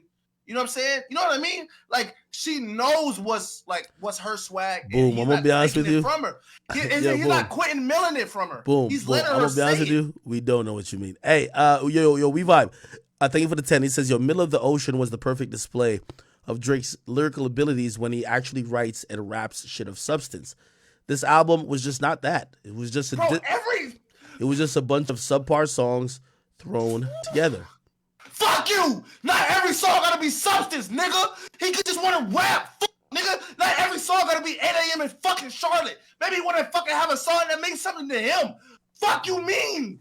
Substance. God damn, nigga. Jay-Z got a song called I Got 99 Problems and a Bitch Ain't One. He got a song called Tom Ford. He talk about shit. Not every song gotta mean fucking the world to him, bro. By the way, his song Tom Ford is one of his worst songs. Tom Ford sucks. It ain't substance in that shit, but ain't nobody saying shit, right? Ain't nobody saying nothing, right? Eden says, this the standard Drake should always be held to. And Clean Ben says, all right. Boom, man, you're wildin'. He says Fat D. He said Fat D is garbage. Every nigga, like, bro, I hate these niggas. Why do every Drake song gotta have meaning? Why can't he just have fun on a couple songs? Why do every Drake song gotta have a fucking deep meaning behind it? Why can't just he have three? Yeah, he gave you 8 yo, boom. I don't think that's what people are saying. That's what he's saying to me, bro. Hold on. But here's what I'm telling you. You see all those songs you named, but they're not great songs, my nigga. Like, stop it. Like, they're good songs. They're good. But, like, you're talking about them like they're smashes. Like, bro, as long as they're good, that's all that matters. Yo, these are aight songs. Aight. But that's all that matters. Does it have to be great? Nigga, that's impossible for a nigga to have every song be great. As long as it's all right. Like, does Jordan drop 40 points every game? No. He'll give you a game with 25. But nigga, it's still Jordan. Right? Am I right or am I wrong, Act? You see what I mean? You can't even give me nigga. Jordan ain't gonna give you 50 points a game every game. He might give you 20 points in 10 rebounds or in 6 assists. But nigga, still Michael Jordan, bro. Jordan ain't gonna give you 55 points a game. He gonna give you a double nickel every game. But that's what make the double nickels more important. That's what make 8 a.m. in Charlotte more important. That's what makes shit like Champagne Poetry more important, bro. Chat, I'm still genuinely confused. Trust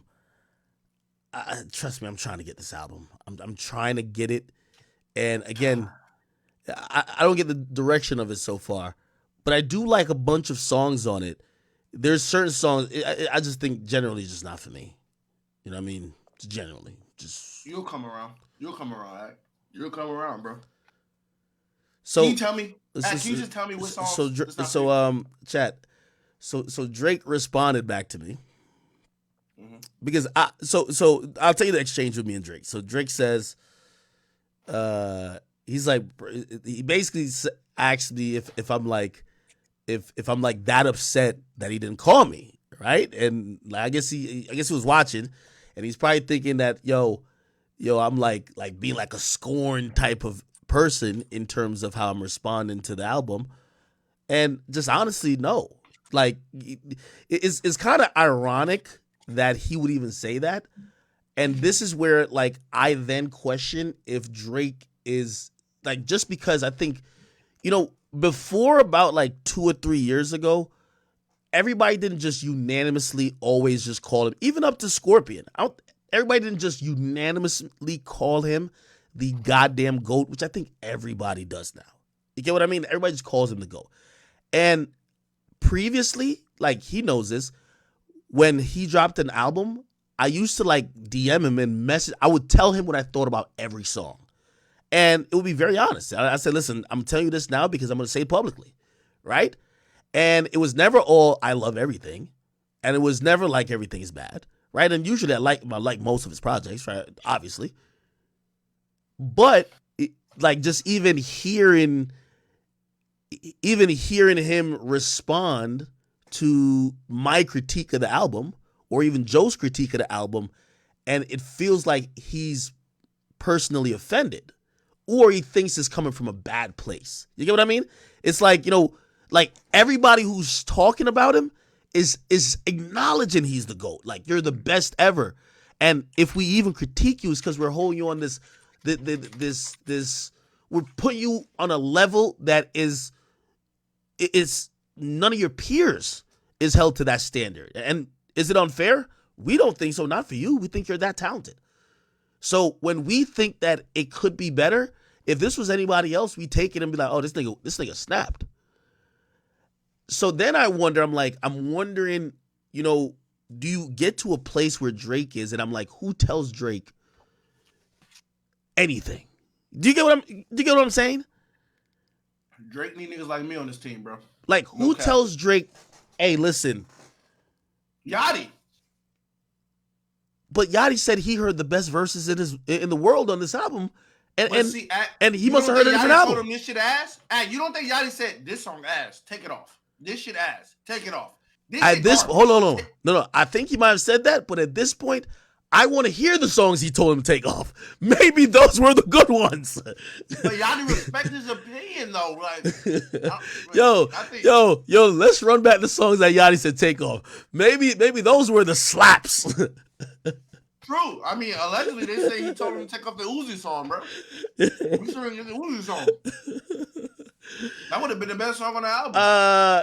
No. And by the way, so Drake responded afterwards because obviously, like I just had to reiterate to him, like, dog, like I know you're on like the spree of telling everybody who is any type of critical of you, like they ain't shit and fuck you, this and third, whatever, and you got your 767 and blah blah. But we're all fans of you, my dude. Like we're like we like your music. We want you to be great. We like, especially me. I want you to be the best ever. You are the best ever in my life. So I had to like. I think he feels a little defensive if that's your initial reaction to any critique of this album. And then you know what he said? He said, "Yo, take some time." He said your mind might change. And by the way, it might. Like maybe in 2-3 weeks, I'm like, fuck, I'm an idiot. Yo, I get it. I think the great thing about someone like Drake is that because he's earned so much just equity in our minds and hearts of him giving good music, like there's certain niggas, nigga, if I play 4 tracks and I hear one slap, I'm turning that bitch off. I'm not finishing it. Drake album, I'm gonna spin at least 50 to 100 times. Whether it's just dead air, nigga. I'm gonna play that shit till I'm like, oh, now I get it. You know what I mean? I'm gonna give myself every opportunity to try to get it. But I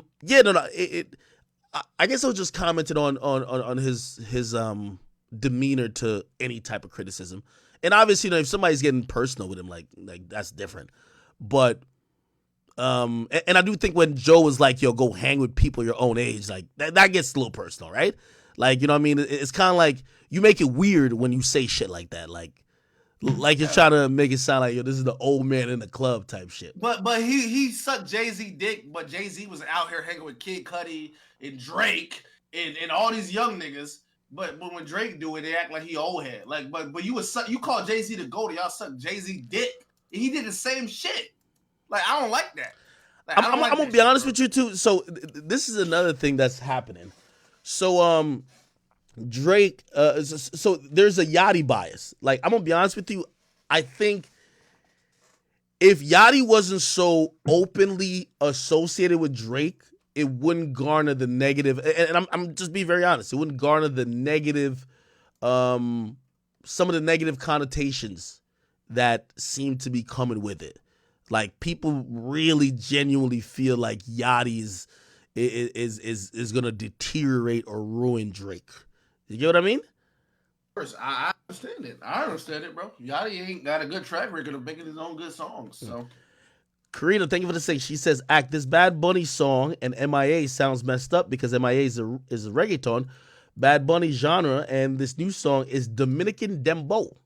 An artist like Rochi or Tokisha would have killed it, but it feels like Drake put Bunny on it just because he's popular, not because he cared." Cook this nigga. Well, you see, boom.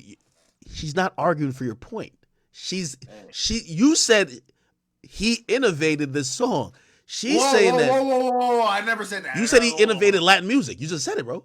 Whoa! No, all I said was MIA is more. Hold on. I said MIA is more of Drake sounding like Bad Bunny, and this new song on his album, which is a song I do not like. It's the miss on the album, but it's more of Drake sounding like Drake than him sounding like Bad Bunny. That's what I said. So don't put no words in my mouth. If you rewind the tape earlier, you said that he innovated. This is what you said. But all right, whatever. No. You said that particular song, but we can bring that back. Anyway, what she is saying, by the way, Joyman, thank you for all those subs you gifted. What she is saying is that Drake actually made a mistake by sequencing and setting up the song.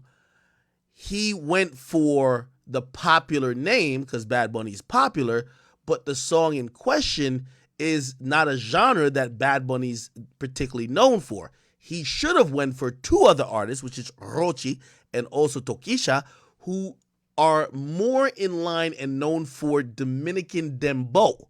And because he didn't go for the proper artist, her thing is that, hey, he's just putting the big name on whatever, right? He's just basically using names to get a big record rather than actually caring about putting these songs together and putting the right fix or the right match on it. You get what I mean? That's what she was saying. Okay. Well, still, it did what it had to do, right?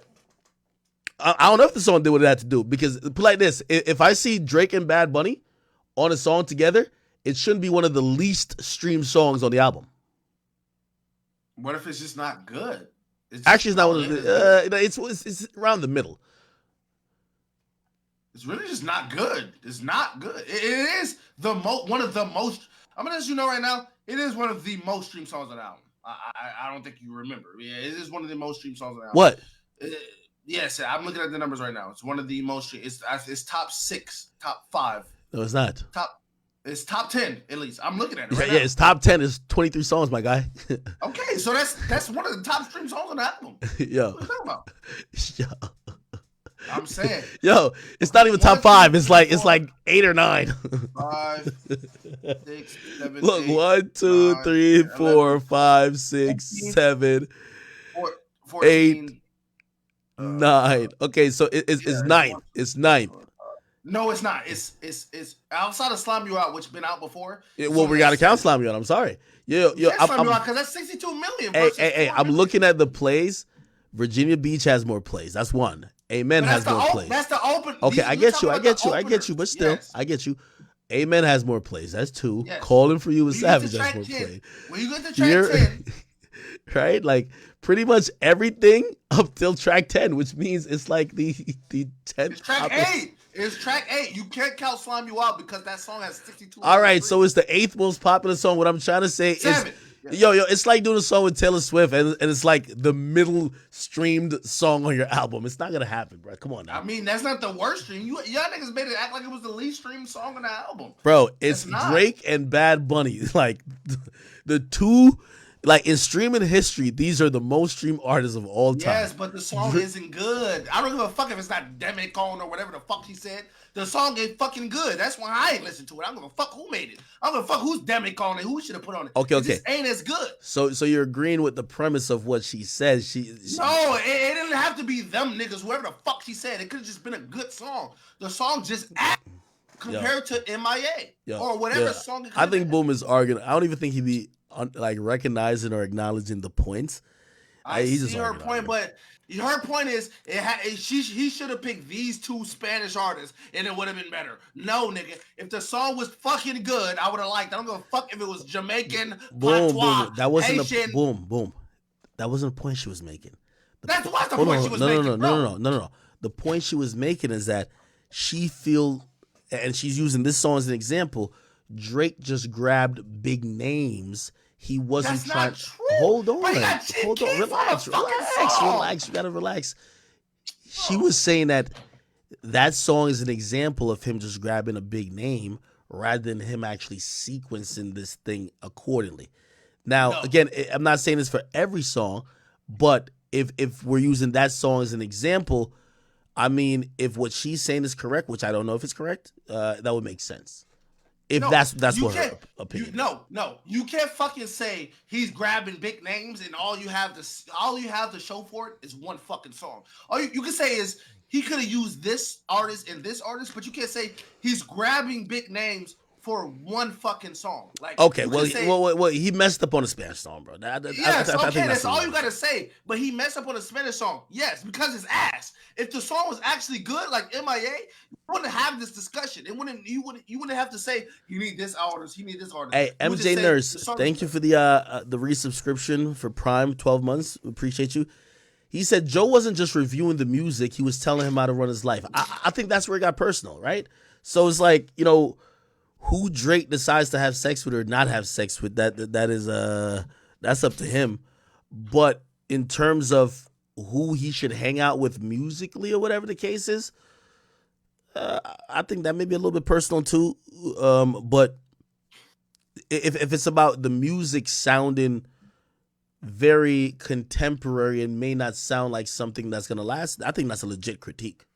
Definitely a legit critique. It is. I get what Joe Budden was coming from too, but I think he's just too old. He don't understand, bro. Like, I think I'm just young. I guess I'm just too young.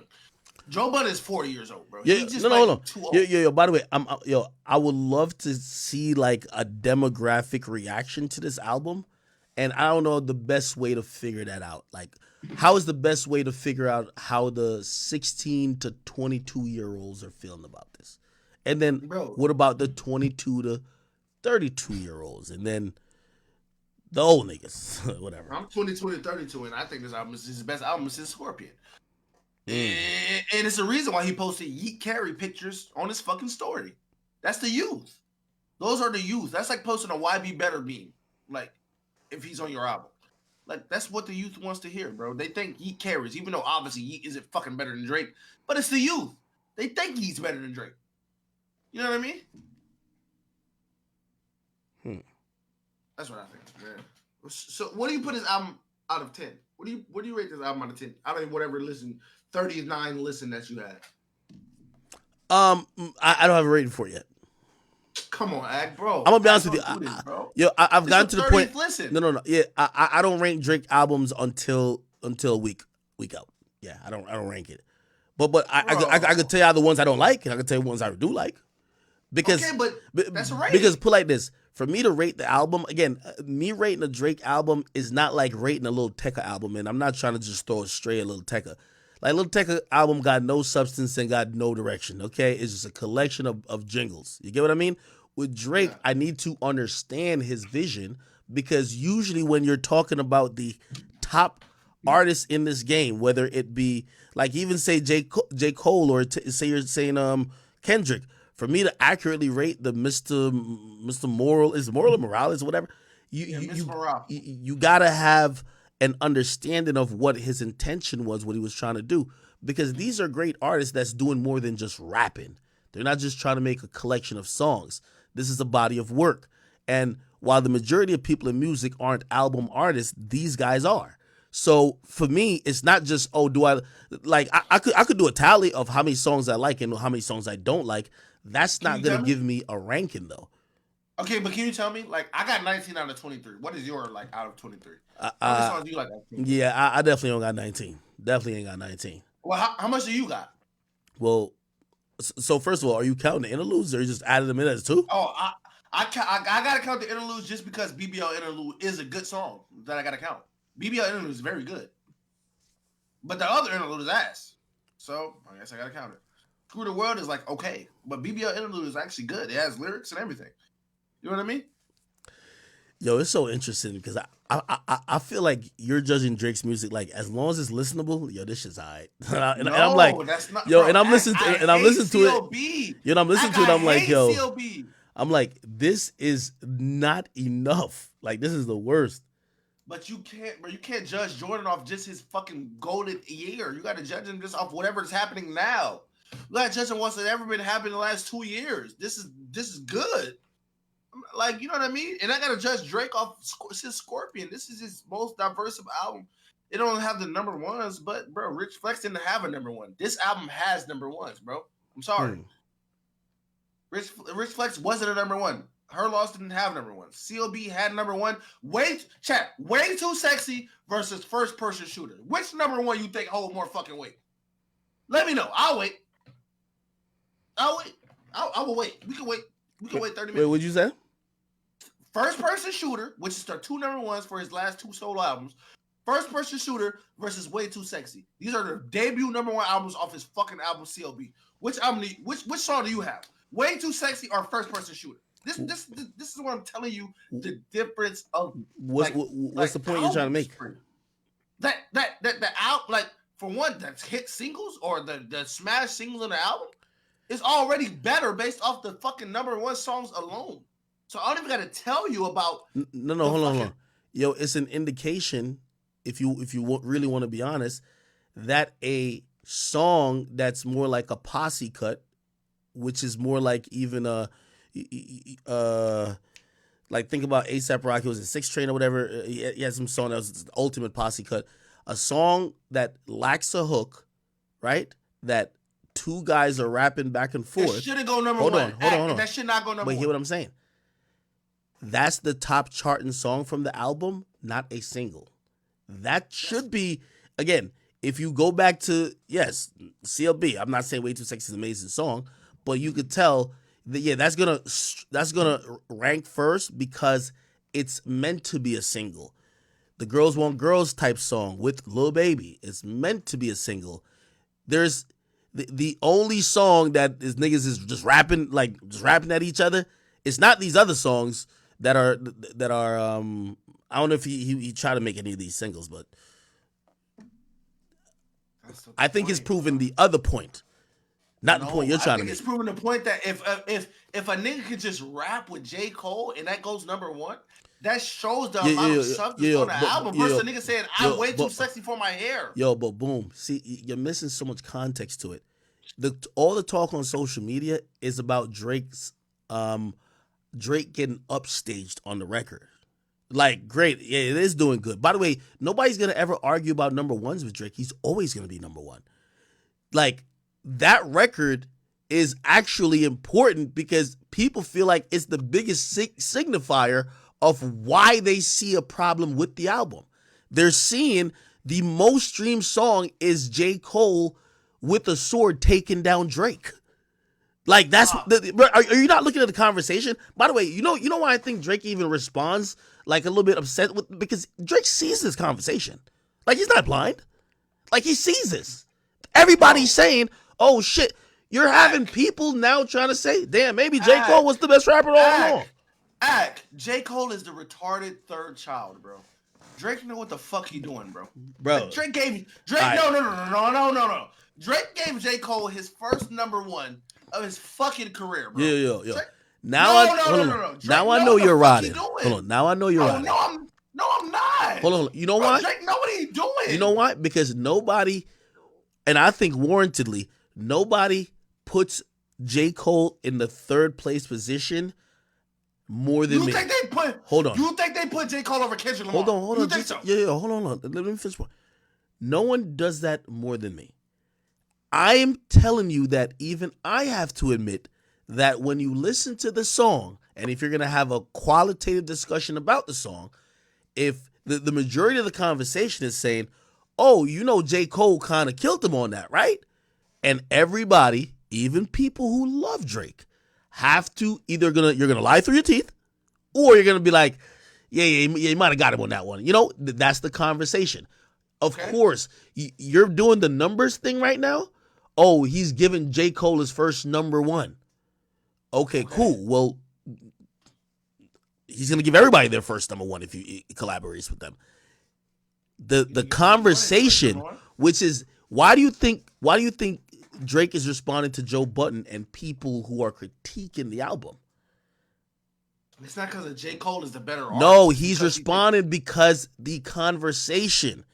And that's where I think as well, as I said, Drake has an interesting relationship right now with hip hop media, because I do think that Drake is, he's fucking more with the Bobby Altoffs and the Caleb Presleys, and he cares a lot more about streamers and stuff like that. And a lot of the voices that drive conversation is the Joe Buttons. I'm sorry. So, again, Kai Cenat is not breaking his album down today. I guarantee he's going to be streaming tomorrow or tonight. He's not getting into the nuances and breaking this down. If you go on social media right now, they might talk about his reaction for the first night.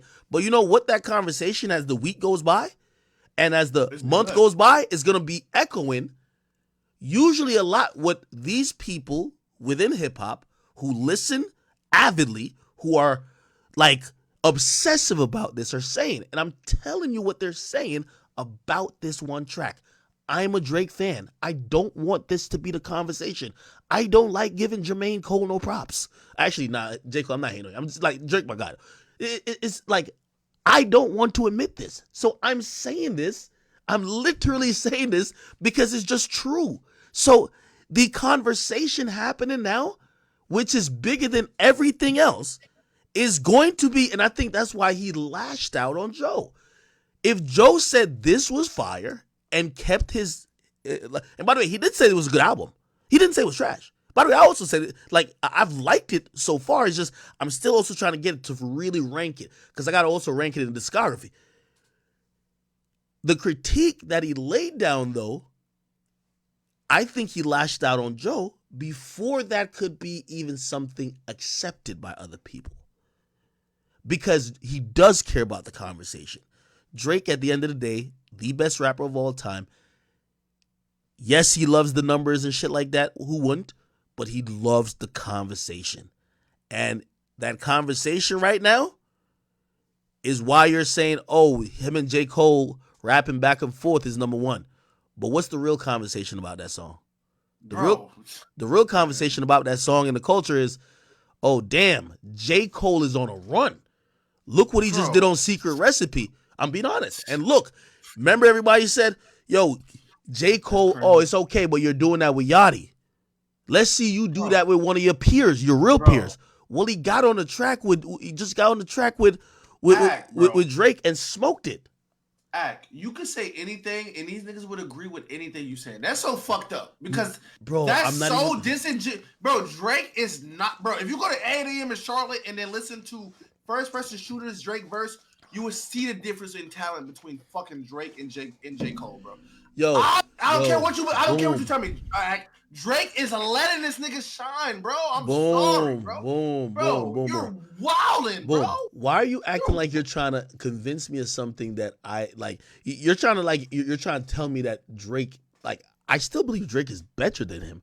Obviously. I'm just trying to tell you, Drake got out-rapped on the song. Of course, but that's not the discussion. The discussion is not go on Twitter. Drake is go on Twitter. No, wait, hold on. Go on Twitter. The discussion, hold up. The discussion is not J. Cole surpassed Drake as the GOAT, as the best rapper. That's not the discussion. Yeah, maybe he got him on a song. That's cool. Kendrick got him on Poetic Justice. Yeah. That's fucking cool. Drake is still the fucking GOAT. Kendrick didn't get him on that. Kendrick never out-rapped him in his life. Okay. Yeah. But see, and I don't think Drake got one on Cole.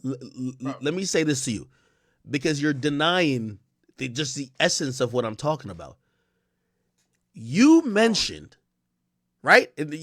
Let's go back to where my points came from. You said, well, Way Too Sexy was the top song on that project, and on this project, it's First Person Shooter. And I said, yes, you're right. But I said, what's the conversation around it? So what's the conversation around that song? You go Google. Hold on. That's them trying to make that's a using a sample. Wait, no. All right, it doesn't matter. It doesn't matter. It doesn't matter. Cool, it could be ass, whatever. It is what it is. You're trying to avoid this. What are they saying about this song? Go on Twitter. And you tell me what they say. No. What are they saying? All right. I got you. I'm finna go on Twitter, nigga. What they going on Twitter saying is 2 GOATs collab. That's what the fucking saying on Twitter. Bro, no, they're not. 2 GOATs collab. All right. Bro, they're not. J. Cole. All right. They're not. I'm gonna look myself. They're not. All right, bet. I'm gonna look myself. Okay. Drake and J. Cole. Kobe and Shaq. Okay. Drake and J. Cole. Fire and fire. Handshaking. This is what I'm seeing on Twitter. It says Drake featuring J. Cole's song is harder than this combo. Cocoa bread and fucking jerk chicken. Like this is what I'm seeing on my Twitter. I don't know about it on your Twitter, but this is on my Twitter. I don't see no nigga compare these 2 niggas as J. Cole. Like, I get J. Cole. All right, hold on. Yeah. I clearly Twitter don't work on Twitter don't work where you live at. Hold on. Yeah. Are you watching the stream? Yes, I am. Okay, I'm gonna go to Twitter, and I'm gonna put it in my search bar, and I want you to read every tweet. Drake. No. Okay, listen. First person shooter, J. Cole Drake. Okay, I'm gonna go to the latest. Okay, and I want you to read every tweet. You should have went to top, but okay. No, because those are gonna be the most retweeted. I want to know what the current conversation is. That's the discussion. The top ones are the discussion. Hold on. I want you to. All right, I'm telling you what people are actively tweeting as of 10 minutes ago. Like, don't tell me some shit that niggas is doing for click farming. Hold on. Okay, are you reading this? All right, I'm reading. Okay, I'm waiting. I'm gonna highlight it. Read this. Hold up. Okay, Drake and J. Cole performed first person shooter tonight. And man. Okay. That sound like 2 niggas agreeing. Okay. Read this. Drake doesn't sound inspired anymore and put out anything. I picked that up from listening to First Person Shooter and J. Cole bodying Drake on his own track. As to where back when they collabed, there was a back and forth who had a better verse. Okay, that's one to one. Okay. This is just showing the song. This is showing the performance. I'm trying to see opinions. Okay. This is Joe Budden shit. It's 1 for 1. Okay. You can read this because this is good meme. This helps support you. Go ahead. I'm waiting. Drake versus J. Cole, first person shooter. Okay. The Spider-Man meme is me looking at Drake. Okay. Yeah. Okay. That sounds like niggas agreeing that 2 niggas are GOATs. Okay. I don't see niggas comparing them. Okay.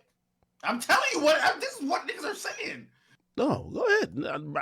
Listen. Bro, I'm not filtering anything. So you read this one? Love when they what? He says, love it when they argue who the hottest MC. Is it K-Dot, Aubrey, or me? We're the big 3 like we started the league. But right now I feel like Muhammad Ali. Yeah, Muhammad Ali. Okay, cool. All right. He didn't pick a side. He just rapped the J. Cole quote. Okay, I'll read. When J. Cole said he and IT on that Drake first person shooter, I felt that in my soul as an IT ass nigga. Bro, it's not like they not hating on these nigga Drake. They saying 2 GOATs rapped, bro. That's the majority. Are you gonna keep reading or not? I'm waiting. I don't see nothing hating against this nigga. It's just 2 niggas goated. It's criminal what J. Cole did to Drake on first person shooter. Okay. You notice we're not hearing nothing of the opposite, right? Bro, that's 2. That's like 2. Like, bro, and you ignore the fact hold on. Let J. Cole do Wait, hold on.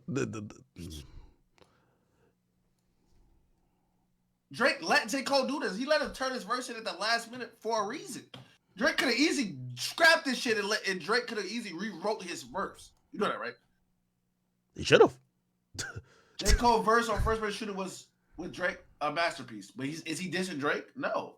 Like, we know J. Cole had the best verse, but that's not the topic of the. Hold on, no, kid, keep reading. No, we gonna make sure you get the point. I can see it. We holla at another one. I walk with a long daughter. J. Cole is arguing one of the greatest lyrics of my generation. Fuck if he didn't smoke that song. Did he say he was better than Drake? Did he say he watched Drake? Did he say Drake was ass? No. Wait.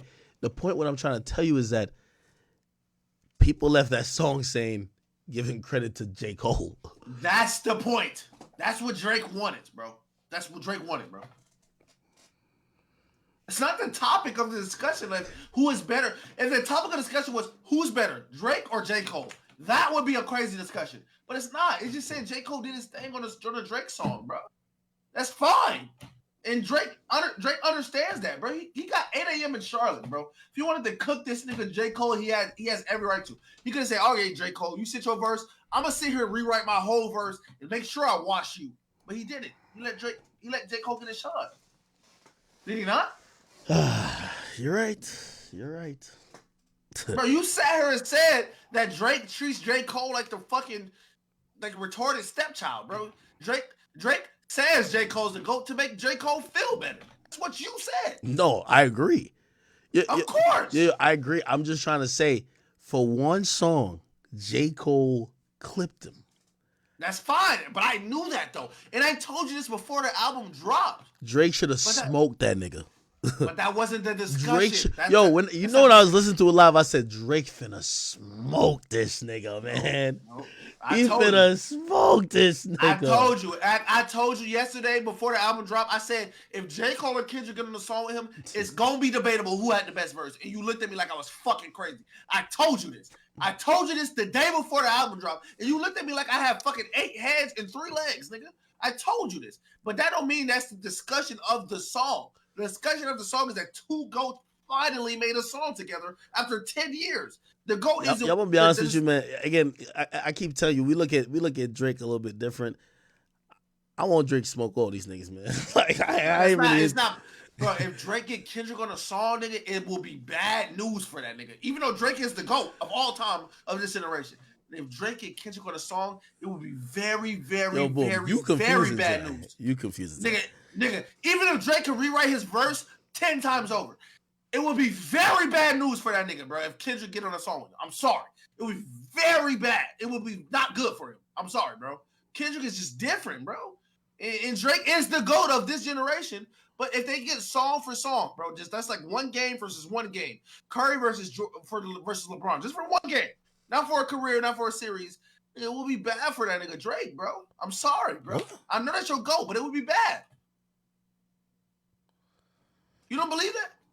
Yo, boom, man. I don't know what you smoking tonight, man. But bro, he just got slaughtered by J. Cole. You don't think what Kendrick would do to that nigga would be fucking astronomical? Bro, you literally just said that he allowed J. Cole to do it. Now you're bragging that he did, but Kendrick is not J. Cole, bro. Kendrick is not the nigga that's like, Drake is my GOAT. No, nigga, Kendrick is I'm the GOAT. J. Cole said Drake is the GOAT. Drake? Yo. Here's the thing. Kendrick never smoked Drake on any other song, though. He smoked him on Poetic Justice, bro. Cap. I don't care what you think. Cap. Bro, facts, bro. He's 0-2 versus Drake. He got smoked by Drake on the interlude? No, nigga. Poetic Justice? Fucking problems. Fucking problems. He got smoked and You're wow. You think Drake smoked that nigga on fucking problems? Yeah. Stop it, bro. Yeah. Stop it, bro. Stop it, bro. Name me a quote about fucking problems right now. I was just about to say that nigga Kendrick has one quotable. Bitch, I'm Kendrick Lamar, aka business to me just they call. Bro, come on, bro. Stop it, bro. He watched Drake. Stop it, bro. Stop it. Give me a quotable of Drake. Yo, my nigga, I ain't gonna lie. You gotta stop flip flopping, bro. This is crazy. I'm not flip flopping. Just being unbiased, bro. Kanye is my GOAT. None of these fuck niggas would ever be Kanye West. Ever. All them niggas confused like Gogeta and they'll never be fucking Kanye West. But I'm being unbiased, bro. Like, give me a quotable on fucking problems right now. Give me a quotable. Yo, boom, man. You tripping. Yeah, bro, give me a quotable. Please, please, bro. Do I gotta beg you, dog? No homo. But give me a quotable on fucking problems by Drake.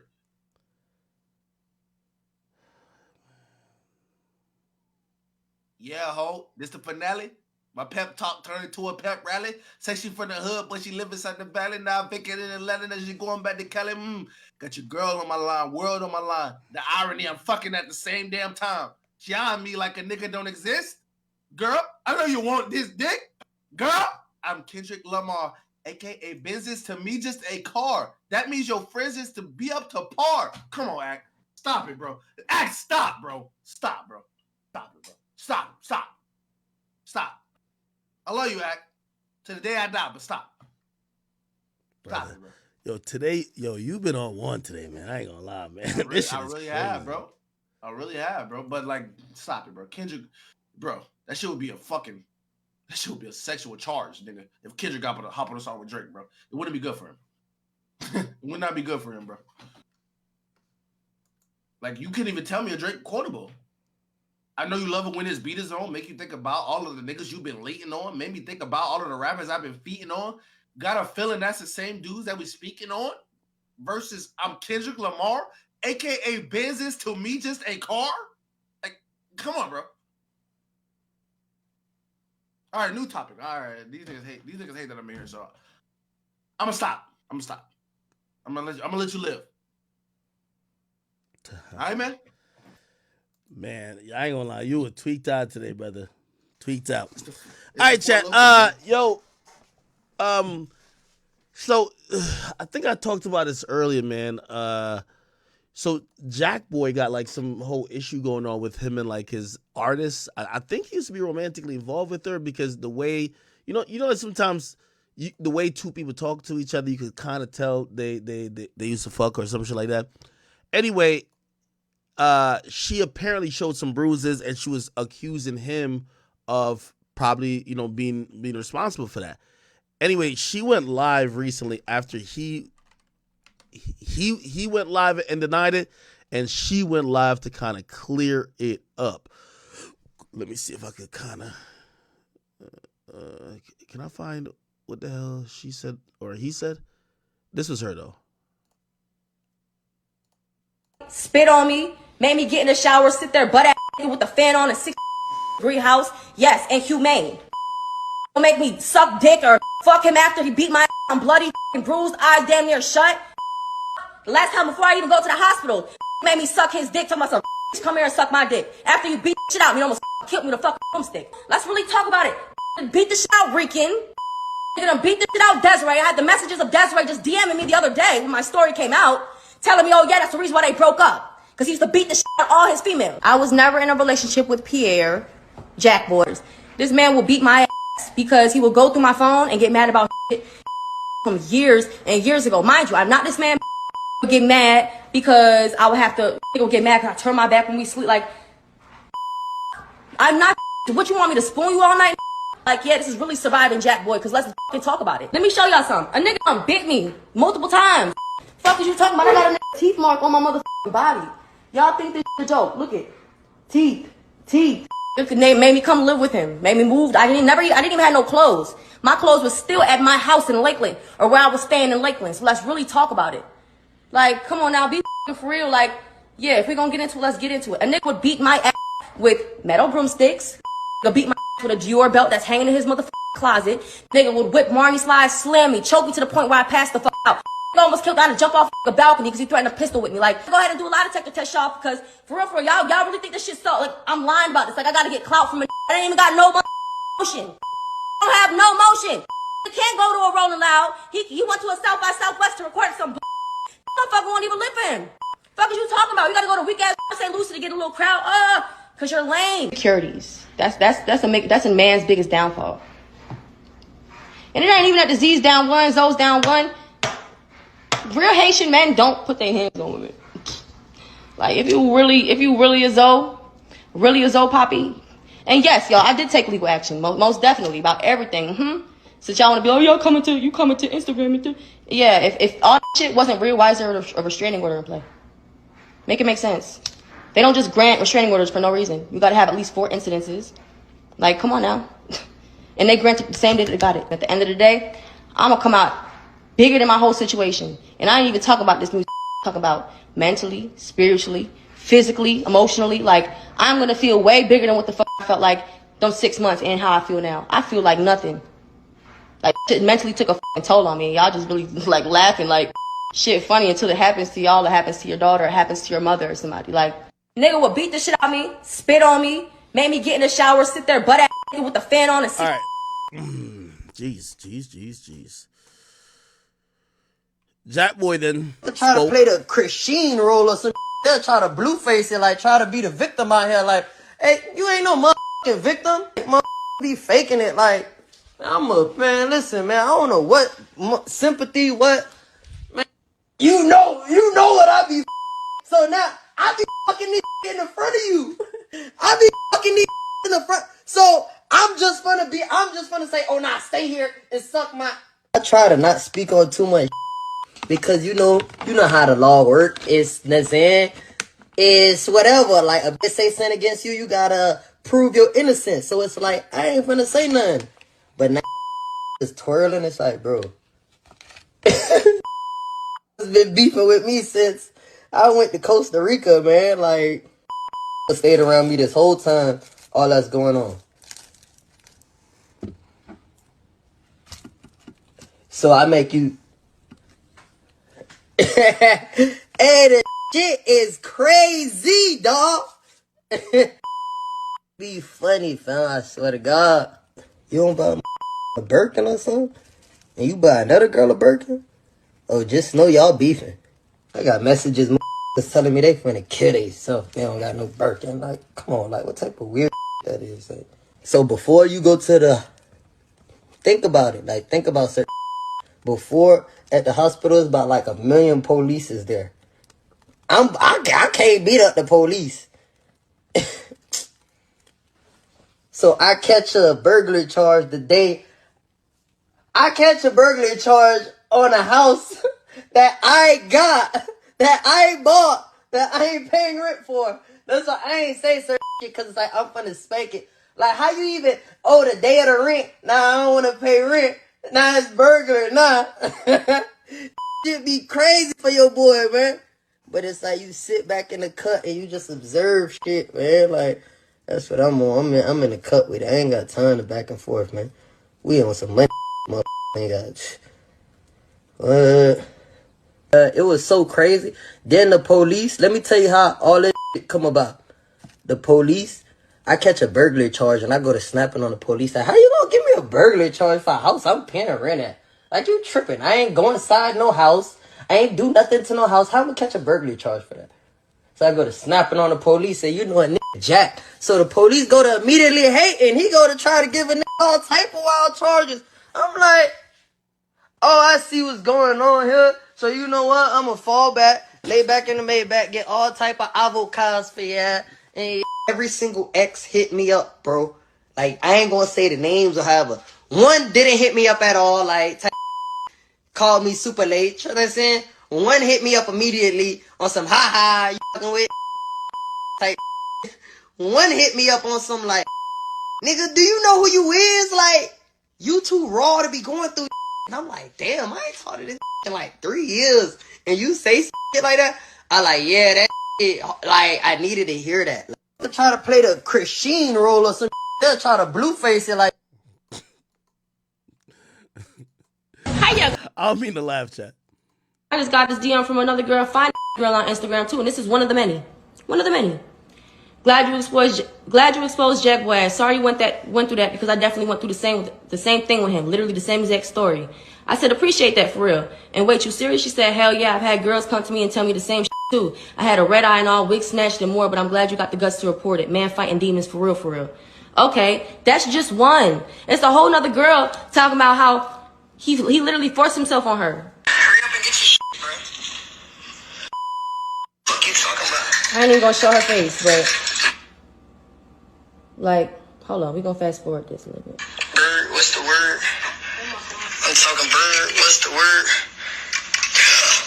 Take that home, man. After he done beat the shit out of her, and then her nails all broken, she like, nigga, you lame as fuck.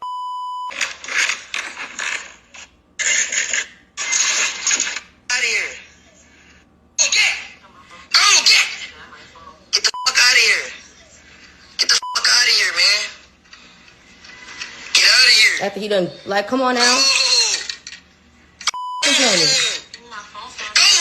He's saying, give me my phone so I can leave. He's narcissistic. Y'all gonna keep believing this. This is what he do.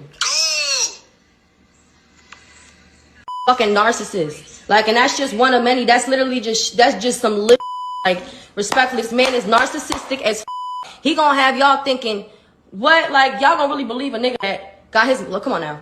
You buy Birkins, but your mama's still working, respectfully. Like, you don't have no motion for real. Like, your mom is working every day of her fucking life. Got your mom in the house paying bills too. Like, be serious. Like, you trying to flex getting your mama a Birkin. Your mama didn't even want that. You could have get your mom $30,000, $40,000. How about that? Fuck is you talking about? I don't need no Birkin. I've never asked for a Birkin in my life. I don't even ask for bags. I don't want shit from a but to genuinely fuck with a nigga, respectfully. Yo, lamb got repossessed. You sold your Richie for a smaller one and for some money. And then try to flex with 3 Richies, like one wasn't the jewelers, one was the one that you just sold, and the other one was the little one that you just got. I was mad because you was in front of me. What? Them 6 months that I was around you, love, we was in the house every day. You ain't having no motion. You wasn't doing nothing. You had nothing going on. Respectfully, you ain't had no bitch there. You ain't had no bitch in that house. You ain't had no, come on now. Like, you would always say, oh yeah, I'll get a bitch to come. Cool, as you should have. You should have been did that. You ain't no in front of me, love. Like, and one thing about it, a bitch can never get me aggravated. A bitch can never make me mad, especially about a nigga that's not mine, who got a little ass pencil dick. Like, I can't be mad about no like that, because now you trying to be funny. I could be a key funny fucking Stop playing with me. That's coochie got you about to break a bitch window down. Bitch, stop fucking playing with me. Like, you're sick in the head. You the same nigga that's trying to put money on a nigga head because he said that you got a BBL. Because you say you got eyes. Like, damn. That's tough. Like, go slide on your ops. Go put that money on your ops. Cause you're not doing that. You talking about something you don't want a Kodak, you want a Bandman Kevo. Like, nigga, how about you go take care of your ops, love? You worry about the but you want to beat on a bitch before you beat on your ops.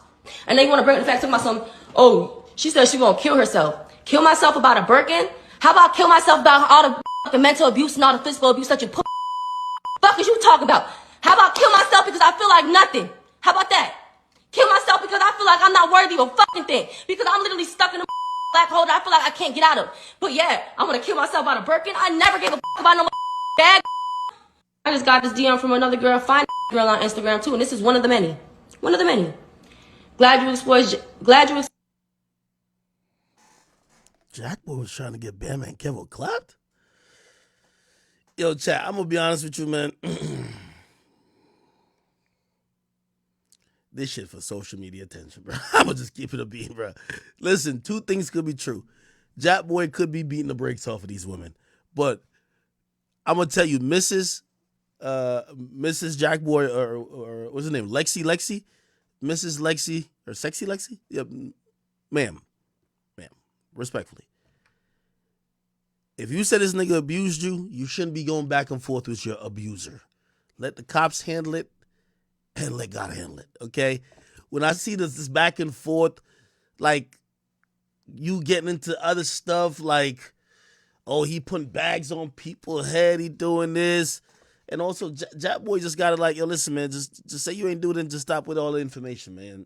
Unfortunately, I hate when I see this shit played out on social media because you know what happens? Nothing gonna happen criminally to nobody. Nothing gonna happen to Jack Boy. This is a bunch of back and forth for nothing. I ain't never know. They might get back with each other. This is the craziest part. This is the fucking craziest part, man. The conversation here, and this, like, the conversation went from abuse to having motion and money way too quick. Oh yeah, you ain't got no motion. You wasn't fucking no bitches. Oh yeah, you ain't had no money. That's why you ain't buy no Birkin. That's why your shit got repossessed. Like, whoa. I thought this was about abuse.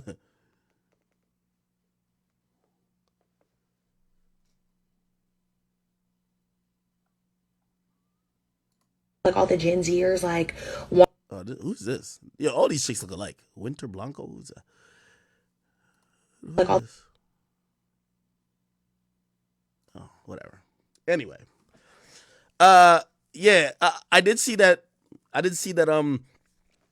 Jack Boy caught a burglary charge. I guess he's saying that was unrelated to this whole situation.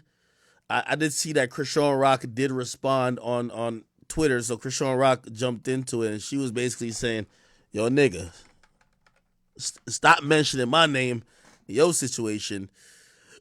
She said, Jack boy, shut your ugly ass up. What I got to do with you beating your bitch up? If I was her, both of us would have had black eyes. Not just her, with your small ass, and your dress would have been pulled out. And that ain't how you say my name either. The fuck. Yeah, I ain't gonna lie to you. You see, Christian Rock changed a lot of my perspective on giving early comments on these situations. Truth be told, because people like Christian Rock, you know, they're equal participants in the abuse. Like, you know, you might call it abuse, but she's fighting. She's actually setting it off on niggas. She hit niggas with Henny bottles. So, again, I would like for the police to find out the facts about these situations. Because at this point on social media, I just can't litigate who's doing what and who didn't do what. Because these days, all it takes is a picture of a bruise for everybody to be like, oh my God, this is the monster. You get what I mean? Again, if the dude is an abuser, go to the cops, man. You're a woman, go to the cops. Go to the cops, press charges, get him locked up, get him taken care of the way legally. But I'm going to be honest with you, you being on social media talking about he got a pencil dick. Well, you was fucking with him with the pencil dick. Oh, he putting hits on Bandman Kevo. Well, you was sitting there with him listening to it. Like, I hate when women come out and they're trying to tell the public all the fuck shit you was doing behind the scenes. But it's like, you were right there with him when y'all were cool. Listen to all the fuck shit. You're cool with all the fuck shit until y'all don't fuck with each other no more.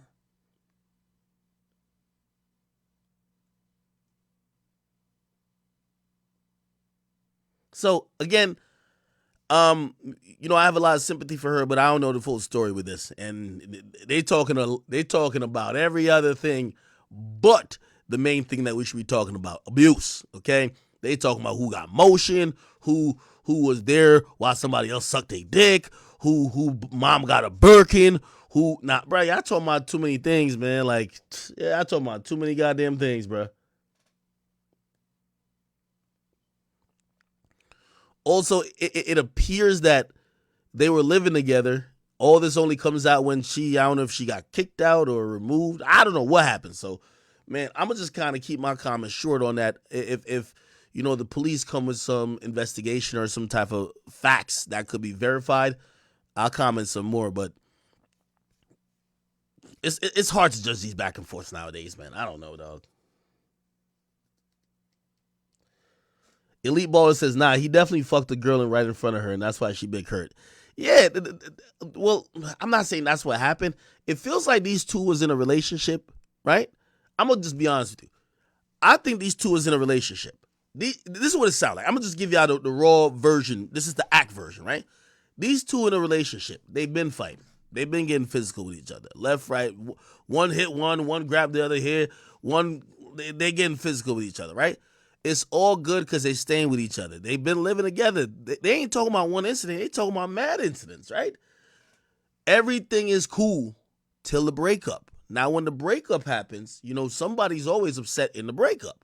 The breakup happens, her story is going to be like, well, my get back is telling people you beat my ass, right? Because, like, remember, she showed pictures of her being bruised up, but when she went live, her face is perfectly normal. So that's some old shit. She didn't want to speak on it then. Who knows? That shit could be from weeks ago, months ago. She was just saving that info. Now that they fully broke up, she's like, all right, fuck it. I gotta set it off on you now, nigga. Fuck it. Right? And then he's trying to, like, you know, he's trying to explain his side and saying other shit. But here's the thing with us men. Mansplaining always looks crazy here. She got pictures of bruises. She's detailing shit. You're talking on some player shit. Oh yeah, she does mad because I fucked another bitch in front of her. That ain't really answering what's up with the bruises, man. And now there's no really win for him also because, you see, that's what I was saying also to Blueface. You fight with a girl, even if she hits you first or she provokes these arguments of fights, they're going to look at you as the monster. But I do believe that, yo, listen, whatever, I'm not saying I agree with the toxic fighting relationship they had, but she was she was not gonna expose this nigga until they finally broke up. Also, she was doing all these videos from another place, which I'm guessing that's where she lives. She was living with him. She got kicked out the crib. They broke up. She's probably thinking they ain't gonna get back together. Now she's bombing on him. Man, go to the judge with that shit, bro. All right. And the reason why I'm saying that is because these days on social media, we get sent off on a lot of dummy missions, man, just to find out there's more to the story, or that somebody's just kind of misleading or using the fuel that social media usually brings. All right. Somebody said you can tell she ain't stable. And say, yeah, she was speaking too fast for my blood. I ain't gonna lie to you. And also, here's the thing too. Like, you say I want to like psychoanalyze these situations. She's his artist, but they're fucking. She's his artist, but she ain't his girl. She's his artist, but she's in a sexual role as well, and he's also having sex with other women in front of her, which clearly look how vehemently she was denying it. You could tell she's basically saying, "Nah, you could have never fucked no bitch in front of me." So clearly they had something going on, bro. Like, you know, I mean, at this point is who gives a fuck, man. I'm gonna cover this Kevin Gates one, then we gonna get off for the day, bro. I gotta be honest with you, man. Kevin Gates is tweaked out, dog. So there's a video going around where I don't know if this is true, but they say Kevin Gates with a pregnant woman. That's what it said in the caption. Kevin Gates, a pregnant lady lets Kevin Gates spit in her mouth at his concert. Listen to this shit.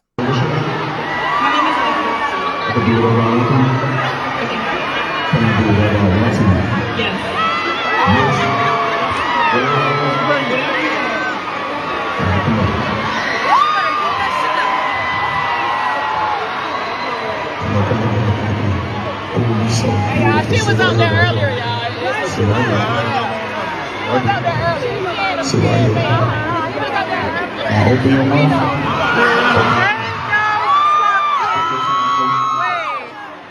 Open your mouth. Stick your tongue out.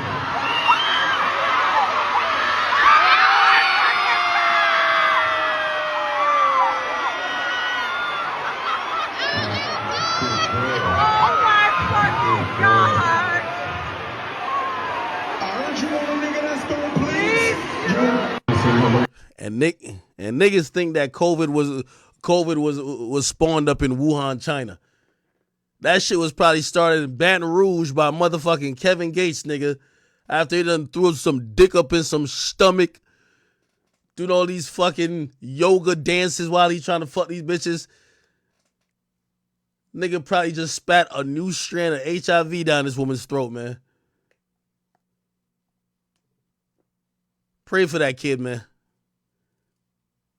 Fuck a hernia. That kid might come out with 2 heads, 3 hands, and 15 toes. Who knows, man? I don't know, man. But I'm gonna be honest with you, like, these days nothing kind of surprises me, truthfully. I keep telling y'all, man, the culture that's been promoted just through music and everything else, it's one that tells young women that this is how they should be acting. You feel me? They do anything for a bag. They do anything for fame. They're into getting degraded. It's that sexy red shit, man. I'm not surprised. I think if he wanted to pee in her mouth, she'd let him do that too. So, again, I'm not surprised at stuff like this, man. It's definitely disgusting, but imagine you let your girl go to a Kevin Gates concert. You wake up and this is what the fuck you're watching on your screen, dog.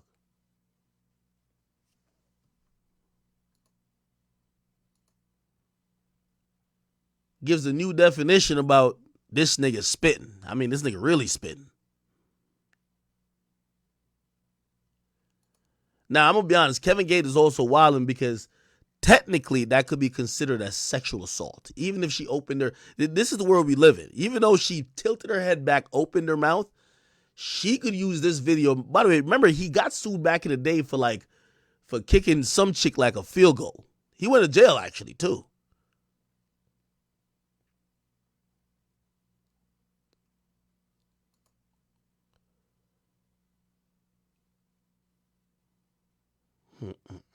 I don't know, man.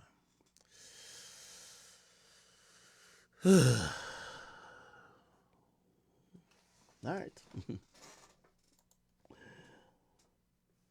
Oh, somebody said, "Oh, the chick did grab his dick." Yeah, the chick did grab his dick. You're right. You're right. Right. The girl did grab his dick. The girl did grab his dick.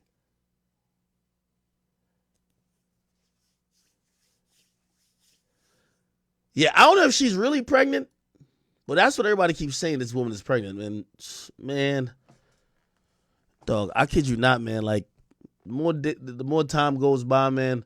You know, I definitely don't want no daughters, nothing like that. But it's like you kind of get just worried just for, like, you're trying to find a future partner. You're trying to find somebody who has some type of moral, some dignity. You know, somebody who ain't gonna let like Kevin Gates spit in their mouth. Like, yo, bro, like this shit's just getting out of hand these days, man. This shit's getting out of hand, man. I'm good, man. Anyway, chat, listen, I'm gonna holler at y'all niggas tomorrow. I'm gonna definitely be streaming tomorrow. We just had to get some Drake shit off today. I'm gonna send my apologies to Aubrey, man. Don't be upset at a little criticism, man. You still the GOAT, man. We're gonna make it through, okay? We're gonna make it through. You gave us a lot of classics. You'll give us a lot more. All right, chat. Thank y'all for coming out. Thank y'all for watching tonight. And make sure you guys are here tomorrow. I'm going to be... Actually, today I thought I had a Vlad TV interview, which apparently it's next week. But yeah, I'm going to be on Vlad next week. And yeah. I got an off-the-record podcast coming tomorrow, too. So, not tomorrow. No, 2 days from now. 2 days from now. Anyway, chat. I'll definitely be on tomorrow. I will try to be on during the day. That's my plan. Be on during the day, okay? I've been doing these late night streams, and I know y'all don't like it because most of y'all either have jobs in the morning or I know it's a weekend now. Y'all want to go out. So I'm going to try to do a midday or afternoon stream, and I'm going to make sure I get it done later, okay? Chat, send me some topics. I know I didn't get to everything tonight, but, you know, we're pushing around 4 o'clock and shit. Niggas got to do shit, man, all right? Peace.